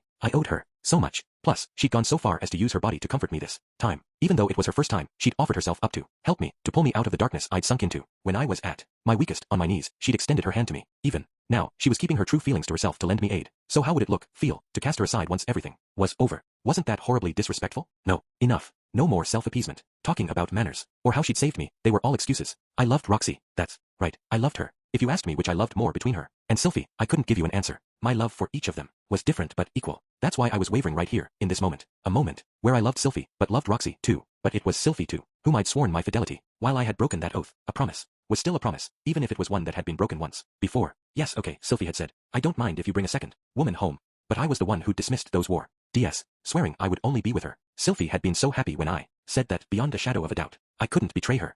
You see, the truth is, I'm actually married and will be having a child soon. So, I feel bad saying this, but could you stop doing things for me like you're my lover? Her shoulder gave a jolt. Then she muttered, I already knew. You were married. I heard from Miss Elinalise. Oh, you did. So she knew and she was still acting like this. Then that must mean. Wait, what exactly did that mean? It's fine, I understand. There's nothing for you to be concerned about. I was the one who took advantage of you when you were feeling weak, she continued, her tone completely flat. Besides, I know under ordinary circumstances, you'd never get involved with someone as tiny and unappealing as me. Tiny and unappealing? That's nonsense, I protested. You don't have to comfort me. I'm perfectly aware of how I look. True, her body might be petite. She had no curves and she was thin as a stick. In the feminine department, she would likely even lose to Sylphie. But you might also say she simply had the body of a lowly, and I was the type who could appreciate that. Don't worry. I don't plan to barge into your life. I'm just going to be your left hand for the length of this trip. Just ignore me once. It's all over and look after your wife instead, Roxy said hesitantly, peering up at me. All right.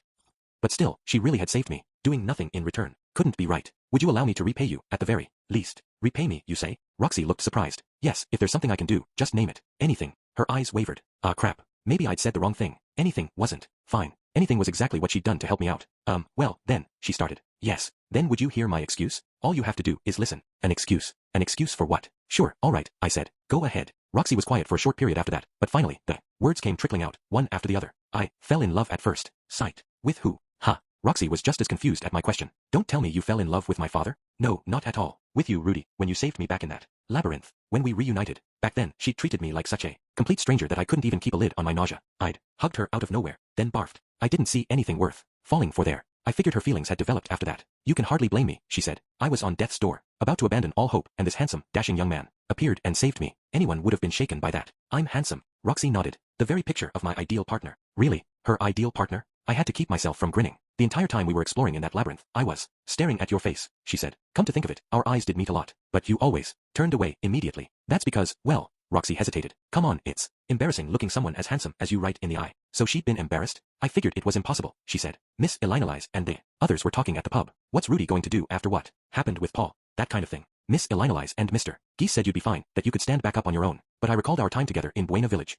Her words kept coming. I remembered watching you and Mr. Paul enjoy your sword training together. The two of you got along so well back then. And then I suddenly remembered something else. The first time you rode a horse. Back then, you were so terrified. Your body was so tense, and you couldn't move at all. I thought to myself, this kid is so mature and has so much talent, but he's actually really weak. Then I remembered all your interactions with Paul, from when you trained together in the past, to your banter in the labyrinth, and I saw you how depressed you were, how listless, and I remembered that you're much weaker than you appear. It felt like Paul meant far more to you than anyone had realized. Now that you'd lost him, I was afraid you might sink so far into depression that you couldn't get back up on your own. Of course, I didn't think I'd be the one to help you get back up. I heard you had someone you loved. I was sure that person would have the power to put you back together again if you felt broken, but you needed them more than ever before right then, and they weren't here. I felt like someone had to save you, but Miss Elinalise and Mr. Geese just planned to leave you be, and Miss Lilia was too busy attending to Miss Zenith. So I thought, I'm the only one who can do this. I'm sure that must sound like an excuse, but I didn't intend for it to go that far at first. I did get the feeling that you respected me, but I'm tiny and unattractive. I have no idea who your partner is, but I'm sure she must be a beauty if she's related to Miss Elinalise. I never thought there'd be a chance you'd look at me the same way, but I ignored that, thinking it would be fine as long as I did something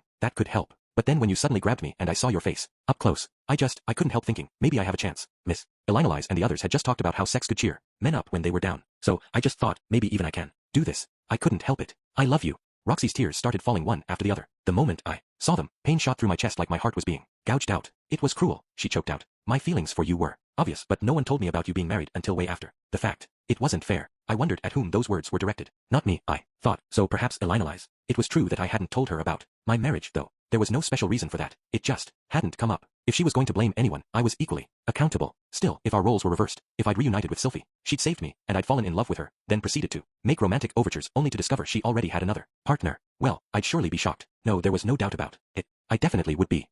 Teacher. I wanted Roxy to be rewarded for what she'd done. She should be rewarded. What is it? She asked. But what was I supposed to do? What could I do to repay her? How could I bring her fulfillment without betraying Sylphie? At the very least, why don't we grant your wish while we're making this trip? I'll be your lover until I make it back home. And then what? That wouldn't solve anything. I knew that much. This wouldn't help either of us. I would just be betraying Sylphie. Would only be temporary, and it was the worst possible proposal I could have come up with. A long pause and then, that's an incredibly appealing idea. Roxy squeezed my arm tight. Then, lightly, she tapped her hand against my cheek. But please stop with all that. You don't have to do anything. All right. I didn't have to do anything. If Roxy was fine with that, then I would do as she asked. I'd done everything she told me to do until now, and I would continue to do so. That's what you want, right, teacher? We arrived at Bazaar in a little over a month. Once there, we bought some souvenirs, such as glasswork, for Sylphie and the others. One such piece was a glass bottle with an interesting shape, and a red glass hair accessory with a tribal crest on it. I prayed they wouldn't break on the journey home. After that, we bought some rice. Seed rice, that is. I wasn't confident it would grow well back home, but I wanted to try. If that failed, I could always eat it as is. That evening, Elinalize took the women of the group to go drinking. One of those girls-only parties, I guess. Not that any of them were young enough to be considered girls anymore. Lilia was the only one who refused, on account of having to look after Zenith. The rest, Roxy included, tagged along with Elinalize. Geese and Talhan didn't participate, of course, but they did come up with their own excuses to go out. I stayed to help Lilia and look after Zenith. My mother could walk, eat, and go to the bathroom, but she wouldn't talk or proactively do anything herself. She was almost like a machine, carrying out the commands she was given. Occasionally she would stare in my direction, wouldn't say a word, just stare. Maybe she felt some connection to me because we were related by blood. The chances of something triggering her memory to return were, well, slim to none. I wondered what Paul would do if he were here. Truly, I wondered. Surely, he would do a good job. Or maybe he wouldn't. Maybe he would fail. In the middle of the night, Roxy came to see me, absolutely hammered. Apparently, she told Elinalize everything, letting all her pent-up resentment spill forth. For her part, Elinalize had to feel conflicted. She'd said that Roxy was her dearest friend. She had to want to support Roxy's love life, but not at the expense of her granddaughter's marriage. I imagined that put her in a difficult spot. Roxy beat her tiny fists against my chest, then returned to her sleeping quarters. The next day, we arrived at the Griffin's Ledge. Normally, a carriage couldn't make the climb, but I used my magic to force it up onto the ledge. On the first day, the armadillo cowered at the scent of the griffins and stopped in its tracks. I wondered if we would have to double back and leave it in Bazaar, but once we defeated the offending monster and it saw Geese wolf down the enemy's meat right in front of it, the armadillo seemed to sense it was safe and proceeded to merrily plod along. According to Geese, this was a trick he learned from one of his demon friends. By defeating and eating a monster's natural predator right in front of it, you instilled the idea in its head that your own group was superior in strength to that of the predator. When I asked if the man who taught him this had a lizard-like face, Geese just laughed and said, "So you know him? Should have figured you would, boss." It took a whole day of travel across the ledge before we arrived at the desert. From there, it was a further 3 days to pierce through the sandstorm. When I used my magic to interrupt it, Roxy said, her voice tinged with jealousy, "So your earth magic is saint level too. Amazing." There was an abundance of monsters after that, so we proceeded with extreme caution, even though we had plenty of people along this time, including several veterans. Even if one or two of us were in a pinch, someone else could immediately dive into help. We even crushed the sand Garuda, which we'd avoided engaging with on the way in. After that came a giant lizard, resembling a T-Rex, which we similarly defeated. I feared the sandworms along the way might pose a real threat, but Geese was able to sniff them all out. Apparently, there was a trick to it. According to him, there was a thin, donut-shaped ridge in the ground where they were located. As long as you carefully scanned the terrain for that ridge, you could identify their hiding spots at once. That said, the desert wasn't exactly flat. There were plenty of occasions where I failed to correctly identify the ridges, probably partly due to my lack of experience. Succubi attacked us too, but we dispensed with them easily. Since our party was comprised mostly of women, Geese and I were both done in by their pheromones, but at least we had detoxification magic to counter it. My true feelings did slip forth at one point, making me try to go after Roxy, but it was otherwise uneventful. What shocked me the most was that Talhand was entirely unaffected by them. He snorted and said, "Course it doesn't work on me. I guess a sound body leads to a sound mind after all." Incredible. We arrived at the ruins, just as we planned, everyone besides Elinalize was blindfolded outside. Shiera fussed a bit about it, but Viera persuaded her, and we were able to proceed without issue. The blindfolds themselves were for little more than peace of mind, but as long as they didn't see the circles, they wouldn't know what had happened. As for the wagon, we left it behind. It couldn't make it past the entrance. Surely Zenith could make the next week on foot. Now that we'd made it this far, I didn't even mind if the last leg of our journey took us a little longer. The armadillo was able to make it through the entrance, so we brought it along with us. I had no idea if the climate back home would agree with it, but it had to be better than leaving it here for other monsters to feast on. Geese and the others were surprised once they removed their blindfolds and discovered the scenery around them had changed completely. We went from being surrounded by a desert to being smack dab in the middle of a forest. Their shock was understandable. I warned them strictly to never talk about how we'd arrived here, even if they managed to guess how we'd done it. That was how we left the Bigarret continent, just a bit further, and I would be home. Chapter 13, Return. Snow was falling lightly in the northern territories. It had been approximately 4 months since I first set out. Autumn and the beastman's mating season had long since passed, leading into a long winter season. There was snow up to my ankles, even in the middle of the forest. If we'd gotten here even a month later, the snow would have been all the way up to my chest, making it difficult to travel the rest of the way to Sharia. "Miss Elinalize and I will lead the way," I said. "If any monsters popped up, we would defeat them all." Mana wasn't a problem. Zenith was walking without any complaints of exhaustion. The armadillo was shivering, but it would be fine as long as I warmed it with my magic occasionally. "Everything's fine," I thought to myself as we went. One evening, Elinalize and I were on lookout together. "Rudius, there's something I want to talk to you about," she blurted out suddenly. I could already vaguely sense what the contents of that conversation would be. Roxy, no doubt. I sat directly in front of her, legs folded beneath me, the perfect posture to prostrate myself before her if she started condemning me. Elinalize took a more comfortable seat on the ground. I wondered how she'd express her anger. Would she lash out at me for disrespecting Sylphie? Or would she scold me for sleeping with Roxy? But she did neither. "Rudius, you're not a follower of Millis, are you?" "Ha. I didn't understand what she meant, but I did know that there was only one person I could call God. That hadn't changed since I was little. I'm not, I said finally. I didn't think so. Sylphie isn't either, is she? No, she shouldn't be. Sylphie wasn't religious. In fact, the only devoted Millis follower I knew was Cliff. He had an amulet of the church dangling from his neck, and once a week, he attended something akin to mass at the church. Sylphie wore no such symbols of Millis, and she didn't go to the church. Maybe Cliff was a poor comparison. It was possible she did have faith, but I'd never heard her say as much, if so. My Cliff is a stout believer, she said. He sure is, I agreed immediately, having just thought of him as, well, did you know the Millis faith rules that a man can only have one single wife?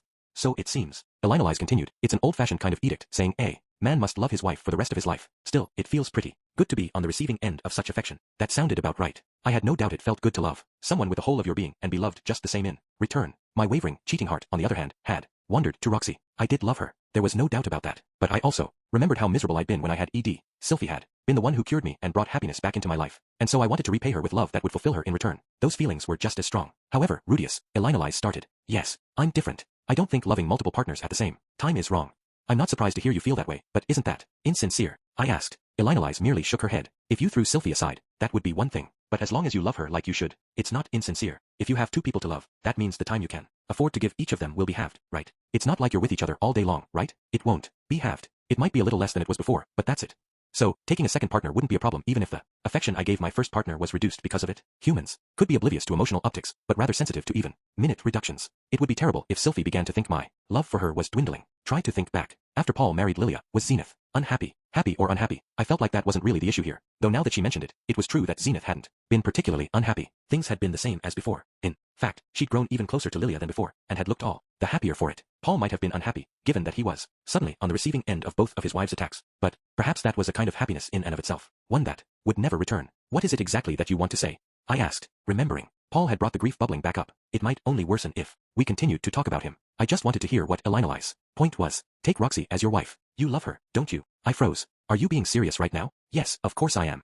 Miss Elinolise, is that really okay for you to say? You are Sylphie's grandmother. Shouldn't you be looking out for her happiness? Not that I had any right to blame her. I was the one who'd had an affair, the one who'd broken my oath to Sylphie and slept with Roxy. That fact remained unchanged, regardless of the circumstances. And yet, I found myself taking an accusatory tone. Yes, I can say it. No one else could say this but me, she said, haughtily as she looked at me. I realize I shouldn't say it like this, but before I was Sylphie's grandmother, I was Roxy's close friend.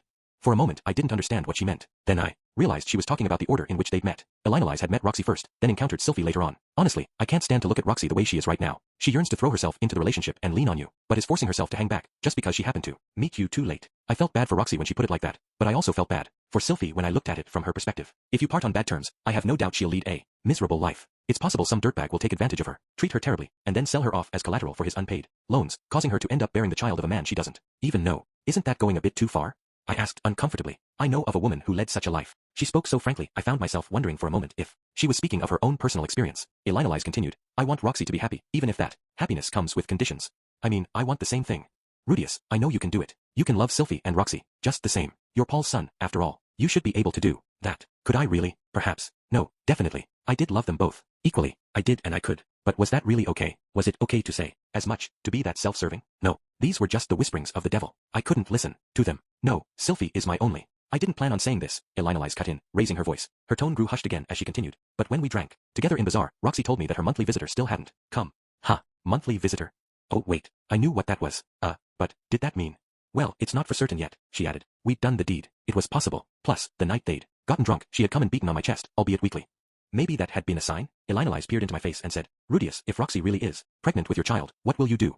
Her question conjured an image in my head of Paul back in the day back when Lilia was pregnant with his child. He'd looked so pitiful. I was the one who had saved him back then, when he'd been helpless. Now, I thought he was a man deserving of respect, but that didn't mean I wanted to make the same mistakes he had. I'll do what must be done. Which is, she prompted, I'll marry her. Marry. The moment the word left my mouth, it felt like my heart had dropped into my stomach. I loved Sylphie, but I also wanted to marry Roxy and have her be a part of my family. I didn't want anyone else to take her. I wanted to make her mine. It was selfish of me. I'd said the same thing to Sylphie, gotten her pregnant with my child, and now I desired another woman as well. It was unforgivable. Only a piece of garbage could think the way I was thinking. I'd said the same of Paul so many times up until now. Called him a piece of garbage just the same, but I was a man, too. No, that I had two women that I loved and wanted. Couldn't I do my best to have them both, just as Paul had done? Perhaps Sylphie would be disgusted with me and Roxy would abandon me, but wasn't it worth trying, even if I lost them both? Oh, that's right. This wasn't just up to me. Whether Roxy and Sylphie agree to it is a different story, I said. Finally. Indeed. Well, I'll go get Roxy. Ha. Leaving me with those words, Elinolise immediately strode into one of the nearby tents. After a few moments, Roxy came out by herself. She didn't seem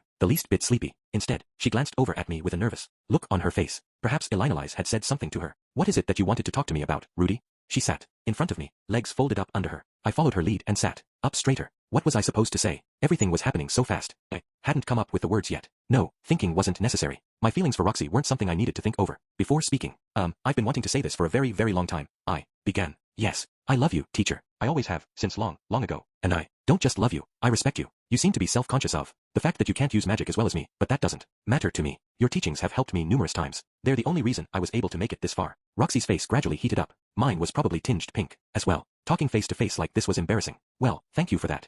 But, I added, stammering, you see, I also have a wife. Yes, I've heard. Was it really appropriate to say, so please be my second wife? Wasn't that a selfish way to put it? But I couldn't think of a better way to spin it. What should I do? I just had to say it. No matter how I spun it, my request remained the same. I was suggesting not splitting up with Sylphie, but instead, trying to bring Roxy into the family without seeking Sylphie's input first. I would have to get her approval after the fact. That was exactly the kind of thing a garbage human being would do. Still, I had to say it now. Roxy might wander off if I didn't. She was the kind to immediately set off once the job at hand was done. If I didn't stop her now, it might be too late. Enough. If I was going to regret not saying it later, then I should blurt it out now, even if that made me a piece of shit. My wife's name is Sylphiette Greyrat now, but she didn't originally have a surname. She was just Sylphiette. Roxy nodded. Yes, so I've heard. Would you mind making your name Roxy Greyrat as well? She looked suspicious for a moment, but she must have realized what I meant in the next instant, because she clamped a hand over her mouth. Roxy regained her composure almost as quickly. I appreciate you saying that, truly, but are you sure you shouldn't get your wife's approval first? Of course. We were talking about a complete stranger becoming part of our family. I absolutely had to consult Sylphie. I'd also need to explain it to my younger sisters, Lilia, too. I do need her approval, I admitted. In that case, she was going to turn me down. It seemed Roxy wanted me to choose her, and only her, after all. No sooner had that thought popped into the back of my head than, in that case, please ask me again after you've received her approval, Roxy said with a serious look on her face, the snow sprinkling down around us. Please ask me again. The words echoed in my mind. I felt my body heat up as I registered the fact that she hadn't rejected me. We drew close to the magic city of Sharia. I talked to Lilia about Roxy as well, her usual poker face in place. She merely said, I see then. Very well. It didn't sound like she judged me for it, probably because she'd been in the same position as Roxy before. No, that wasn't it. It was because the notion of monogamous marriage only existed in Millis. Either way, it took a weight off my shoulders to have made my promise to Roxy and gained Lilia's understanding. All that remained was to get home, explain the circumstances of the trip to Sylphie, and bow my head before her as I pleaded for Roxy's inclusion into the family. I still felt the weight of the knowledge that I would need to explain Paul and Zenith's situation to Aisha and Norn, but they would have to accept it as I had. I was certain Norn would react with anger and blame me, but I was still going to do it. I wasn't going to run. No matter how things turned out, I would have no regrets. Regrets. Just then, anxiety reared its ugly head. Those were the man god's words. He'd said I would regret something. True enough, there was Paul's death, Zenith becoming a husk, and me losing my left hand. I'd lost a lot, yet strangely enough I didn't feel regret. I could thank Roxy for that. Yes, part of me thought, if only I'd been stronger, if only I'd learned how to wield the sword better, if only I'd been strong enough to defeat that Hydra. But another part of me felt strongly that it would have been impossible either way. My aptitude for battle wasn't the best. I couldn't wrap that battle aura stuff around my body, nor did I know how to try. You had to be able to manipulate your battle aura to advance as a swordsman. Besides, the Hydra had been immune to magic. Even if I had worked diligently to learn King Tier spells, they would have been useless. There might have been some other way, but the past was the past. That was why I had no regrets. Paul's death had allowed me to reflect on my past. I'd worried people and caused them trouble, but ultimately, there was good that had come out of it all. What I felt wasn't regret, it was sadness. Just sadness. Sadness was all I carried with me from the Begarrett continent. But that was also why I felt anxious now. Perhaps the thing I would really regret was yet to come. For instance, maybe something had happened to the little sisters I left behind. Remember what he said? He'd mentioned this and that about Linia and Priscina. Did that mean something had happened to one of them then? Was I supposed to have enlisted their help to solve some kind of problem here? Or, don't tell me, had something happened to my pregnant wife? Those were the only things that might leave me with regrets. Despite my apprehension, we couldn't move any faster. The weather had worsened, and the snow was rapidly picking up. The others seemed unfazed, but Zenith was struggling. I used my earth magic to craft a seat I could hoist onto my back, and carried her. The armadillo looked half frozen. Perhaps we should have left it behind. After all, but it was already too late for that. I should at least give it a name so it doesn't die without one. I decided. Dillo. Dillo was a good name. Do your best, Dillo. It had taken just 5 days to reach the ruins when we were on our way to Begarrett, but it was taking over 10 on the return journey. It wasn't that long, compared to all my adventures so far, and yet, somehow, it felt like the longest leg of the entire trip. We arrived at the magic city of Sharia. I immediately headed for my house, feeling my pace quicken. Hey boss, what is it? Looks like you've seen a ghost. Shouldn't you cast some of that detoxification stuff on yourself? Geese asked, with concern. I ignored him and just continued my hurried advance. Ah, so this is the center of the city, eh? Should we go ahead and get ourselves an inn for now? There's no way we can all stay at boss place with this many people. There was someone talking behind me, but their words didn't reach my ears. Hey boss, you listenin'? Boss. Hey, Rudius. At some point, I broke into a sprint. I left everyone behind and shed toward my house, down the familiar streets I'd walked before, in a city I'd lived in for over a year now. Those I passed regarded me with confusion, wondering what my hurry was, but I went as fast as I could, stumbling, completely off balance. Perhaps the lack of a left hand was impeding my ability to run smoothly. Just as I was about to fall over, someone grabbed me and held me upright. What is all of this hurry for? It was Elina's. It's just, I started to say, grasping for words. She waited a moment before asking again. What is it? You've been panicking for a bit now. Did something happen? Oh no, I just have this feeling that Sylvie is in trouble. In trouble? Based on what? Nothing, really. I brushed her off and broke into a hurried walk again. I wanted to relieve this anxiety as quickly as possible. My house was just ahead. If things were as they should be, Sylvie's stomach should be heavy with a baby, and she should be home. Or maybe she'd already given birth. It would be a premature one, if so. If that had happened, then maybe. Anything but that. Anything else. I just didn't want any more bad things to happen. I arrived at the house. The snow had piled up, but the place didn't look that much different from when I'd left. The number of trees and potted plants in the garden had increased slightly. A product of Aisha's hobby, I assumed. The place looked more beautiful than it had before. I snatched my key out of my belongings, shoved it in the hole on the door, and struggled to turn it. The metal was cold and my hand was trembling. The door wouldn't open. The key wouldn't turn. TCH. I reached for the door knocker. It felt like ice on my skin, but I banged it several times anyways. Are you sure it isn't already open? Asked Elina from behind me. As she suggested, I tried the doorknob, turned and pulled, and it came open. Too careless, I thought as I started to step in. My eyes immediately met those of someone at the opposite end of the room, trying to open a door. Oh, big brother. Aisha, is everyone safe? What do you mean? Puzzled, Aisha's gaze flitted between me and Elina's, now standing beside me, then behind us. When I followed and looked back, I saw Roxy struggling to catch her breath. For the moment, I grabbed Aisha by the shoulders. She must have sensed something was off, because she glanced at her right shoulder and her eyes went wide. Visibly shocked, she looked between my face and my hand. Ha, what is this? What happened to your? I see you're safe. What about Sylvie? Ha, oh, she's right in here. At her words, I realized that just behind Aisha, looking equally puzzled, was Sylvie. Her stomach had doubled or perhaps tripled in size. Even her breasts were a bit swollen. She was about 7 or 8 months along now, probably already producing breast milk. No, that didn't matter right now. Rudy, what is it? She asked. Sylvie, are you alright? Nothing's happened. Ha, no, everyone has been really wonderful to me, and Aisha's been doing her best to help out as well. So Sylvie was fine? Yes, I could see as much. What about everyone else? I asked. Norn, Arlinia, and Zenoba and the rest safe. Ha, safe. Nothing's happened here, she said, still confused. No one's gotten sick or injured. And no, nothing noteworthy. Sylvie looked utterly dumbfounded, as if she had no idea what I was talking about. Seeing that expression, I realized there really was nothing wrong. Big brother? By the time I realized it, Aisha's face was towering over me. Boy, she sure had grown. No, wait, I just sunk to the floor. Okay, I breathed out. The tension left my body. In the end, the regret the man god had spoken of was the regret around Paul's death and the deaths of my parents from my previous life. The rest of my anxiety had been needless worry. Ha! As that sank in, I let out a huge sigh of relief. Thank God. Sylvie gradually approached and rested her hand on my shoulder. I could feel her warmth spread through the fabric of my robe. She immediately knelt down and gently wrapped her arms around me. I slipped mine around her as well, albeit clumsily, with my left hand missing, and squeezed. Her familiar scent filled my nose. Welcome home, Rudy. There was so much I needed to tell her, about Paul, about Zenith, about Roxy. I also needed to welcome those I'd left in the plaza into my home. I'd come all the way here by myself, after all. I'd panicked a bit too much. Nothing had happened. I should have just taken my time with the others. But there was something I needed to say first before I did any of that. I'm home. I'd returned. Chapter 14. Report. Things went by in a frenzy after I returned. First, Aisha ran out to fetch Norn from school. Roxy, either out of consideration or because it felt too awkward lingering here, went off to retrieve Geese and the others. Elina seemed anxious to rush to her beloved cliffside, but resisted the temptation. As we waited for everyone to gather here, I passed the time asking Sylvie about what had happened since I left. I was sure she wanted nothing more than to hear how my adventure had gone, but she didn't complain as she recounted events during my absence. Her pregnancy was moving along smoothly. According to the doctor, the child would most likely be born right on time. As for the others, they were apparently doing well. There'd been a small incident at the school a few days ago, but Nanahoshi had resolved it. Something must have changed in her if she was going out of her way to help the people of this world. Neither Aisha nor Norn had gotten sick or injured. They were both doing well. Aisha's gardening hobby had taken off, and she even had new plants growing in her room. I'd have to take a look for myself when I had the opportunity. Norn was gradually becoming an idol-like figure at the school, having spawned something akin to a fan club. It made sense, given how cute she was. Zenoba, Cliff, and Linnea and Priscilla popped in occasionally at the house to check in. Ariel had apparently complained that I'd said nothing to her before leaving. She was right, come to think of it. I'd need to apologize the next time I saw her. Even so, everything I heard suggested they were all doing well. When I had the time, I would have to go inform them all that I'd returned. Apparently, the only exception to our group of friends was Batagati, who remained unaccounted for. Well, he was immortal, so I doubted anything bad had happened to him. Sylvie looked adorable as always, with a finger pressed to her chin as she tried to recall the past 6 months. So nothing happened to anyone, I remarked. Nope, nothing I think would worry you, at least. All right. Sylvie changed the subject. Anyway, so tell me, what happened with you? Oh, I'll tell you, I promised. Just wait until everyone is gathered first. A lot happened. Okay, oh, it looks like they're back. In the midst of that conversation, Roxy returned, along with Geese, Talhand, Lilia, Viera, Shiera, Elina and Zenith. With Sylvie and myself included, there were 10 of us. Our living area was spacious enough to accommodate them and then some. Oh, you must be the boss wife, Geese realized. Heh. You sure are cute. Boss, you're a lucky one. That's my granddaughter, Elina informed him. Yep, and if not for her slutty granny, she'd be perfect. Excuse me. The rest of the party ignored their 2 bickering companions, moving to greet Sylvie one by one. She received them humbly, returning their greetings in kind. A pleasure. I'm Roxy, Migurdia. Roxy, as in the master that Rudy is always boasting about? Asked Sylvie. Yes, that one, Roxy said, then paused a moment before continuing. Although I'm not special enough to warrant such boasts. Well, I'm pleased to meet you. I've heard so much about you. From Rudius. I'm Sylphiette. It's an honor. Why yes, for me as well, Roxy said, seeming a bit awkward. Made sense that she would be, I guess. Not much time had passed since our conversation the other day about her joining our family, but that talk would have to wait until later. It has been a while, Mistress Sylphiette. Lilia greeted her with a bow of the head. Yes, it has, Miss Lilia. Sylphie seemed delighted at their reunion, her lips threatening to break into a genuine smile, only to turn bitter just as quickly.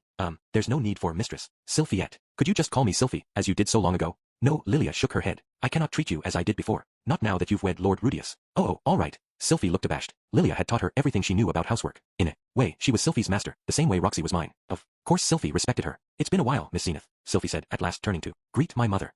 Miss Zenith? Zenith just stared blankly ahead even as Sylphie called out to her.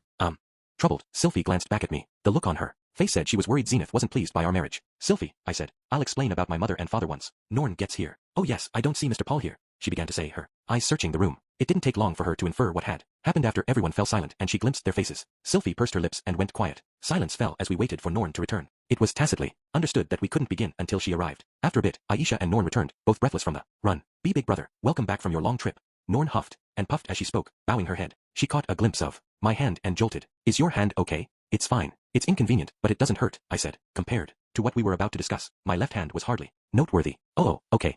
Norn was still struggling to catch her breath as she glanced about the room. Huh, she muttered in confusion, unable to find who she was looking for as she took a seat. Aisha approached me and asked, before we proceed, would it not be appropriate to serve the guests some tea? Yeah, you're right, I agreed. This is going to take a while, so please do. Oh, I'm sorry, said Sylphie. I should be the one doing that. Let me help out. Not at all, mistress. Stay here. Entrusted with the task, Aisha immediately set to work. She prepared enough tea for everyone, gathered their luggage in one place, and hung up their coats, wet from the snow. She offered everyone slippers to use, taking their damp shoes and setting them to dry by the fireplace. I sat unmoving and merely watched her do all of this. It wasn't just me watching, either. Lilia was also observing her daughter closely. Come to think of it, Lilia had always been the one doing this kind of work back in Rapan. But now, in the deathly silence, she stayed put, not lifting a finger. That was a rare sight. Aisha, once her daughter's work was mostly complete, Lilia called out to her. Yes, what is it, mother? It seems you're attending to your duties properly and not causing trouble for your brother. Yes. Aisha nodded. You may be related to Lord Rudius by blood, but it was he who saved your life. Keep that in mind as you continue to carry out your duties as his maid. Yes, mother, Aisha replied, sounding just as formal as Lilia. It didn't feel right to hear a parent and child talk like that. This was their first time seeing each other in a while. I felt like they should be, well, warmer toward each other. Then again, perhaps, Lilia was just restraining herself. The conversation to come was going to be a painful one, after all. Since everyone is gathered, why don't we start? My heart felt heavy, but it was my duty to speak. Paul was no longer here to do it for me. But father isn't here yet, Norn said anxiously in protest. Would she be angry when she learned, I wondered? Before I left, she clung to me, crying for me to help him. I told her to leave everything to me. She would probably blame me when she learned he was dead. It was fine if she did. I was the one who'd failed to grant her wish. I glanced around at everyone and then said, our father is, Paul Greyrat is dead. Ha! Norn raised her voice in confusion. Sylphie lowered her head, the heartbreak plain on her face. Aisha's eyes went wide, her fists curling up tight. This is what he left behind, I said, setting out his equipment, piece by piece on the table. His sword, his short sword, his armor, and his remains. Just those 4 things. Why? Norn jumped to her feet and approached. But you went. Why did he die?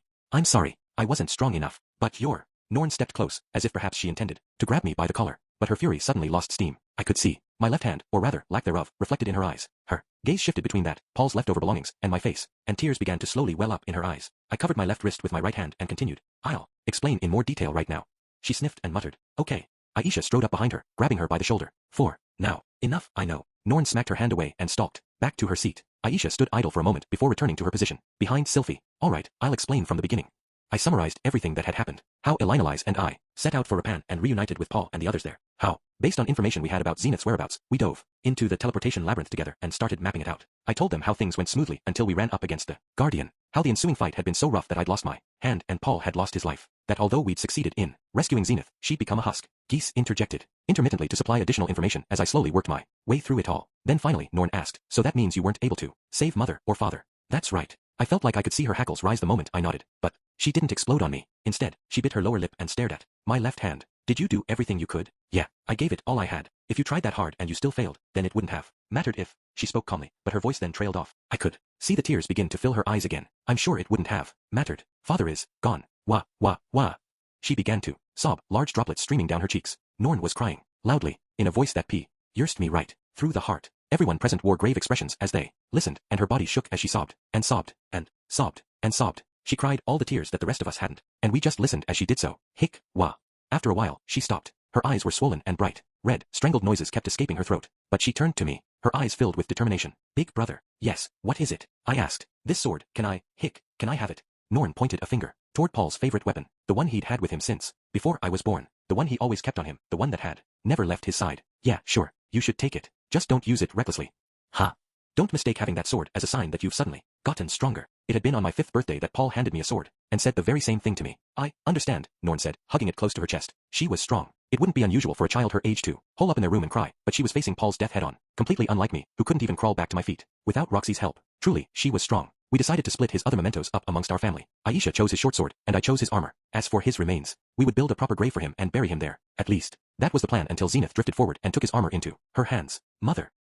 I called out to her, but she didn't respond. As usual, she just stared blankly ahead, like a husk, and yet, she'd moved as if she understood what was going on here. Or was that just a coincidence? No, perhaps the core of who she was still remained. Regardless, it meant that I was left with nothing of his, but I was satisfied with that. I'd received so much from him already. Well then, let's talk about Mother next. Once again I explained Zenith's condition to them, that she had lost her memories and seemed almost completely empty inside. She won't get better? Sylphie asked. I shook my head. I don't know. I intended to have doctors and healers examine her to be sure, but I'd never heard of healing magic that could restore lost memories. Honestly, we didn't even know the root cause of her condition. We knew she'd been encased in a magically imbued crystal and lost her memories, but that was it. It might well be something akin to oxygen deficiency. I was certain of nothing, of course, but I did think the chances of curing her condition were slim. If there was damage to her brain, then the medical technology of this world wouldn't be enough to fix her. Even advanced tier healing magic hadn't done anything. I'd read a manga or two where inflicting the same level of shock that had made a person lose their memories in the first place snapped them back to normal, but we couldn't test that out on Zenith. Besides, I wasn't sure she'd be happy even if we did cure her. Paul had died trying to save her. I was sure she'd blame herself, saying, if only he hadn't tried to help me. Maybe she was better off not remembering. No, that wasn't right. We should work to restore her memories. Anyway, she'll need treatment and care, I said. I plan for her to live here with us. If my parents in my previous life had lived, grown old, and become bedridden, would I have looked after them the same way? Lilia had initially said she planned to rent separate living quarters so that they wouldn't impede on my life. She'd earned enough from the teleportation labyrinth to live on for over a decade. In this town, I'd shot that idea down flat. I wouldn't allow such a thing. Paul wouldn't allow such a thing. It was our duty as her remaining family to look after her. I plan to entrust her care to Miss Lilia, I continued, but I am sure everyone will end up having to lend a hand. Very well. I will do my best to help out too, Sylphie said. Gladly. No one seemed to disagree, not that I intended to let them. Paul had told me to save Zenith even if it killed me. Even now, I didn't truly know what he'd meant by that, but now that he was gone, it was up to me to protect her. Besides, though I'd said she needed treatment, it wasn't as though she had Alzheimer's. She was just more or less an empty husk. With Lilia by her side at all times, I was sure she'd be fine, though I would need to gather the necessary supplies for her care. So that means Mother will be living here as well? Aisha blurted out, voice filled with confusion and anxiety. Yes, Aisha, I will be in Lord Rudius' service. I wondered if Aisha saw Lilia as a thorn in her side. Lilia had been a strict disciplinarian when she was growing up, and I'd gotten the sense Aisha enjoyed living away from her mother. Still, I didn't feel like it was appropriate for her to express her displeasure here. If she did voice such complaints, I would have to chastise her accordingly. Will we be splitting the work as well? Aisha pressed on. We can discuss that later, said Lilia. I intend to make the mistress care my primary focus, leaving the majority of the household work to you, Aisha. All right. Aisha didn't protest, but it did look like she was uncomfortable with her mother present. Her voice was stiff, her expression gloomy. Having noticed that, Norn interjected. Hey, Aisha. She put a hand on her sister's shoulder and whispered. You don't have to hold back on our account, okay? Aisha glanced at Norn, then at Lilia, then at me, then again at Lilia and back at me. I wasn't sure why she was looking to me for approval, or what she was looking for approval for, but I nodded. Nonetheless, Aisha hopped to her feet and threw her arms around Lilia. Mother. Mother, I'm so glad you're safe, she bawled, burying her face in Lilia's stomach. I'm home now, Aisha. Lilia's expression turned gentle as she stroked her daughter's head. Ah, yes, it all made sense. Aisha had to have felt conflicted. Lilia was her mother, after all. I was sure she prayed for Paul and Zenith's well-being, too, but it was Lilia's safety she prayed for above all others. And now that she had returned safely, it was under circumstances too grim for Aisha to express her joy sincerely. Forgive me for doubting you, Aisha. We talked about a variety of things after that, concluding our return announcement. The conversation had included Geese's financial report proving that we'd come out in the black, not that our newly deep pockets had done anything to brighten the cloudy expressions on everyone's faces. Well then, guess we ought to be off to look for an inn. As soon as we were finished, Geese took to his feet. Talhand, Vieira, and Shiera followed his lead. I hurried to stop them. I don't mind if you stay here with us today. What, boss? Don't be stupid. We've got brains enough to know we'd just be getting in the way of your family here. Geese shot back. The other three seemed to agree, moving to retrieve their luggage, pulling on their still damp shoes and coats. In the end, I decided to see them off at the front entrance, and as I watched the four of them recede, I called out again. Everyone, thank you for all the assistance you provided my father all this time. Vieira and Shiera, in particular, bowed their heads deep. They had helped Paul ever since his time in Militian. I hadn't spoken with them very much, but they'd supported us in myriad ways as we dove in and out of the teleportation labyrinth. They were the heroes behind the scenes. No, we should be the ones apologizing for not being more helpful. We'd appreciate if you'd let us know where the captain's grave is once you have it finished. Their replies were short. I wondered what Paul had been to them. They'd followed him to the Bigarret continent even after the Fit-Toa search and rescue squad disbanded. Perhaps they'd had special feelings for him, but even if they'd loved him, it was all over now. What will you do now? I asked. Once winter is over, we'll return to the Azura Kingdom. There are other people from the search and rescue squad to whom we are indebted. I see, I said. Well, take care. You as well, Lord Rudius. I know you'll have a lot on your shoulders from here on out, but take care of yourself. They bowed their heads to me one final time before disappearing into the curtain of falling snow. The search and rescue squad. Oh yeah, hadn't someone said something about Zenith's family helping finance Paul's activities? Zenith wasn't exactly what you'd call safe and sound, but we should still inform them that she'd been found. I could at least pen them a letter. As I was preoccupied with those thoughts, Geese slapped my shoulder from behind. Well, see ya, boss. Mr. Geese, Mr. Talhand. I looked at each of them. What? Wipe that gloomy look off your face, Geese grumbled. What will you both be doing after this? Geese scratched his head. We plan to head as far as Azura. We want to exchange our Begarrett currency and sell these magic items we got. You're going to sell all of them? I asked. Plan to keep a few to use ourselves, but for the most part, yeah. Geese still had one in hand. They'd informed me of what the items did when they appraised them, but most were nothing special, just random stuff like a short sword that could be used in place of a match. I figured I might find a use for them eventually, so I tossed them into our basement storage area. No matter how ridiculous the effects, they would still fetch us some money if we were ever in a pinch. The magic stones that absorbed mana were a separate matter. I wanted to research them once I had the time. If I faced a similar opponent in the future, I didn't want a repeat of the labyrinth. I didn't want to be powerless. I might not be skilled enough to get anything out of researching the stones, but I'd rather try than just give up. If you want, we can take your items along with us to sell in Azura. You'll get a lot more bang for your buck there than you would here, you know. Azura did have a steep price for commodities, and their currency was accepted widely across the central continent. If you were going to sell something, Azura was the place to do it. And let me guess, I said knowingly, on the way back here, you'll gamble it all away and make a run for it. Ah, hey, no way, I wouldn't put my hands on your money, boss. His eyes darted back and forth, not looking at me. Perhaps he really did plan to gamble the money away. Ah, well, if not for Geese, we would have never made it through that labyrinth in the first place. I owed him an enormous debt. This was trivial by comparison. I'm kidding, I said finally. Well, I did plan to gamble some of it, he confessed, the edges of his lips curling up in an ornery chuckle. And after that, going to continue as an adventurer. Geese shrugged. Those were the only skills we got. All right, well, we'll be here until spring, so come drink with us when you've got the time. You said you'd introduce me to a nice female monkey, yeah. I guess since you got a wife and kid on the way, you probably don't frequent those kind of places. Heh.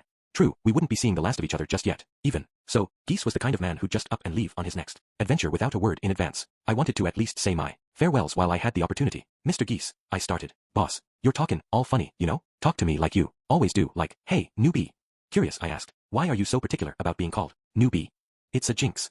A jinx. That word alone should have been an inadequate explanation, but it hit me straight in the heart. If it was one of his jinxes, I couldn't complain. Well, either way, thank you both for everything you've done up until now. I told ya, no need. Anyway, take care, boss. Once I bowed my head low, Geese waved his hand and started to walk off. He's right, you don't owe us anything.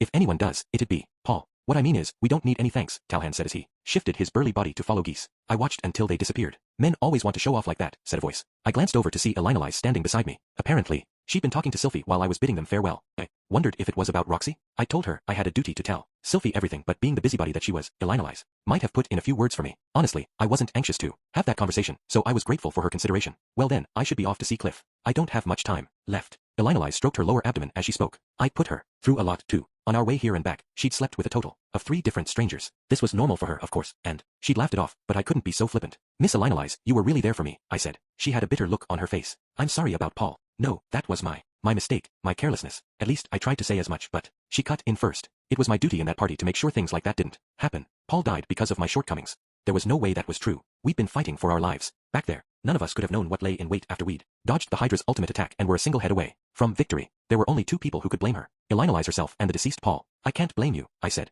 or anyone else. Then don't blame yourself, either. All right. Okay, time for me to get going, Elinalize said before dashing out into the snow. There was someone important still waiting to hear that she'd returned. Phew. I let out a long sigh, my breath turning into a visible plume that rose and dissipated amidst the snow. At last, the displacement incident was over, at least for me. All my missing family members had been found. There were probably other victims out there still missing, but I had no obligation to search for them. It was over. It was the conclusion of a long, frustrating, bitter journey. Now life could move on to the next stage. No looking back. I had to live on and look ahead. There was still so much I had to do in this world. So much I still wanted to do. So let's look to the future. Rudy, has everyone already left? A girl's voice called from behind. I glanced over my shoulder to see Roxy standing there. I also wanted to talk to them a bit.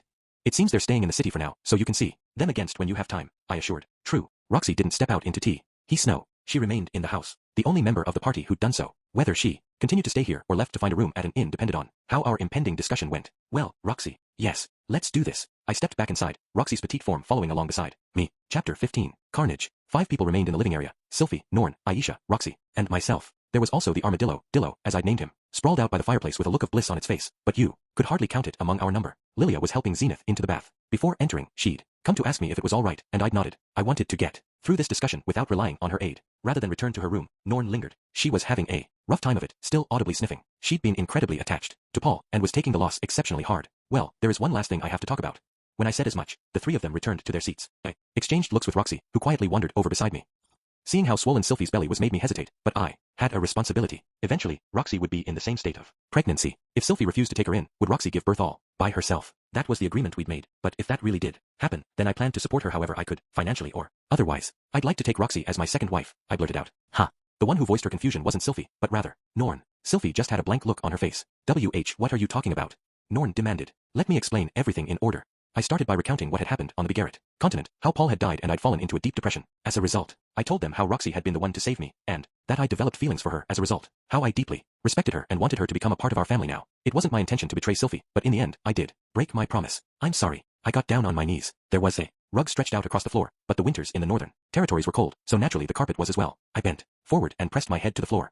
Why, Rudy? I heard Sylphie's panicked voice call out from above. I still love Sylphie just as much as before, but it seems I may have gotten Roxy pregnant. I need to take responsibility for that. The more I spoke, the cheaper my words sounded, even though they really were my true feelings. When I peered up, Sylphie had a troubled look on her face. Perhaps she was confused. I couldn't blame her for that. I told her that I loved her, sworn I'd come back no matter what. Now I'd returned in shambles, minus a family member and my left hand. She might have thought she could at least rejoice because I was safe, but here I was, saying I wanted to take another woman as my wife. In her place, I would have wailed, screamed, and lashed out. But still, I asked for the impossible. Sylphie, please forgive me.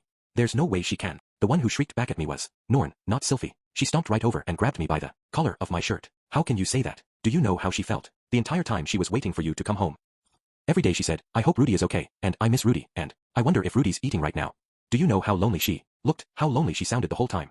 I didn't know it all, but I could imagine it. The expression on her face as she waited for me. How lonely she sounded. How she might sit in a chair with nothing else to do but tap her foot as she waited. I figured I couldn't blame you for not being able to save father. If things were so rough you even lost your left hand, then there was nothing anyone could do. So it seemed wrong to blame you for it. But now you're telling me you had enough composure during all of that to have sex with another woman? And now you want to make her your wife? No, I wasn't composed at all. I was depressed. That's why Roxy put her own feelings on the line to save me. Miss Sylphie would have done the same thing for you if she'd been there. Norn snapped back. Of course Sylphie would have saved me had she been there. She'd cured my impotence, after all. But the one who actually saved me was Roxy. Even though she had feelings for me, even though she knew I already had someone, she'd resolved to do it, even knowing she might be tossed aside afterward. Norn, you should understand how it feels, locking yourself in your room, feeling like you're so deep inside a hole you can't see the light at the end of the tunnel. How are you supposed to cast aside the person who saved you from that? I argued. I do know. I'm grateful to you for helping me through that, but this is a totally separate matter. Lord Millis would never permit someone taking a second wife. Oh, that's right. Norn was a follower of Millis. No, her religion wasn't the issue here.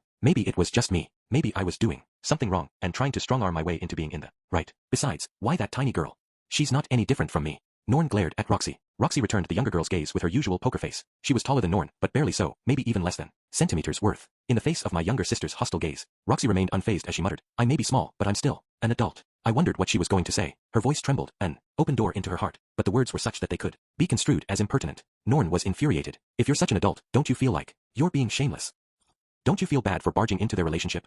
Norn, that's going too far. I'm the one who said I wanted to bring her into our family. Roxy's done nothing wrong. She's the one who tried to back out of it. I objected with a firm voice. Norn didn't even glance over at me, but just continued her verbal onslaught on Roxy. You stay quiet, she barked at me. Besides, if she really did try to back out, then why is she still here, clinging to you? She's just taking advantage of your offer. I honestly thought about slapping her, and it went without saying I didn't have the right to do such a thing. If I slapped her, I felt like I really would be complete scum. Roxy fell silent as Norn shouted her down. She looked as indifferent as usual, her eyes turned to the floor. Finally, she lifted her head up and bowed it toward Norn. You're right. It is shameless of me. I apologize. Then she stood up straight and drifted over to the edge of the room. She picked up her luggage, placed her hat on her head, and moved quickly toward the exit. I couldn't even stop her. I knew we'd face resistance, knew not to underestimate how difficult it would be for everyone to accept this, but I thought I could convince them. That had been naive. Now here we were, and Roxy had been lambasted for her part. She probably felt like she was walking on a bed of nails, and things might keep being that painful for her if she stayed here. No one would choose to stay with that possibility in mind. Even I would race for the door, unable to withstand it. I couldn't let her leave here with such a bitter taste in her mouth. That wasn't how I wanted this to end. I wanted to repay her for everything she'd done, not bring her here just so she could be dragged through the mud. I brought her here so I could make her happy, and yet, no matter how I felt, I couldn't stop her. I couldn't hold her back. Maybe I couldn't make her happy? No, think. Roxy would be out the door any second now. I at least needed to stop her, even if it meant slapping Norn, even if it meant making my little sister hate me. Wait. A voice called out from behind. Miss Roxy, please, wait. It was Sylphie. She took to her feet and hurried over, grabbing Roxy by the hand. Roxy glanced back, her eyes welling up with tears. Why are you stopping her? Norn gasped. Just let her go. Norn, could you please be quiet? Dumbfounded, Norn squeaked. Huh. You were being far too harsh this whole time. I never expressed any objections, said Sylvie. Norn froze, at a loss for words. Please sit, Sylvie said, turning her back on Norn in favor of guiding Roxy to a place on the sofa. Roxy perched herself atop it, willingly with no signs of resistance. Then Sylvie took a place beside her. I was a little confused at first. So it seems you're the one who saved Rudy, Miss Roxy. Roxy tentatively nodded. Yes, but I did have an ulterior motive, and I don't intend to make any excuses for that. Yes, agreed Sylvie. Well, Rudy is really handsome. I wouldn't have believed you if you'd said you didn't have any ulterior motives. I think if I had been in your place, I'd have done the exact same thing. Sylvie smiled at Roxy, a gentle expression on her face. Roxy's was stiff in contrast. Sylvie kept smiling as she continued. To be honest, I figured it was just a matter of time. What was a matter of time? Roxy asked, confused. Rudy bringing home another woman. Just a matter of time before I brought another girl? Wait, did this mean she actually didn't trust me? You know Rudy's a pervert, right? I figured he'd do it with someone else if I wasn't around. But he's loyal, so I figured if he did do it with someone else, he would want to bring her into our family, just like he did with me. I didn't think I'd be able to have him all to myself forever. I wanted to protest, but she completely hit the bullseye. I had no right to say anything. Honestly, I figured if he was going to bring anyone home it would be Linnea, Persina, or Miss Nanahoshi. Roxy commented. I've not heard those names except for Miss Nanahoshi. They're his friends at school. They're all very sexy, with huge breasts. Well, Nanahoshi isn't necessarily that sexy, I protested. Inwardly. Wait, that doesn't matter right now. Truthfully, what I heard of your trip sounded brutal, and there was Paul's death as well. I completely forgot the possibility he might have hooked up with someone else. That's why I was so surprised when I heard. Sylvie paused. But it does make sense. What does? Roxy asked. Ever since you got here, you've been staring over at him with an anxious look on your face. I wondered what that was all about. First, I thought it was because you were nervous about him announcing Paul's death. But this is what it was actually all about. Sylvie continued. You had the eyes of a woman in love, Miss Roxy. The eyes of a woman in love. When Roxy heard that, her face heated up. I'm sorry for making you witness something so unpleasant. She lowered her head, cheeks still red as a tomato. From a wife's point of view, it couldn't be pleasant to watch another woman look lovingly at her husband. I could understand Roxy thinking that way, but Sylvie merely shook her head. It wasn't unpleasant, but Roxy began to protest. How should I put this? Sylvie tilted her head in thought, and almost as quickly nodded. You know, Rudy always talked to me about you, Miss Roxy. What did he say? Things like, she's the only magician I respect. He talked the same way about you before the displacement incident as well as after. Roxy shifted awkwardly in her seat. I'm not sure what to say, but I feel bad you had to hear that. Well, that was why I did feel a bit jealous as well, Sylvie confessed. He had such admiration in his eyes every time he talked about you. I thought to myself, this Roxy Magurdia person is such an incredible magician. There is no way I could ever stand shoulder to shoulder with her. But now that I've actually seen you and know you're just a normal girl who loves Rudy, that jealousy is gone. That means you're just the same as me, Sylvie said as she lifted Roxy's hat away and caressed her face. Roxy just stared back at the other woman and let it happen. And as she continued stroking, Sylvie said, Norn may have expressed her opposition, but I welcome you. Roxy's face colored with surprise. I too felt my jaw drop in shock. I'd never dreamed Sylvie would accept it so easily. Sylphiette, Miss, Roxy said haltingly. Just Sylvie is fine. I hope we'll get along. Rox. I'm actually 50 years old as of this year, so that kind of nickname sounds a bit too childish.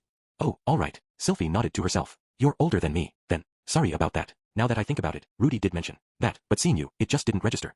Well, I am petite, Roxy admitted. I'm not all that big myself. The two of them looked at one another, holding hands, and laughed. Well, Roxy, let's support Rudy together then. Thank you, Sylvie.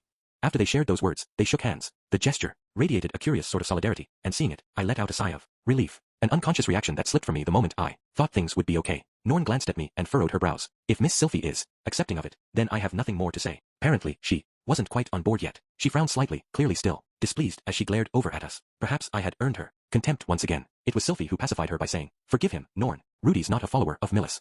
But Norn started to protest. Mr. Paul had 2 wives as well, didn't he? She went quiet for a moment before saying, True, he did. Sylvie continued, Would you say the same kind of things to Miss Lilia, then? Norn's eyes widened in surprise. She turned to look at Aisha, who was sitting beside her. Aisha had been quiet the whole time, her face the picture of composure. Oh, I'm sorry, Aisha, Norn said. It's fine, really. I know you often say things without thinking them through. Why do you have to put it like that?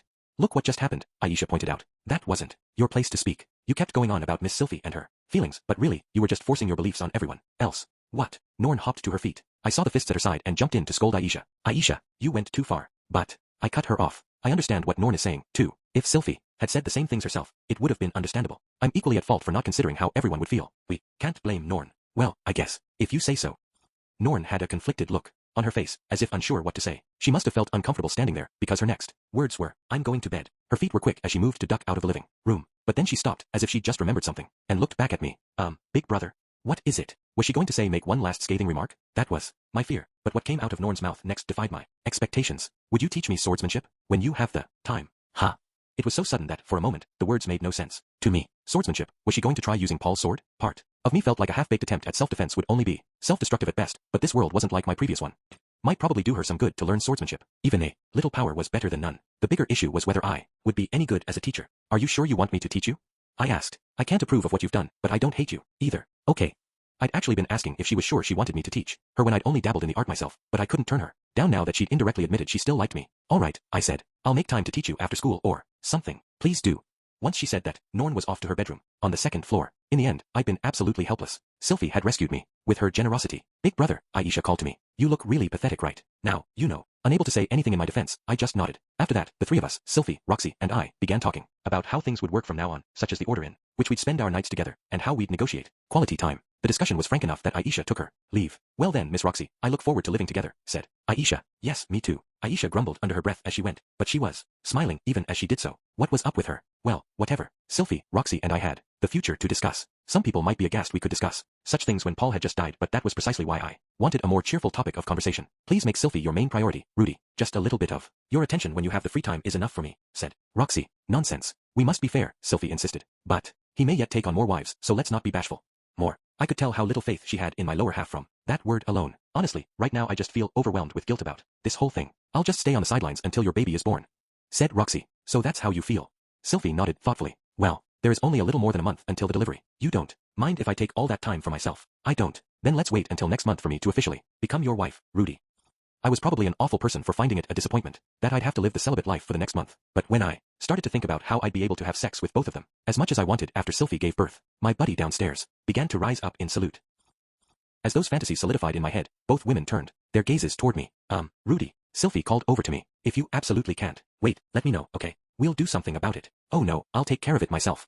No matter how much of a horn dog I wasn't going to cheat any more than I already had. I wanted her to trust that I, Rudius Greyrat, would not falter again. The only reason I had wavered was because of the unique situation I'd been in, and because my partner was Roxy. As long as I never wound up in a depressive spiral and had a woman of Roxy's caliber appear before me, I'd never cheat again, ever. Oh, but you said Roxy is pregnant as well? In that case, if we wait a month, you won't be able to have sex with her, either. What'll we do then? Sylphie wondered anxiously. Roxy, looking ashamed, said, about what Rudy said. Regarding that, I think he was lying. I didn't get the opportunity to say as much, but I'm not actually pregnant. Huh, I blurted out. She wasn't. Then what the heck was Elinalize talking about before? Oh, she'd baited me right into a trap. That jerk. Damn it. And I'd danced right into the palm of her hand. What is it, Rudy? Roxy asked. Nothing, but let me just clear the air and say I wasn't lying.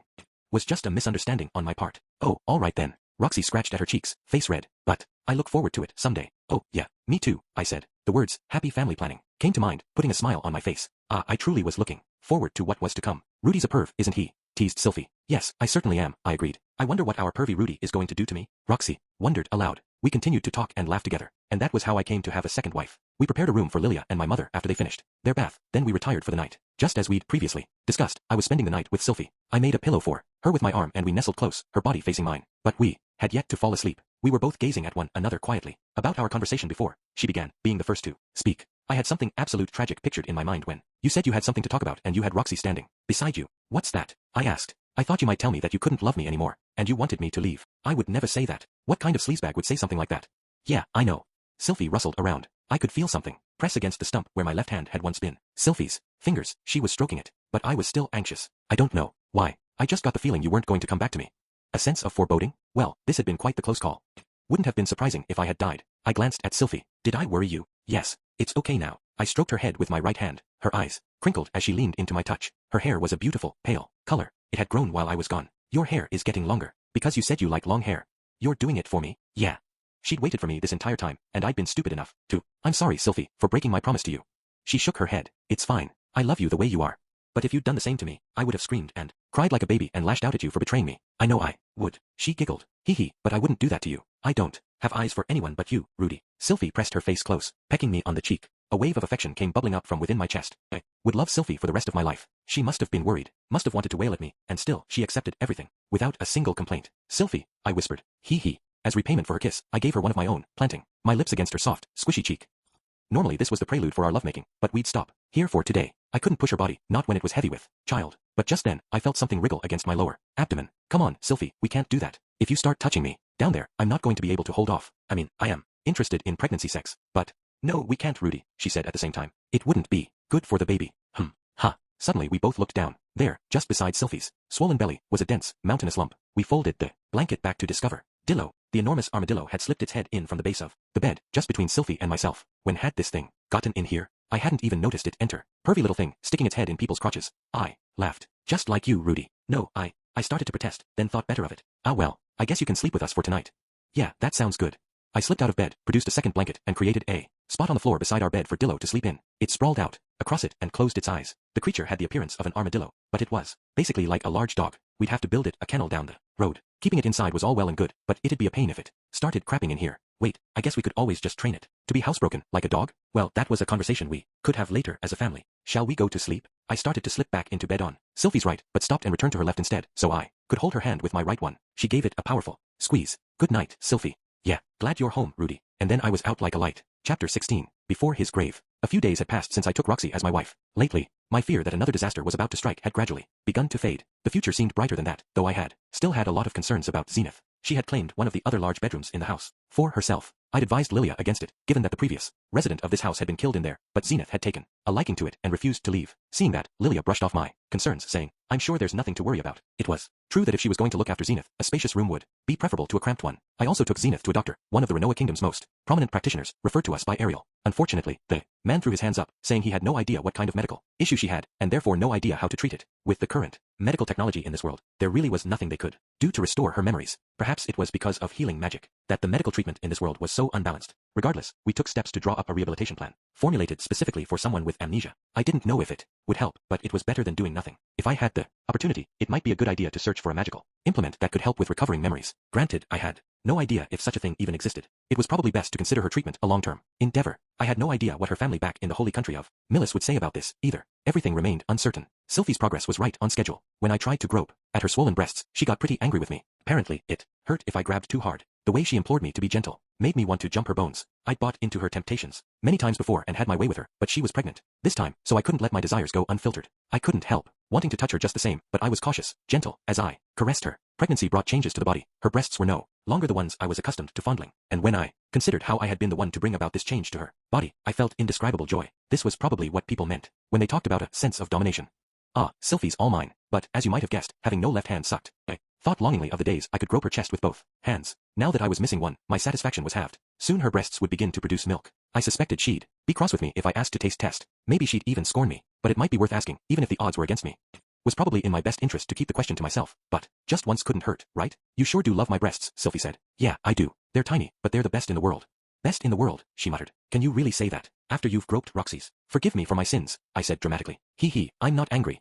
We engaged in playful banter, our relationship as strong as ever. If this had been my previous world, more specifically, Japan, our relationship would have probably been quite strained. But in this world, Sylphie was understanding. As long as I loved them equally, I could have 2 or 3 wives. As for my other wife, Roxy had taken up one of the smaller rooms on the 2nd floor. The smallest, to be exact. I suggested she pick a more spacious one, but she apparently liked cramped spaces, which I understood. I didn't mind them, either. Roxy became a professor at the university. At the same time, I went around introducing her to everyone and announcing my return. But we'll save that story for another time. Another month passed, and finally, on a day with heavy snow, Sylphie gave birth. It was a normal delivery with no real complications, neither breech nor premature. The only issue was that the blizzard outside was so strong that the doctor we called couldn't make it in time. In my previous world, that would have been a cause for panic, but fortunately, we had Lilia. As someone experienced in delivering babies, she was able to move swiftly, with Aisha as her assistant, never asking me for a thing. She performed each step carefully, walking Aisha through the process. Roxy and I were on the sidelines in case anything happened. If an emergency arose, healing magic would be our ace in the hole. Although, notably, my nerves were completely shot. Healing wasn't even in my head at that point. It was all I could do to grip Sylphie's hand in mine as her face contorted in pain. Seeing you like this brings back memories of when the mistress gave birth to Norn, said Lilia. That gave me flashbacks, too. Norn had been a breech baby, with both mother and baby in danger during delivery. Paul had been useless, completely choked up. I'd managed to keep my cool and assist the delivery back then, but look at me now. I'd been much more capable in the past than I was now. Not much different than how I'd been in my previous world. Don't worry, Mistress Sylphie will be just fine. There's no need to stress, Lilia said as she worked briskly, handling everything with such practiced expertise that I was floored. But no matter how she tried to soothe my nerves, my mind wouldn't settle. The only thing I could do was cling to Sylphie's hand and say, breathe in and out, wiping the sweat from her brow as I did so. The anguish on her face was clear, even as she giggled in the face of my panic. Rudy, you can relax a little, you know.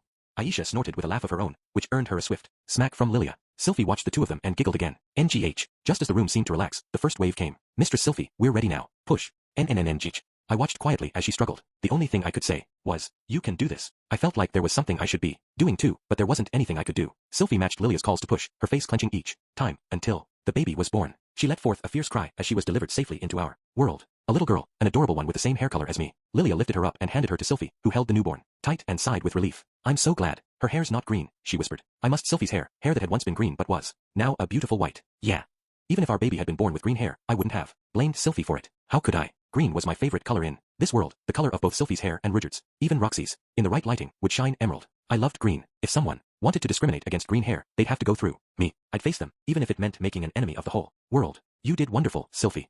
Thanks. While I had the resolve to love green hair, the rest of the world did not, considering it an ill omen. I thanked God for our good fortune that my daughter had the same hair color as me. Speaking of God, she was actually in the neighboring room with a staff gripped firmly in her hands, looking pale as a sheet. Here, Rudy, hold her, said Sylphie. Okay.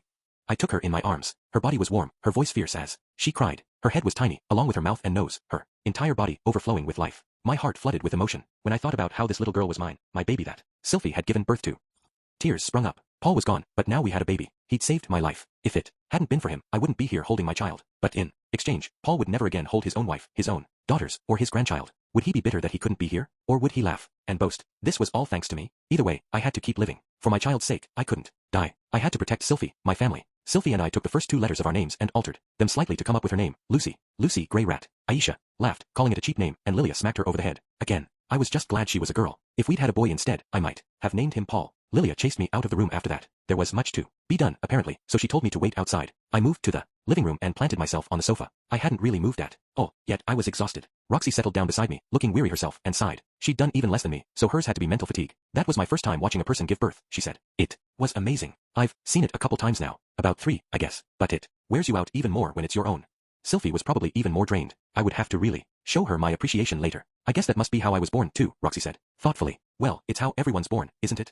I didn't know much about how the Migard reproduced, but considering they looked just like humans, there couldn't be too much of a difference, right? I'll be giving birth like that too eventually, won't I?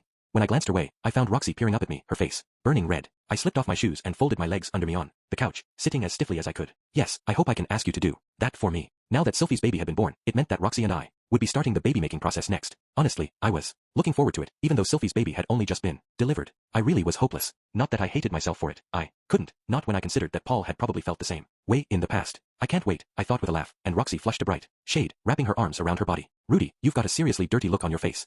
I was born with it. That's right, I was born with it. It was something I'd had ever since I came into this world, or perhaps even before that.